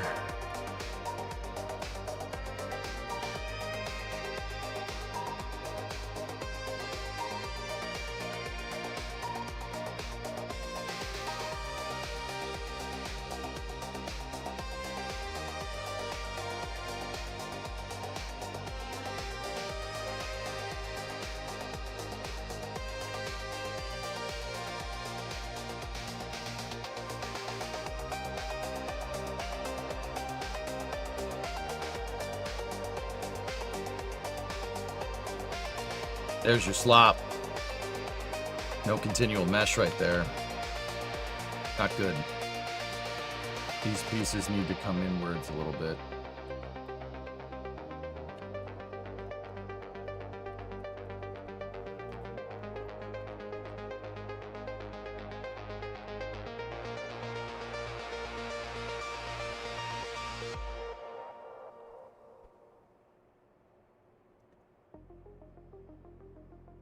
There were still parts that were crooked here.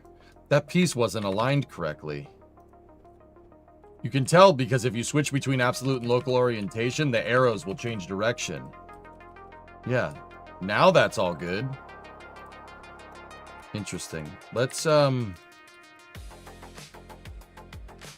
you going to be streaming B-19 tests when they start fielding operations? Maybe.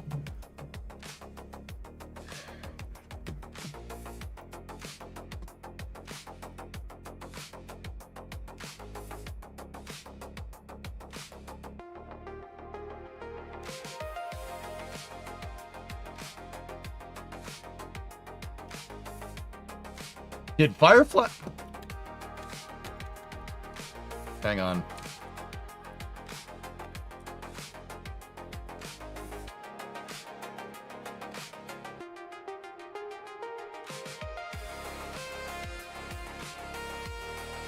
No.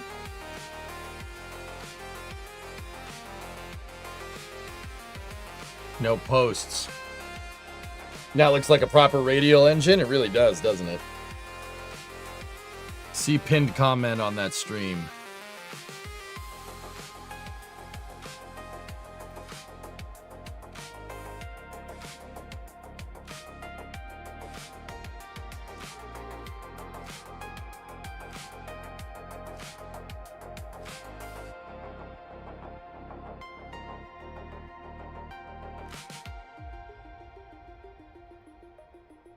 That's the same thing that was happening yesterday, though.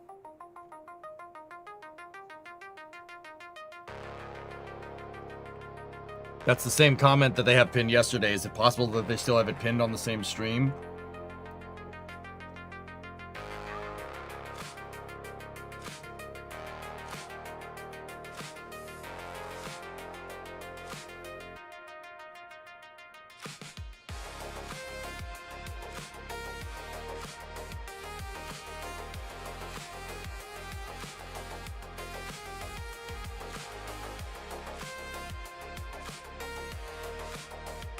Yes, I think that's just the same pinned comment.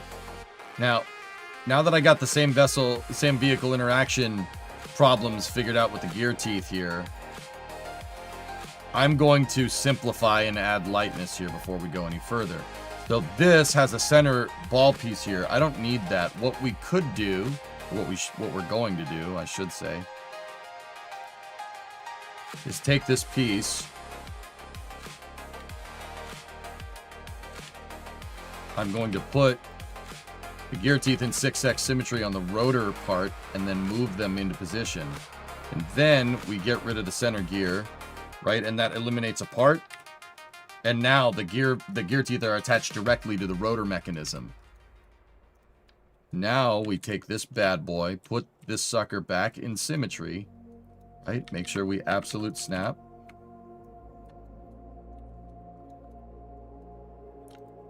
Now,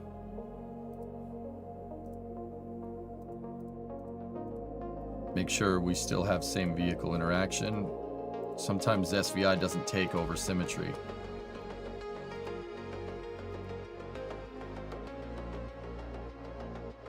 Good.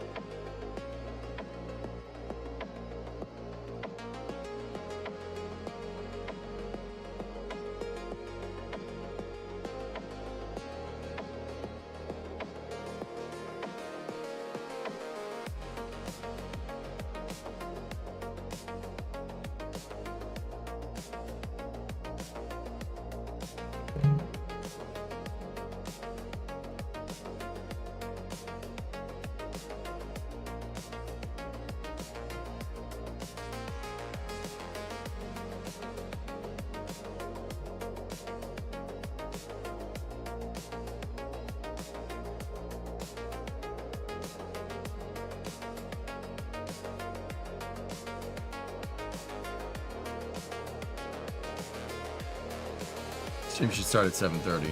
Cool. Yeah, I think they just forgot to take the pinned comment, guys. Alright. Now that we kind of worked all the kinks out of this thing, let's see how she drives now. Tank watching stream should start in a little under 40 minutes, dudes, by the way.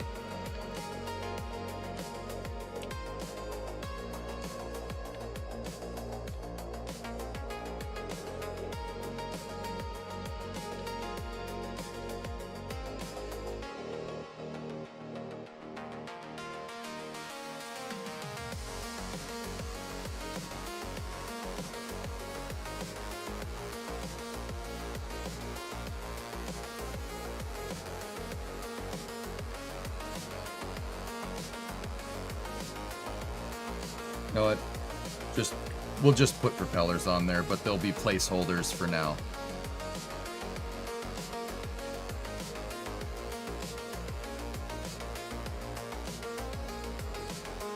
I really hope we have the gumption to make this freaking thing work.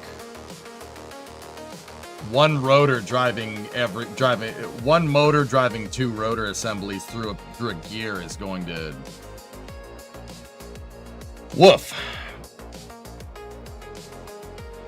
Guys, why did they delay the moon landing 2 years? The moon landing's in 2028. It's not delayed. It was actually planned to be in 2028. They just, yeah, they didn't delay anything, dude. They shifted around the schedule. Okay.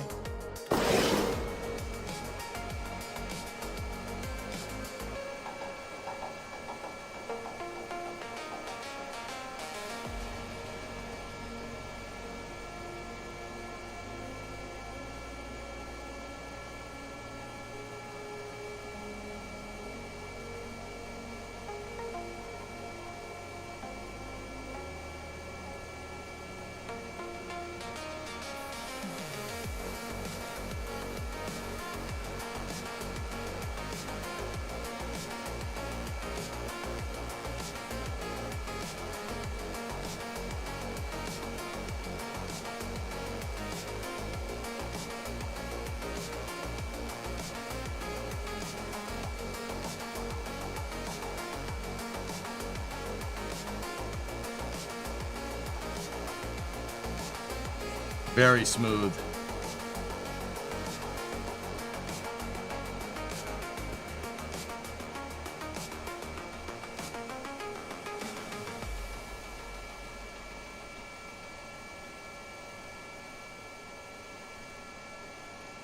Okay. I have to go back to the how I did the gear drive before that. It did not like that. This design is no good. Yeah, just get rid of that. That's not great at all. It needs to go back to doing this. I saw the gears started to unmesh themselves, if that makes any sense.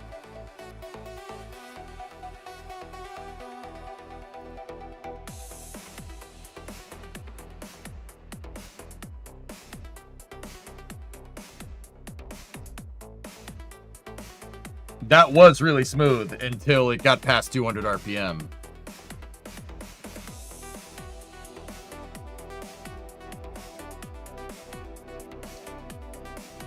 The pitch of the propellers are 90 degrees. Yeah, the propellers are just placeholders. Don't worry about them at all. I'm not trying to get it to take off. I'm just trying to get it to spin without shaking the vehicle to pieces, and that just comes from balancing everything.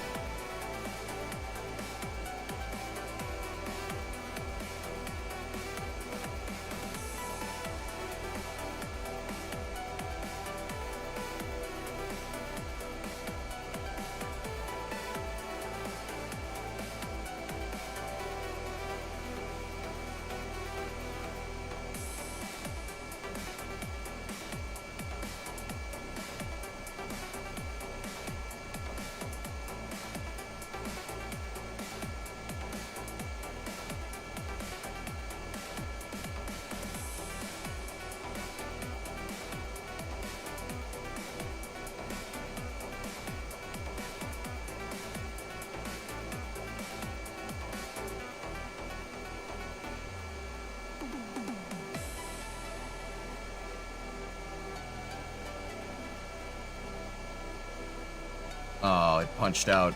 All right.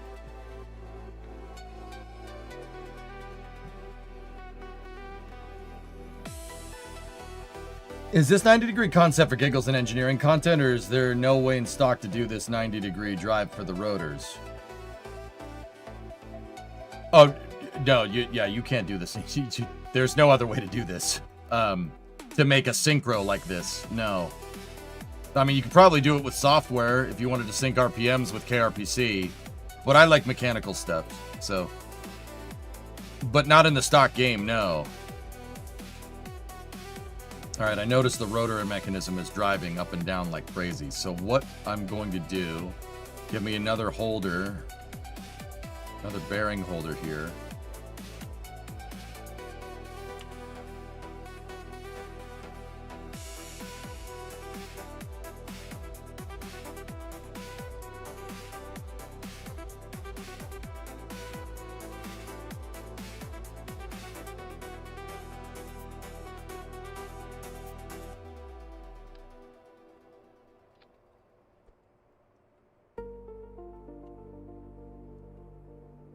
What's happening is when it skips a teeth, this thing wants to move up. I don't want it to move up.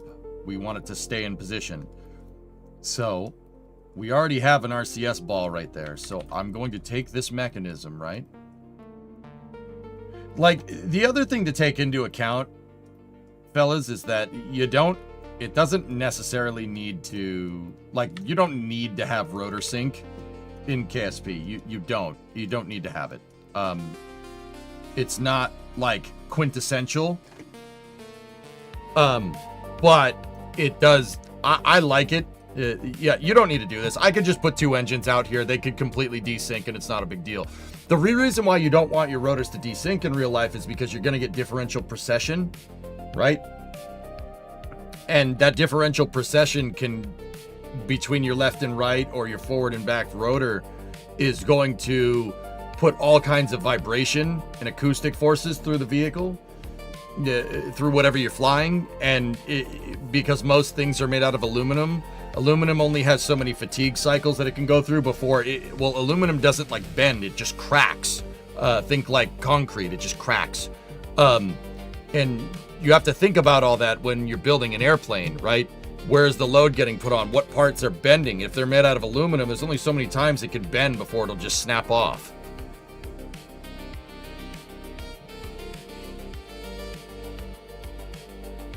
Yeah, the Chinook desync video is a very good example of that, dude. Exactly.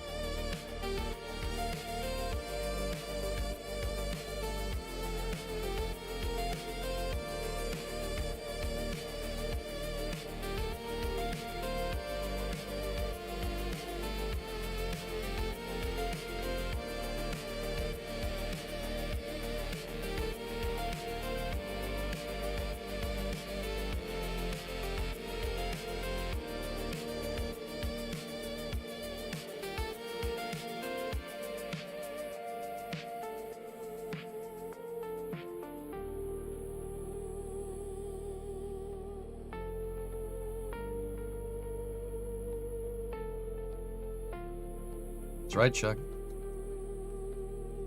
Let me make sure we have the rotors up top.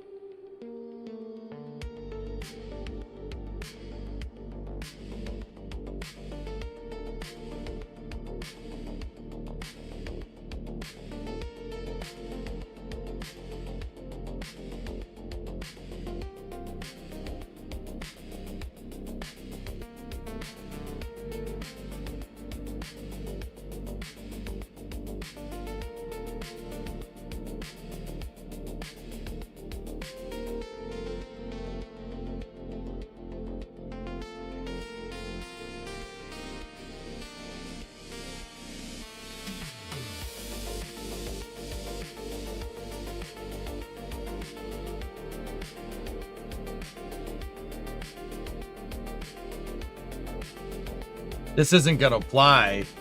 We don't have enough power to lift this whole damn thing, but...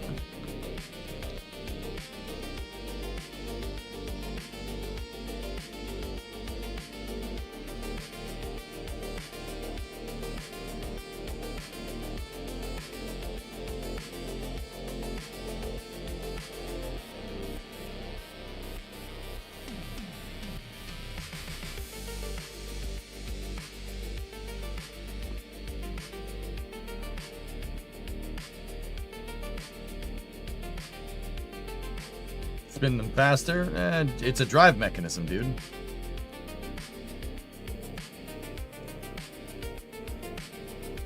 Believe me, I got something planned with what I want to do with this thing. Watch. Hey, Talton. It's been a while. You've been on a submarine for the last few months. Cool.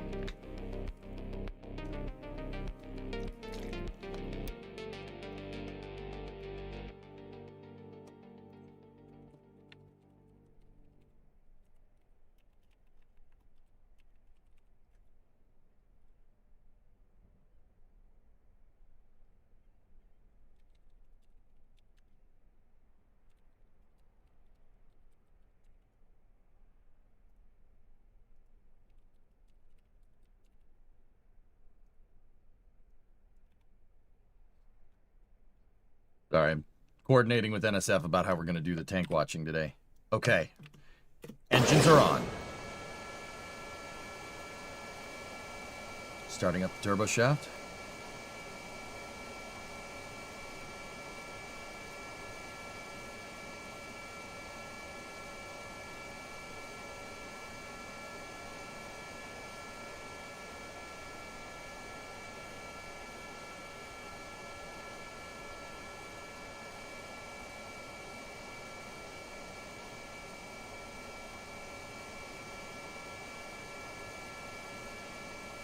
All right, try to rotate it. Let's see, ready?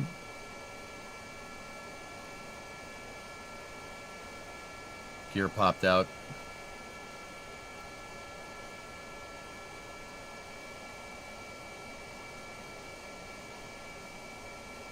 Why is that one popping, but the other one is not? Oh, it went back in. Nope, popped out again.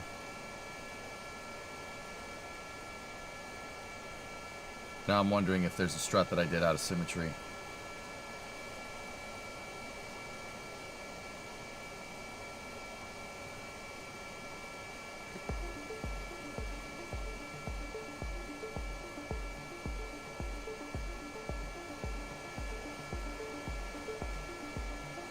See that? We're getting crazy run out there.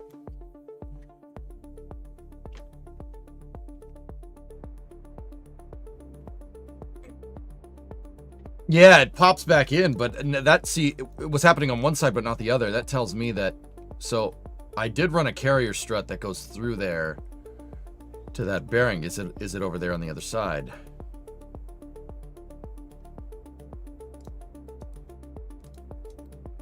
Yeah, it's there.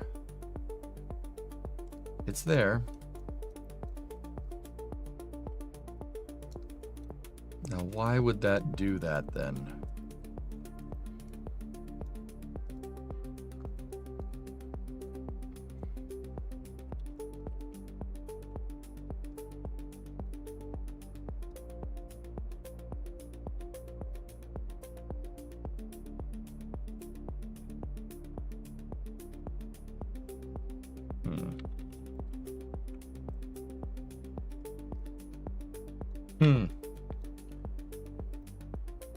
Huh.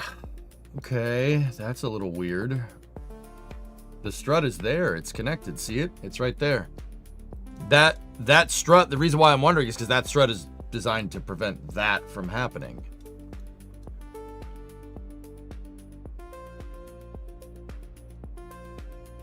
Maybe I don't have some same vessel interaction stuff configured correctly.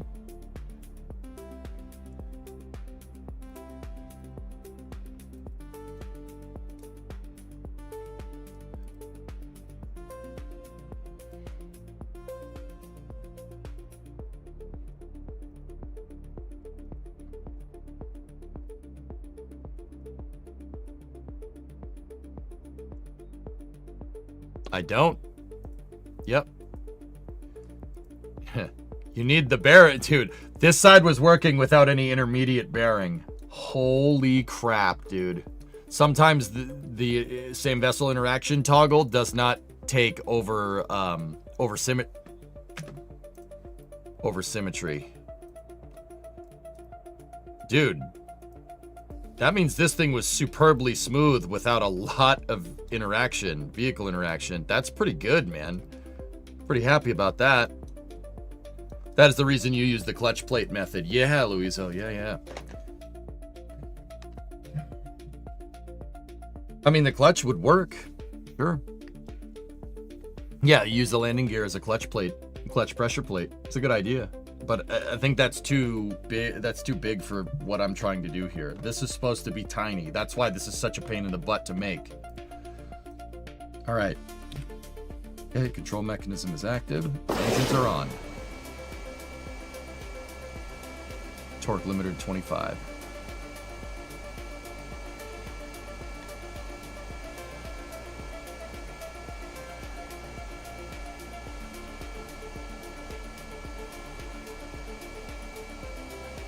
There's still a little bit of non-continual mesh between the gears. Basically, the gears are doing this. Like when they're going to mesh, there's a little bit of slop. We can tighten out that slop, but it's hard to do in KSP.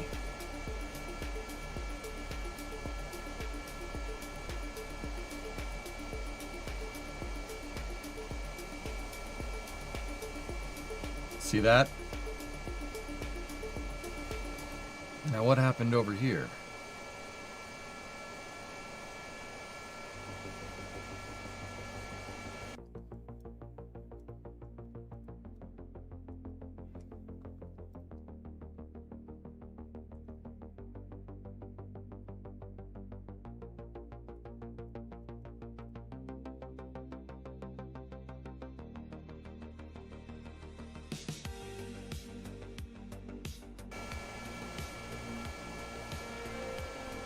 Okay, that popped back into position. I reset the XVI toggle.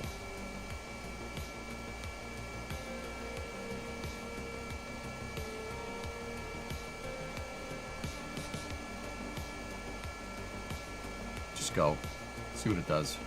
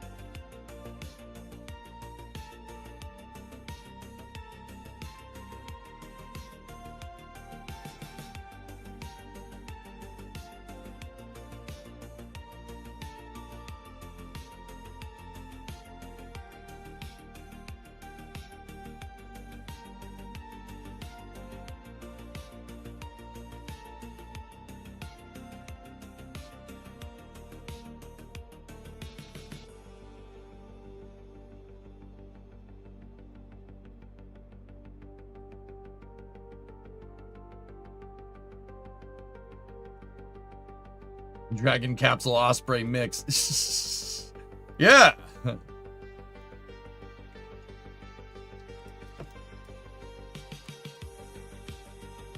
All right, guys, here, what I'm going to do is I'm going to take the rotor mechanisms and I'm going to move them in just a little bit to see if we can eliminate the slop in this design. Just like that.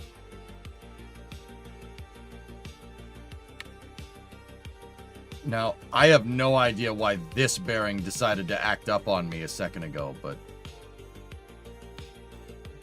we'll see.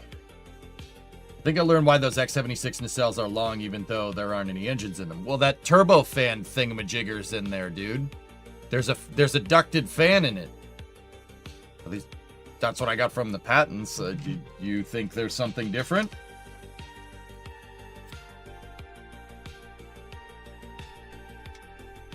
Really, Rob? Don't tell me I screwed up the symmetry over these things. I don't think so. I think there's 6 gear teeth on each one. Don't do that to me, man.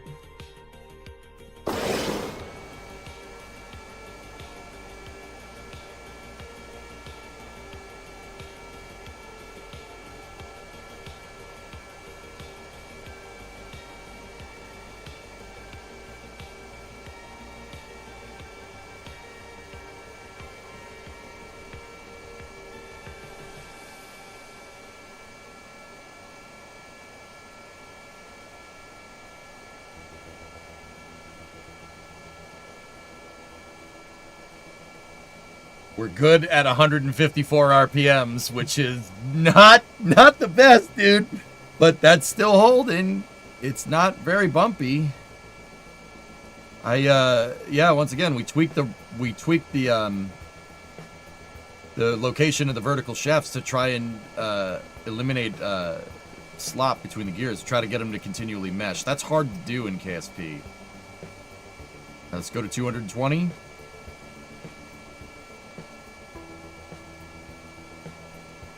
Still smooth.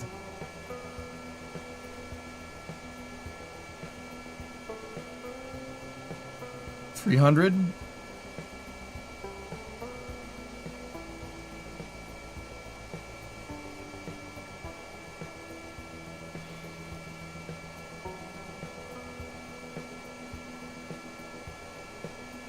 $360. We popped a gear.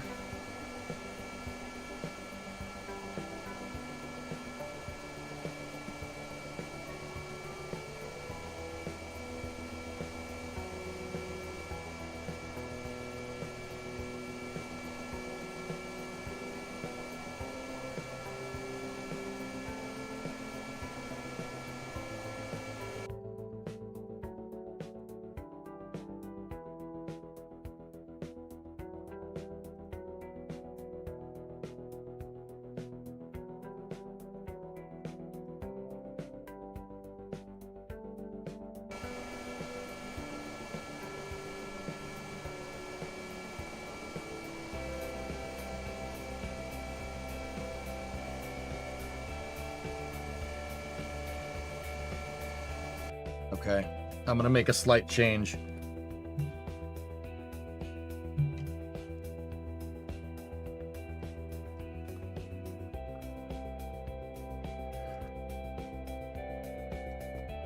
There's a shaft running nearly the full length of it. Yeah.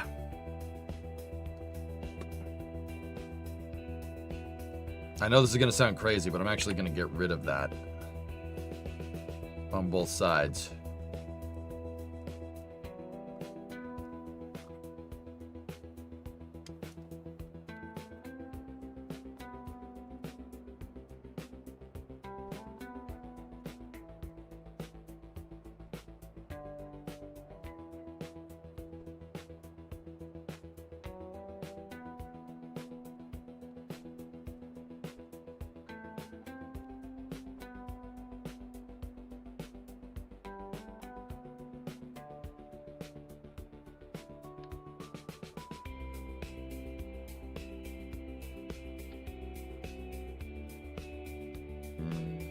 That was a little bit of a placement problem, but it's fixed now.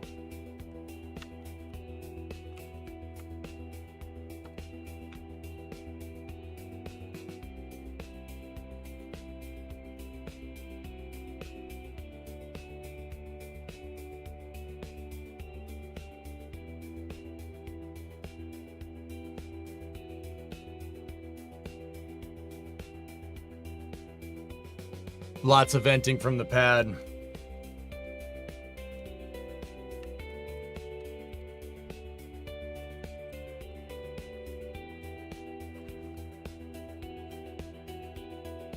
Great tunes. Thanks, Fluffy.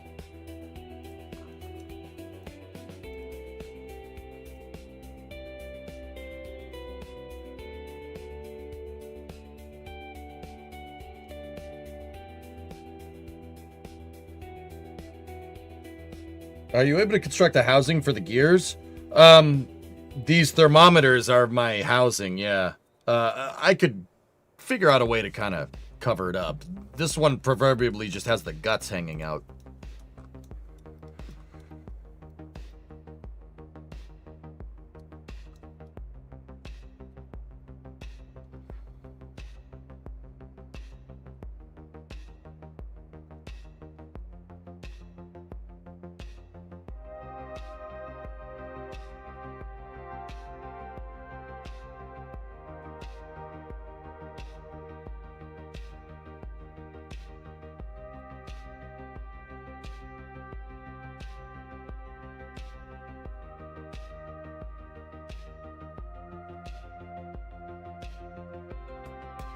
Guys, we're short on time, so here's what's happening.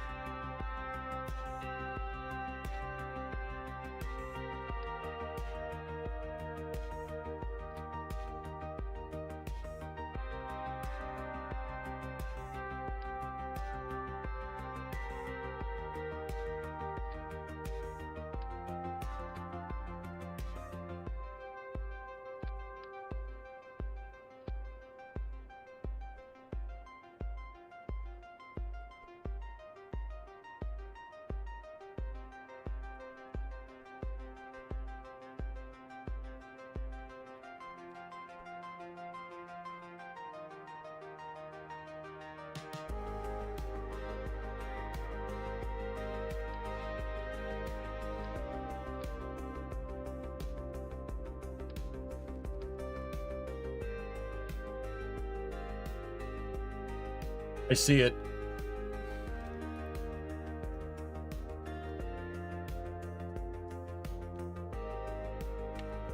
All right, screw it. We're testing like this. Let's go. The blades are not configured, and some of them are going to spin the wrong way, but... oh, well! We're gonna have to finish this maybe tomorrow or on the other side of, whatever happens in Texas.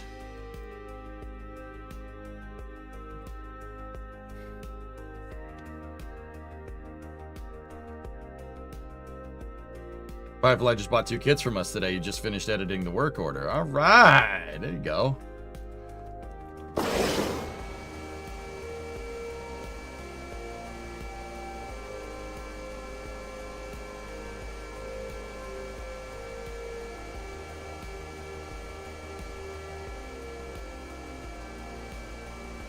Okay, sorry, I'm not going to explain it. I saw what went wrong there. I'll fix it right now. Don't forget all the other space news.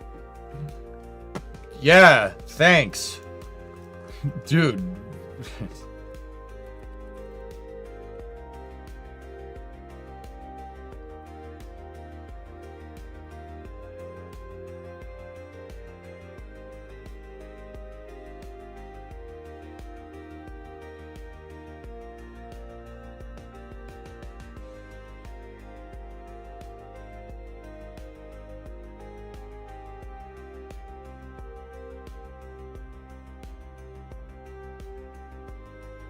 Yeah, I know, Creep, but just, yeah. Yeah.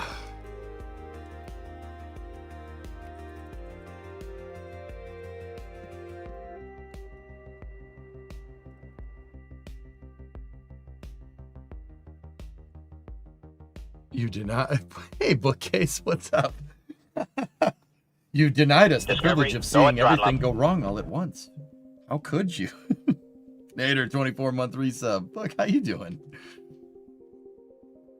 All right. Well, that's why I wanted to configure the propellers, so when we take off, this thing will crash and burn because I haven't gotten the systems all balanced yet. But, you know, we could just see it bounce out of socket. If that, I mean, I can give you that if you want.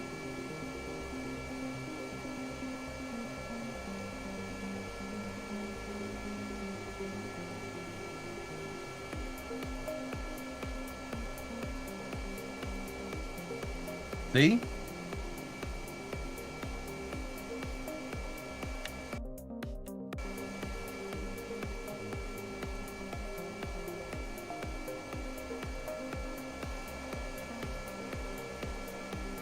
Oh god, that is yeah. Yep, that's I'm good except seeing everything explode. Oh, okay.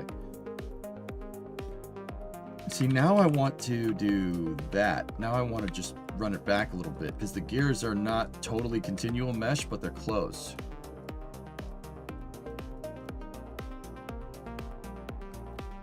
All right. Let's try with this. Commence the jiggling.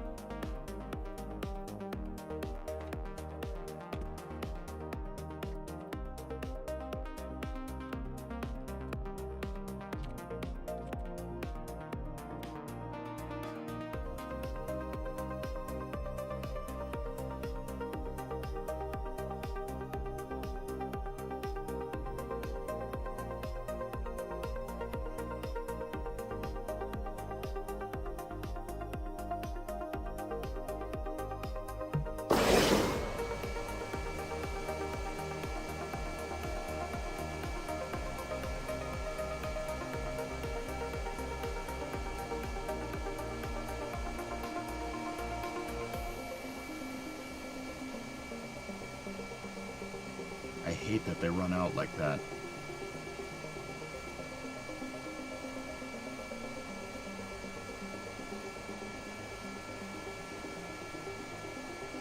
Yeah, that's broken. Yeah, I broke that. I did auto strut while it was spinning. It did not like that. It did not like that at all. That was not great. that was not great. that wasn't it did not like that. It was not happy. Wow.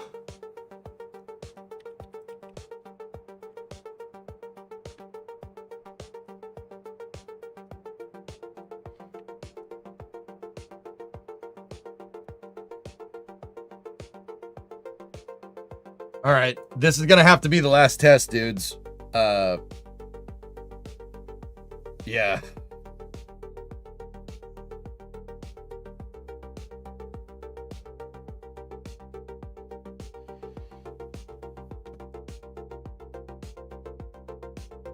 Injection in the cells. It's not a bug. It's a feature. Yeah, I meant to do that.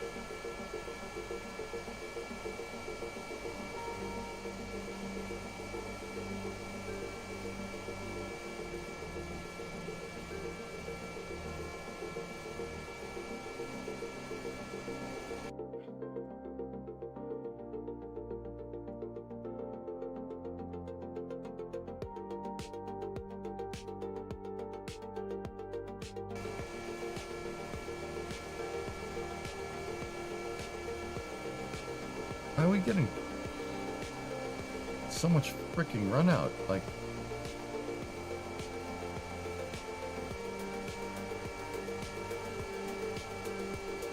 oh, it's slotted back in.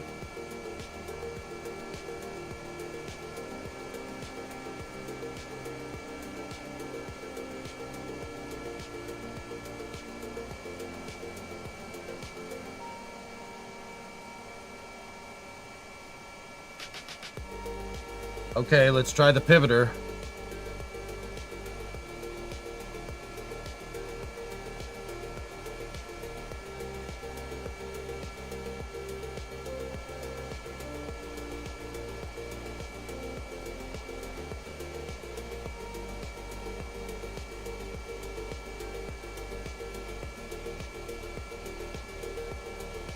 So guys, it might seem like those are moving slow, but that's moving at almost maximum RPM, dudes. It's just the refresh rate can't figure it out. No, guys, look.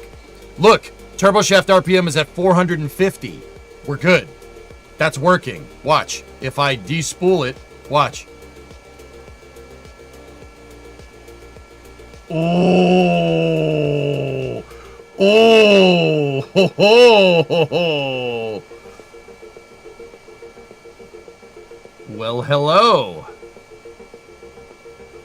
Well, hello there.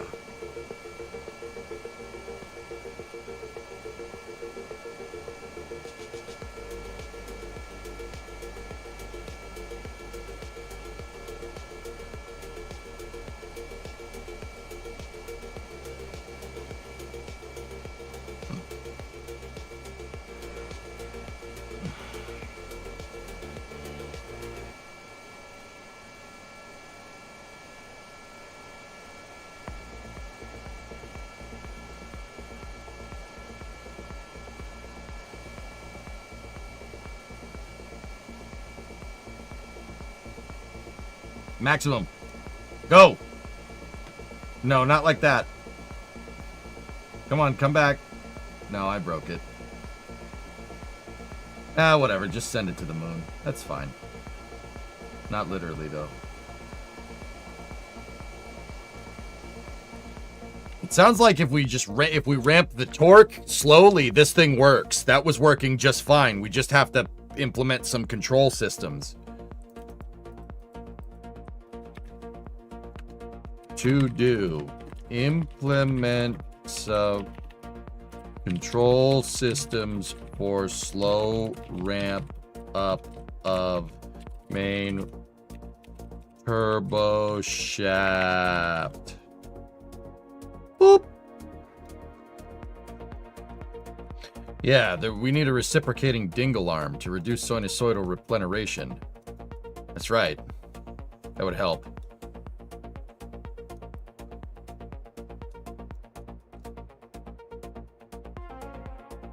It doesn't seem like everything is quite meshing how I want with this design, but it's pretty damn good. It's pretty close, dude.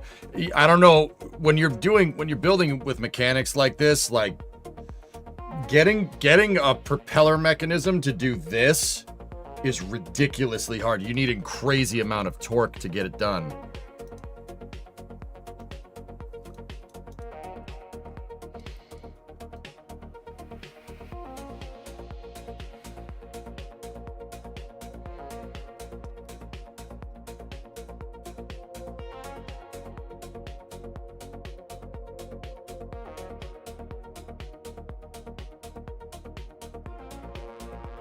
All right. One last test. Discovery, go at throttle up. There's just one more thing I have to do. There we go. Where'd I put that strut? There it is, right here. Get the gear mesh tooth. Just...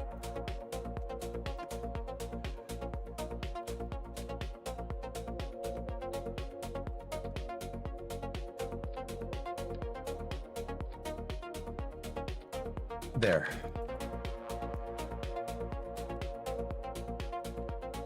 Let's attach that outside rotor instead of attaching it to the housing. Attach it to the gear to prevent the gear from running out. Hey, House, what's up, man?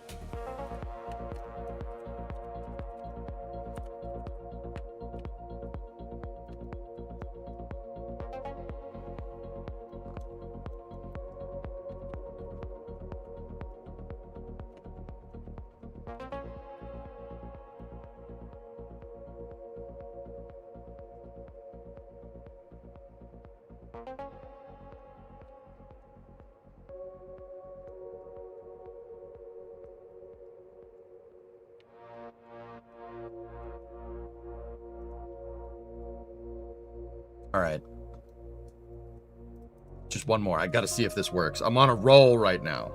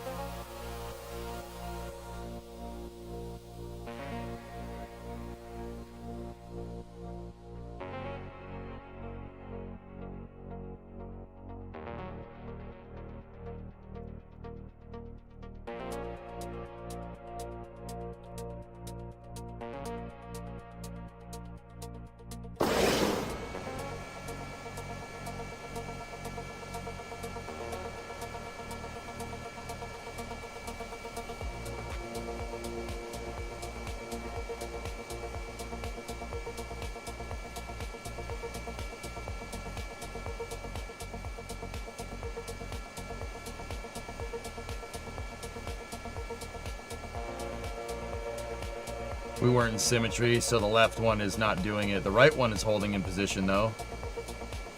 Pretty dang well, actually. Well. Spin it to win it, chat. Let's see what happens.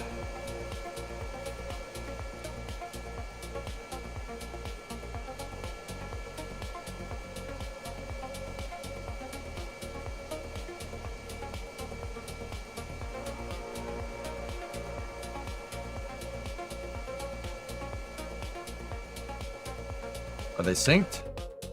Pretty damn synced. We're getting slightly differential RPM, though.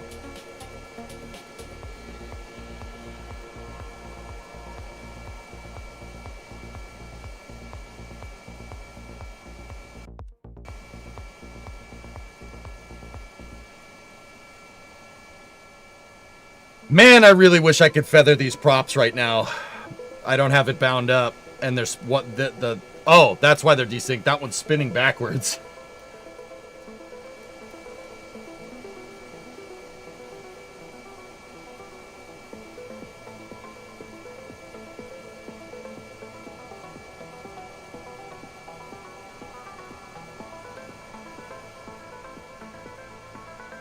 That's pretty smooth.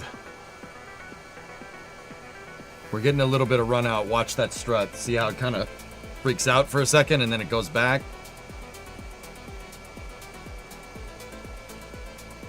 This one doesn't have it.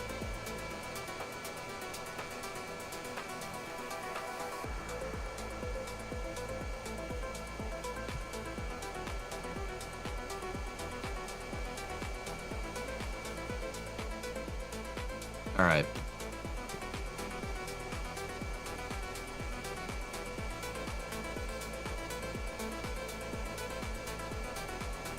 Let's see where we're at.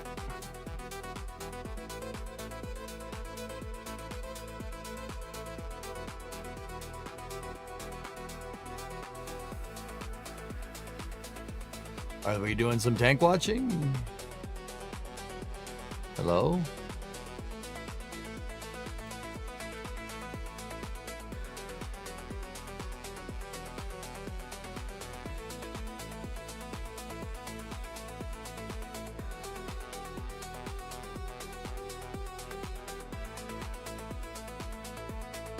Okay. Yeah, we gotta get going. I gotta remember, you guys, if you're seeing this, I gotta remember to attach that strut in symmetry. We don't have time to redo it right now. So, let's go do some tank watching, shall we? So, on the YouTube side of things, you're gonna have a loss of signal. I'm gonna have to rename this to part 1. Because we haven't even gotten to stowing the blade mechanism or anything.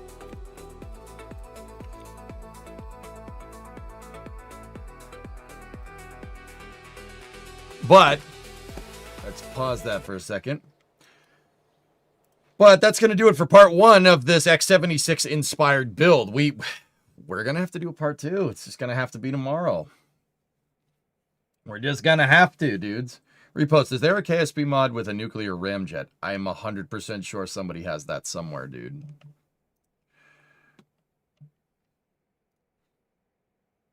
Okay.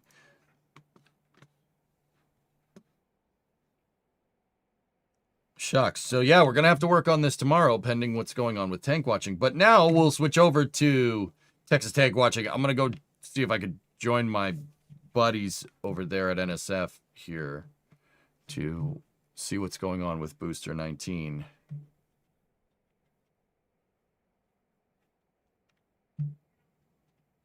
So on YouTube, this will do it for part 1 of this build. I'm going to stop the VOD because I don't want to double stream on YouTube when I'm doing NSF stuff. On Twitch, just stay here. Yeah, momentary loss of signal and we'll go from there. So on YouTube, stand by for loss of signal as expected.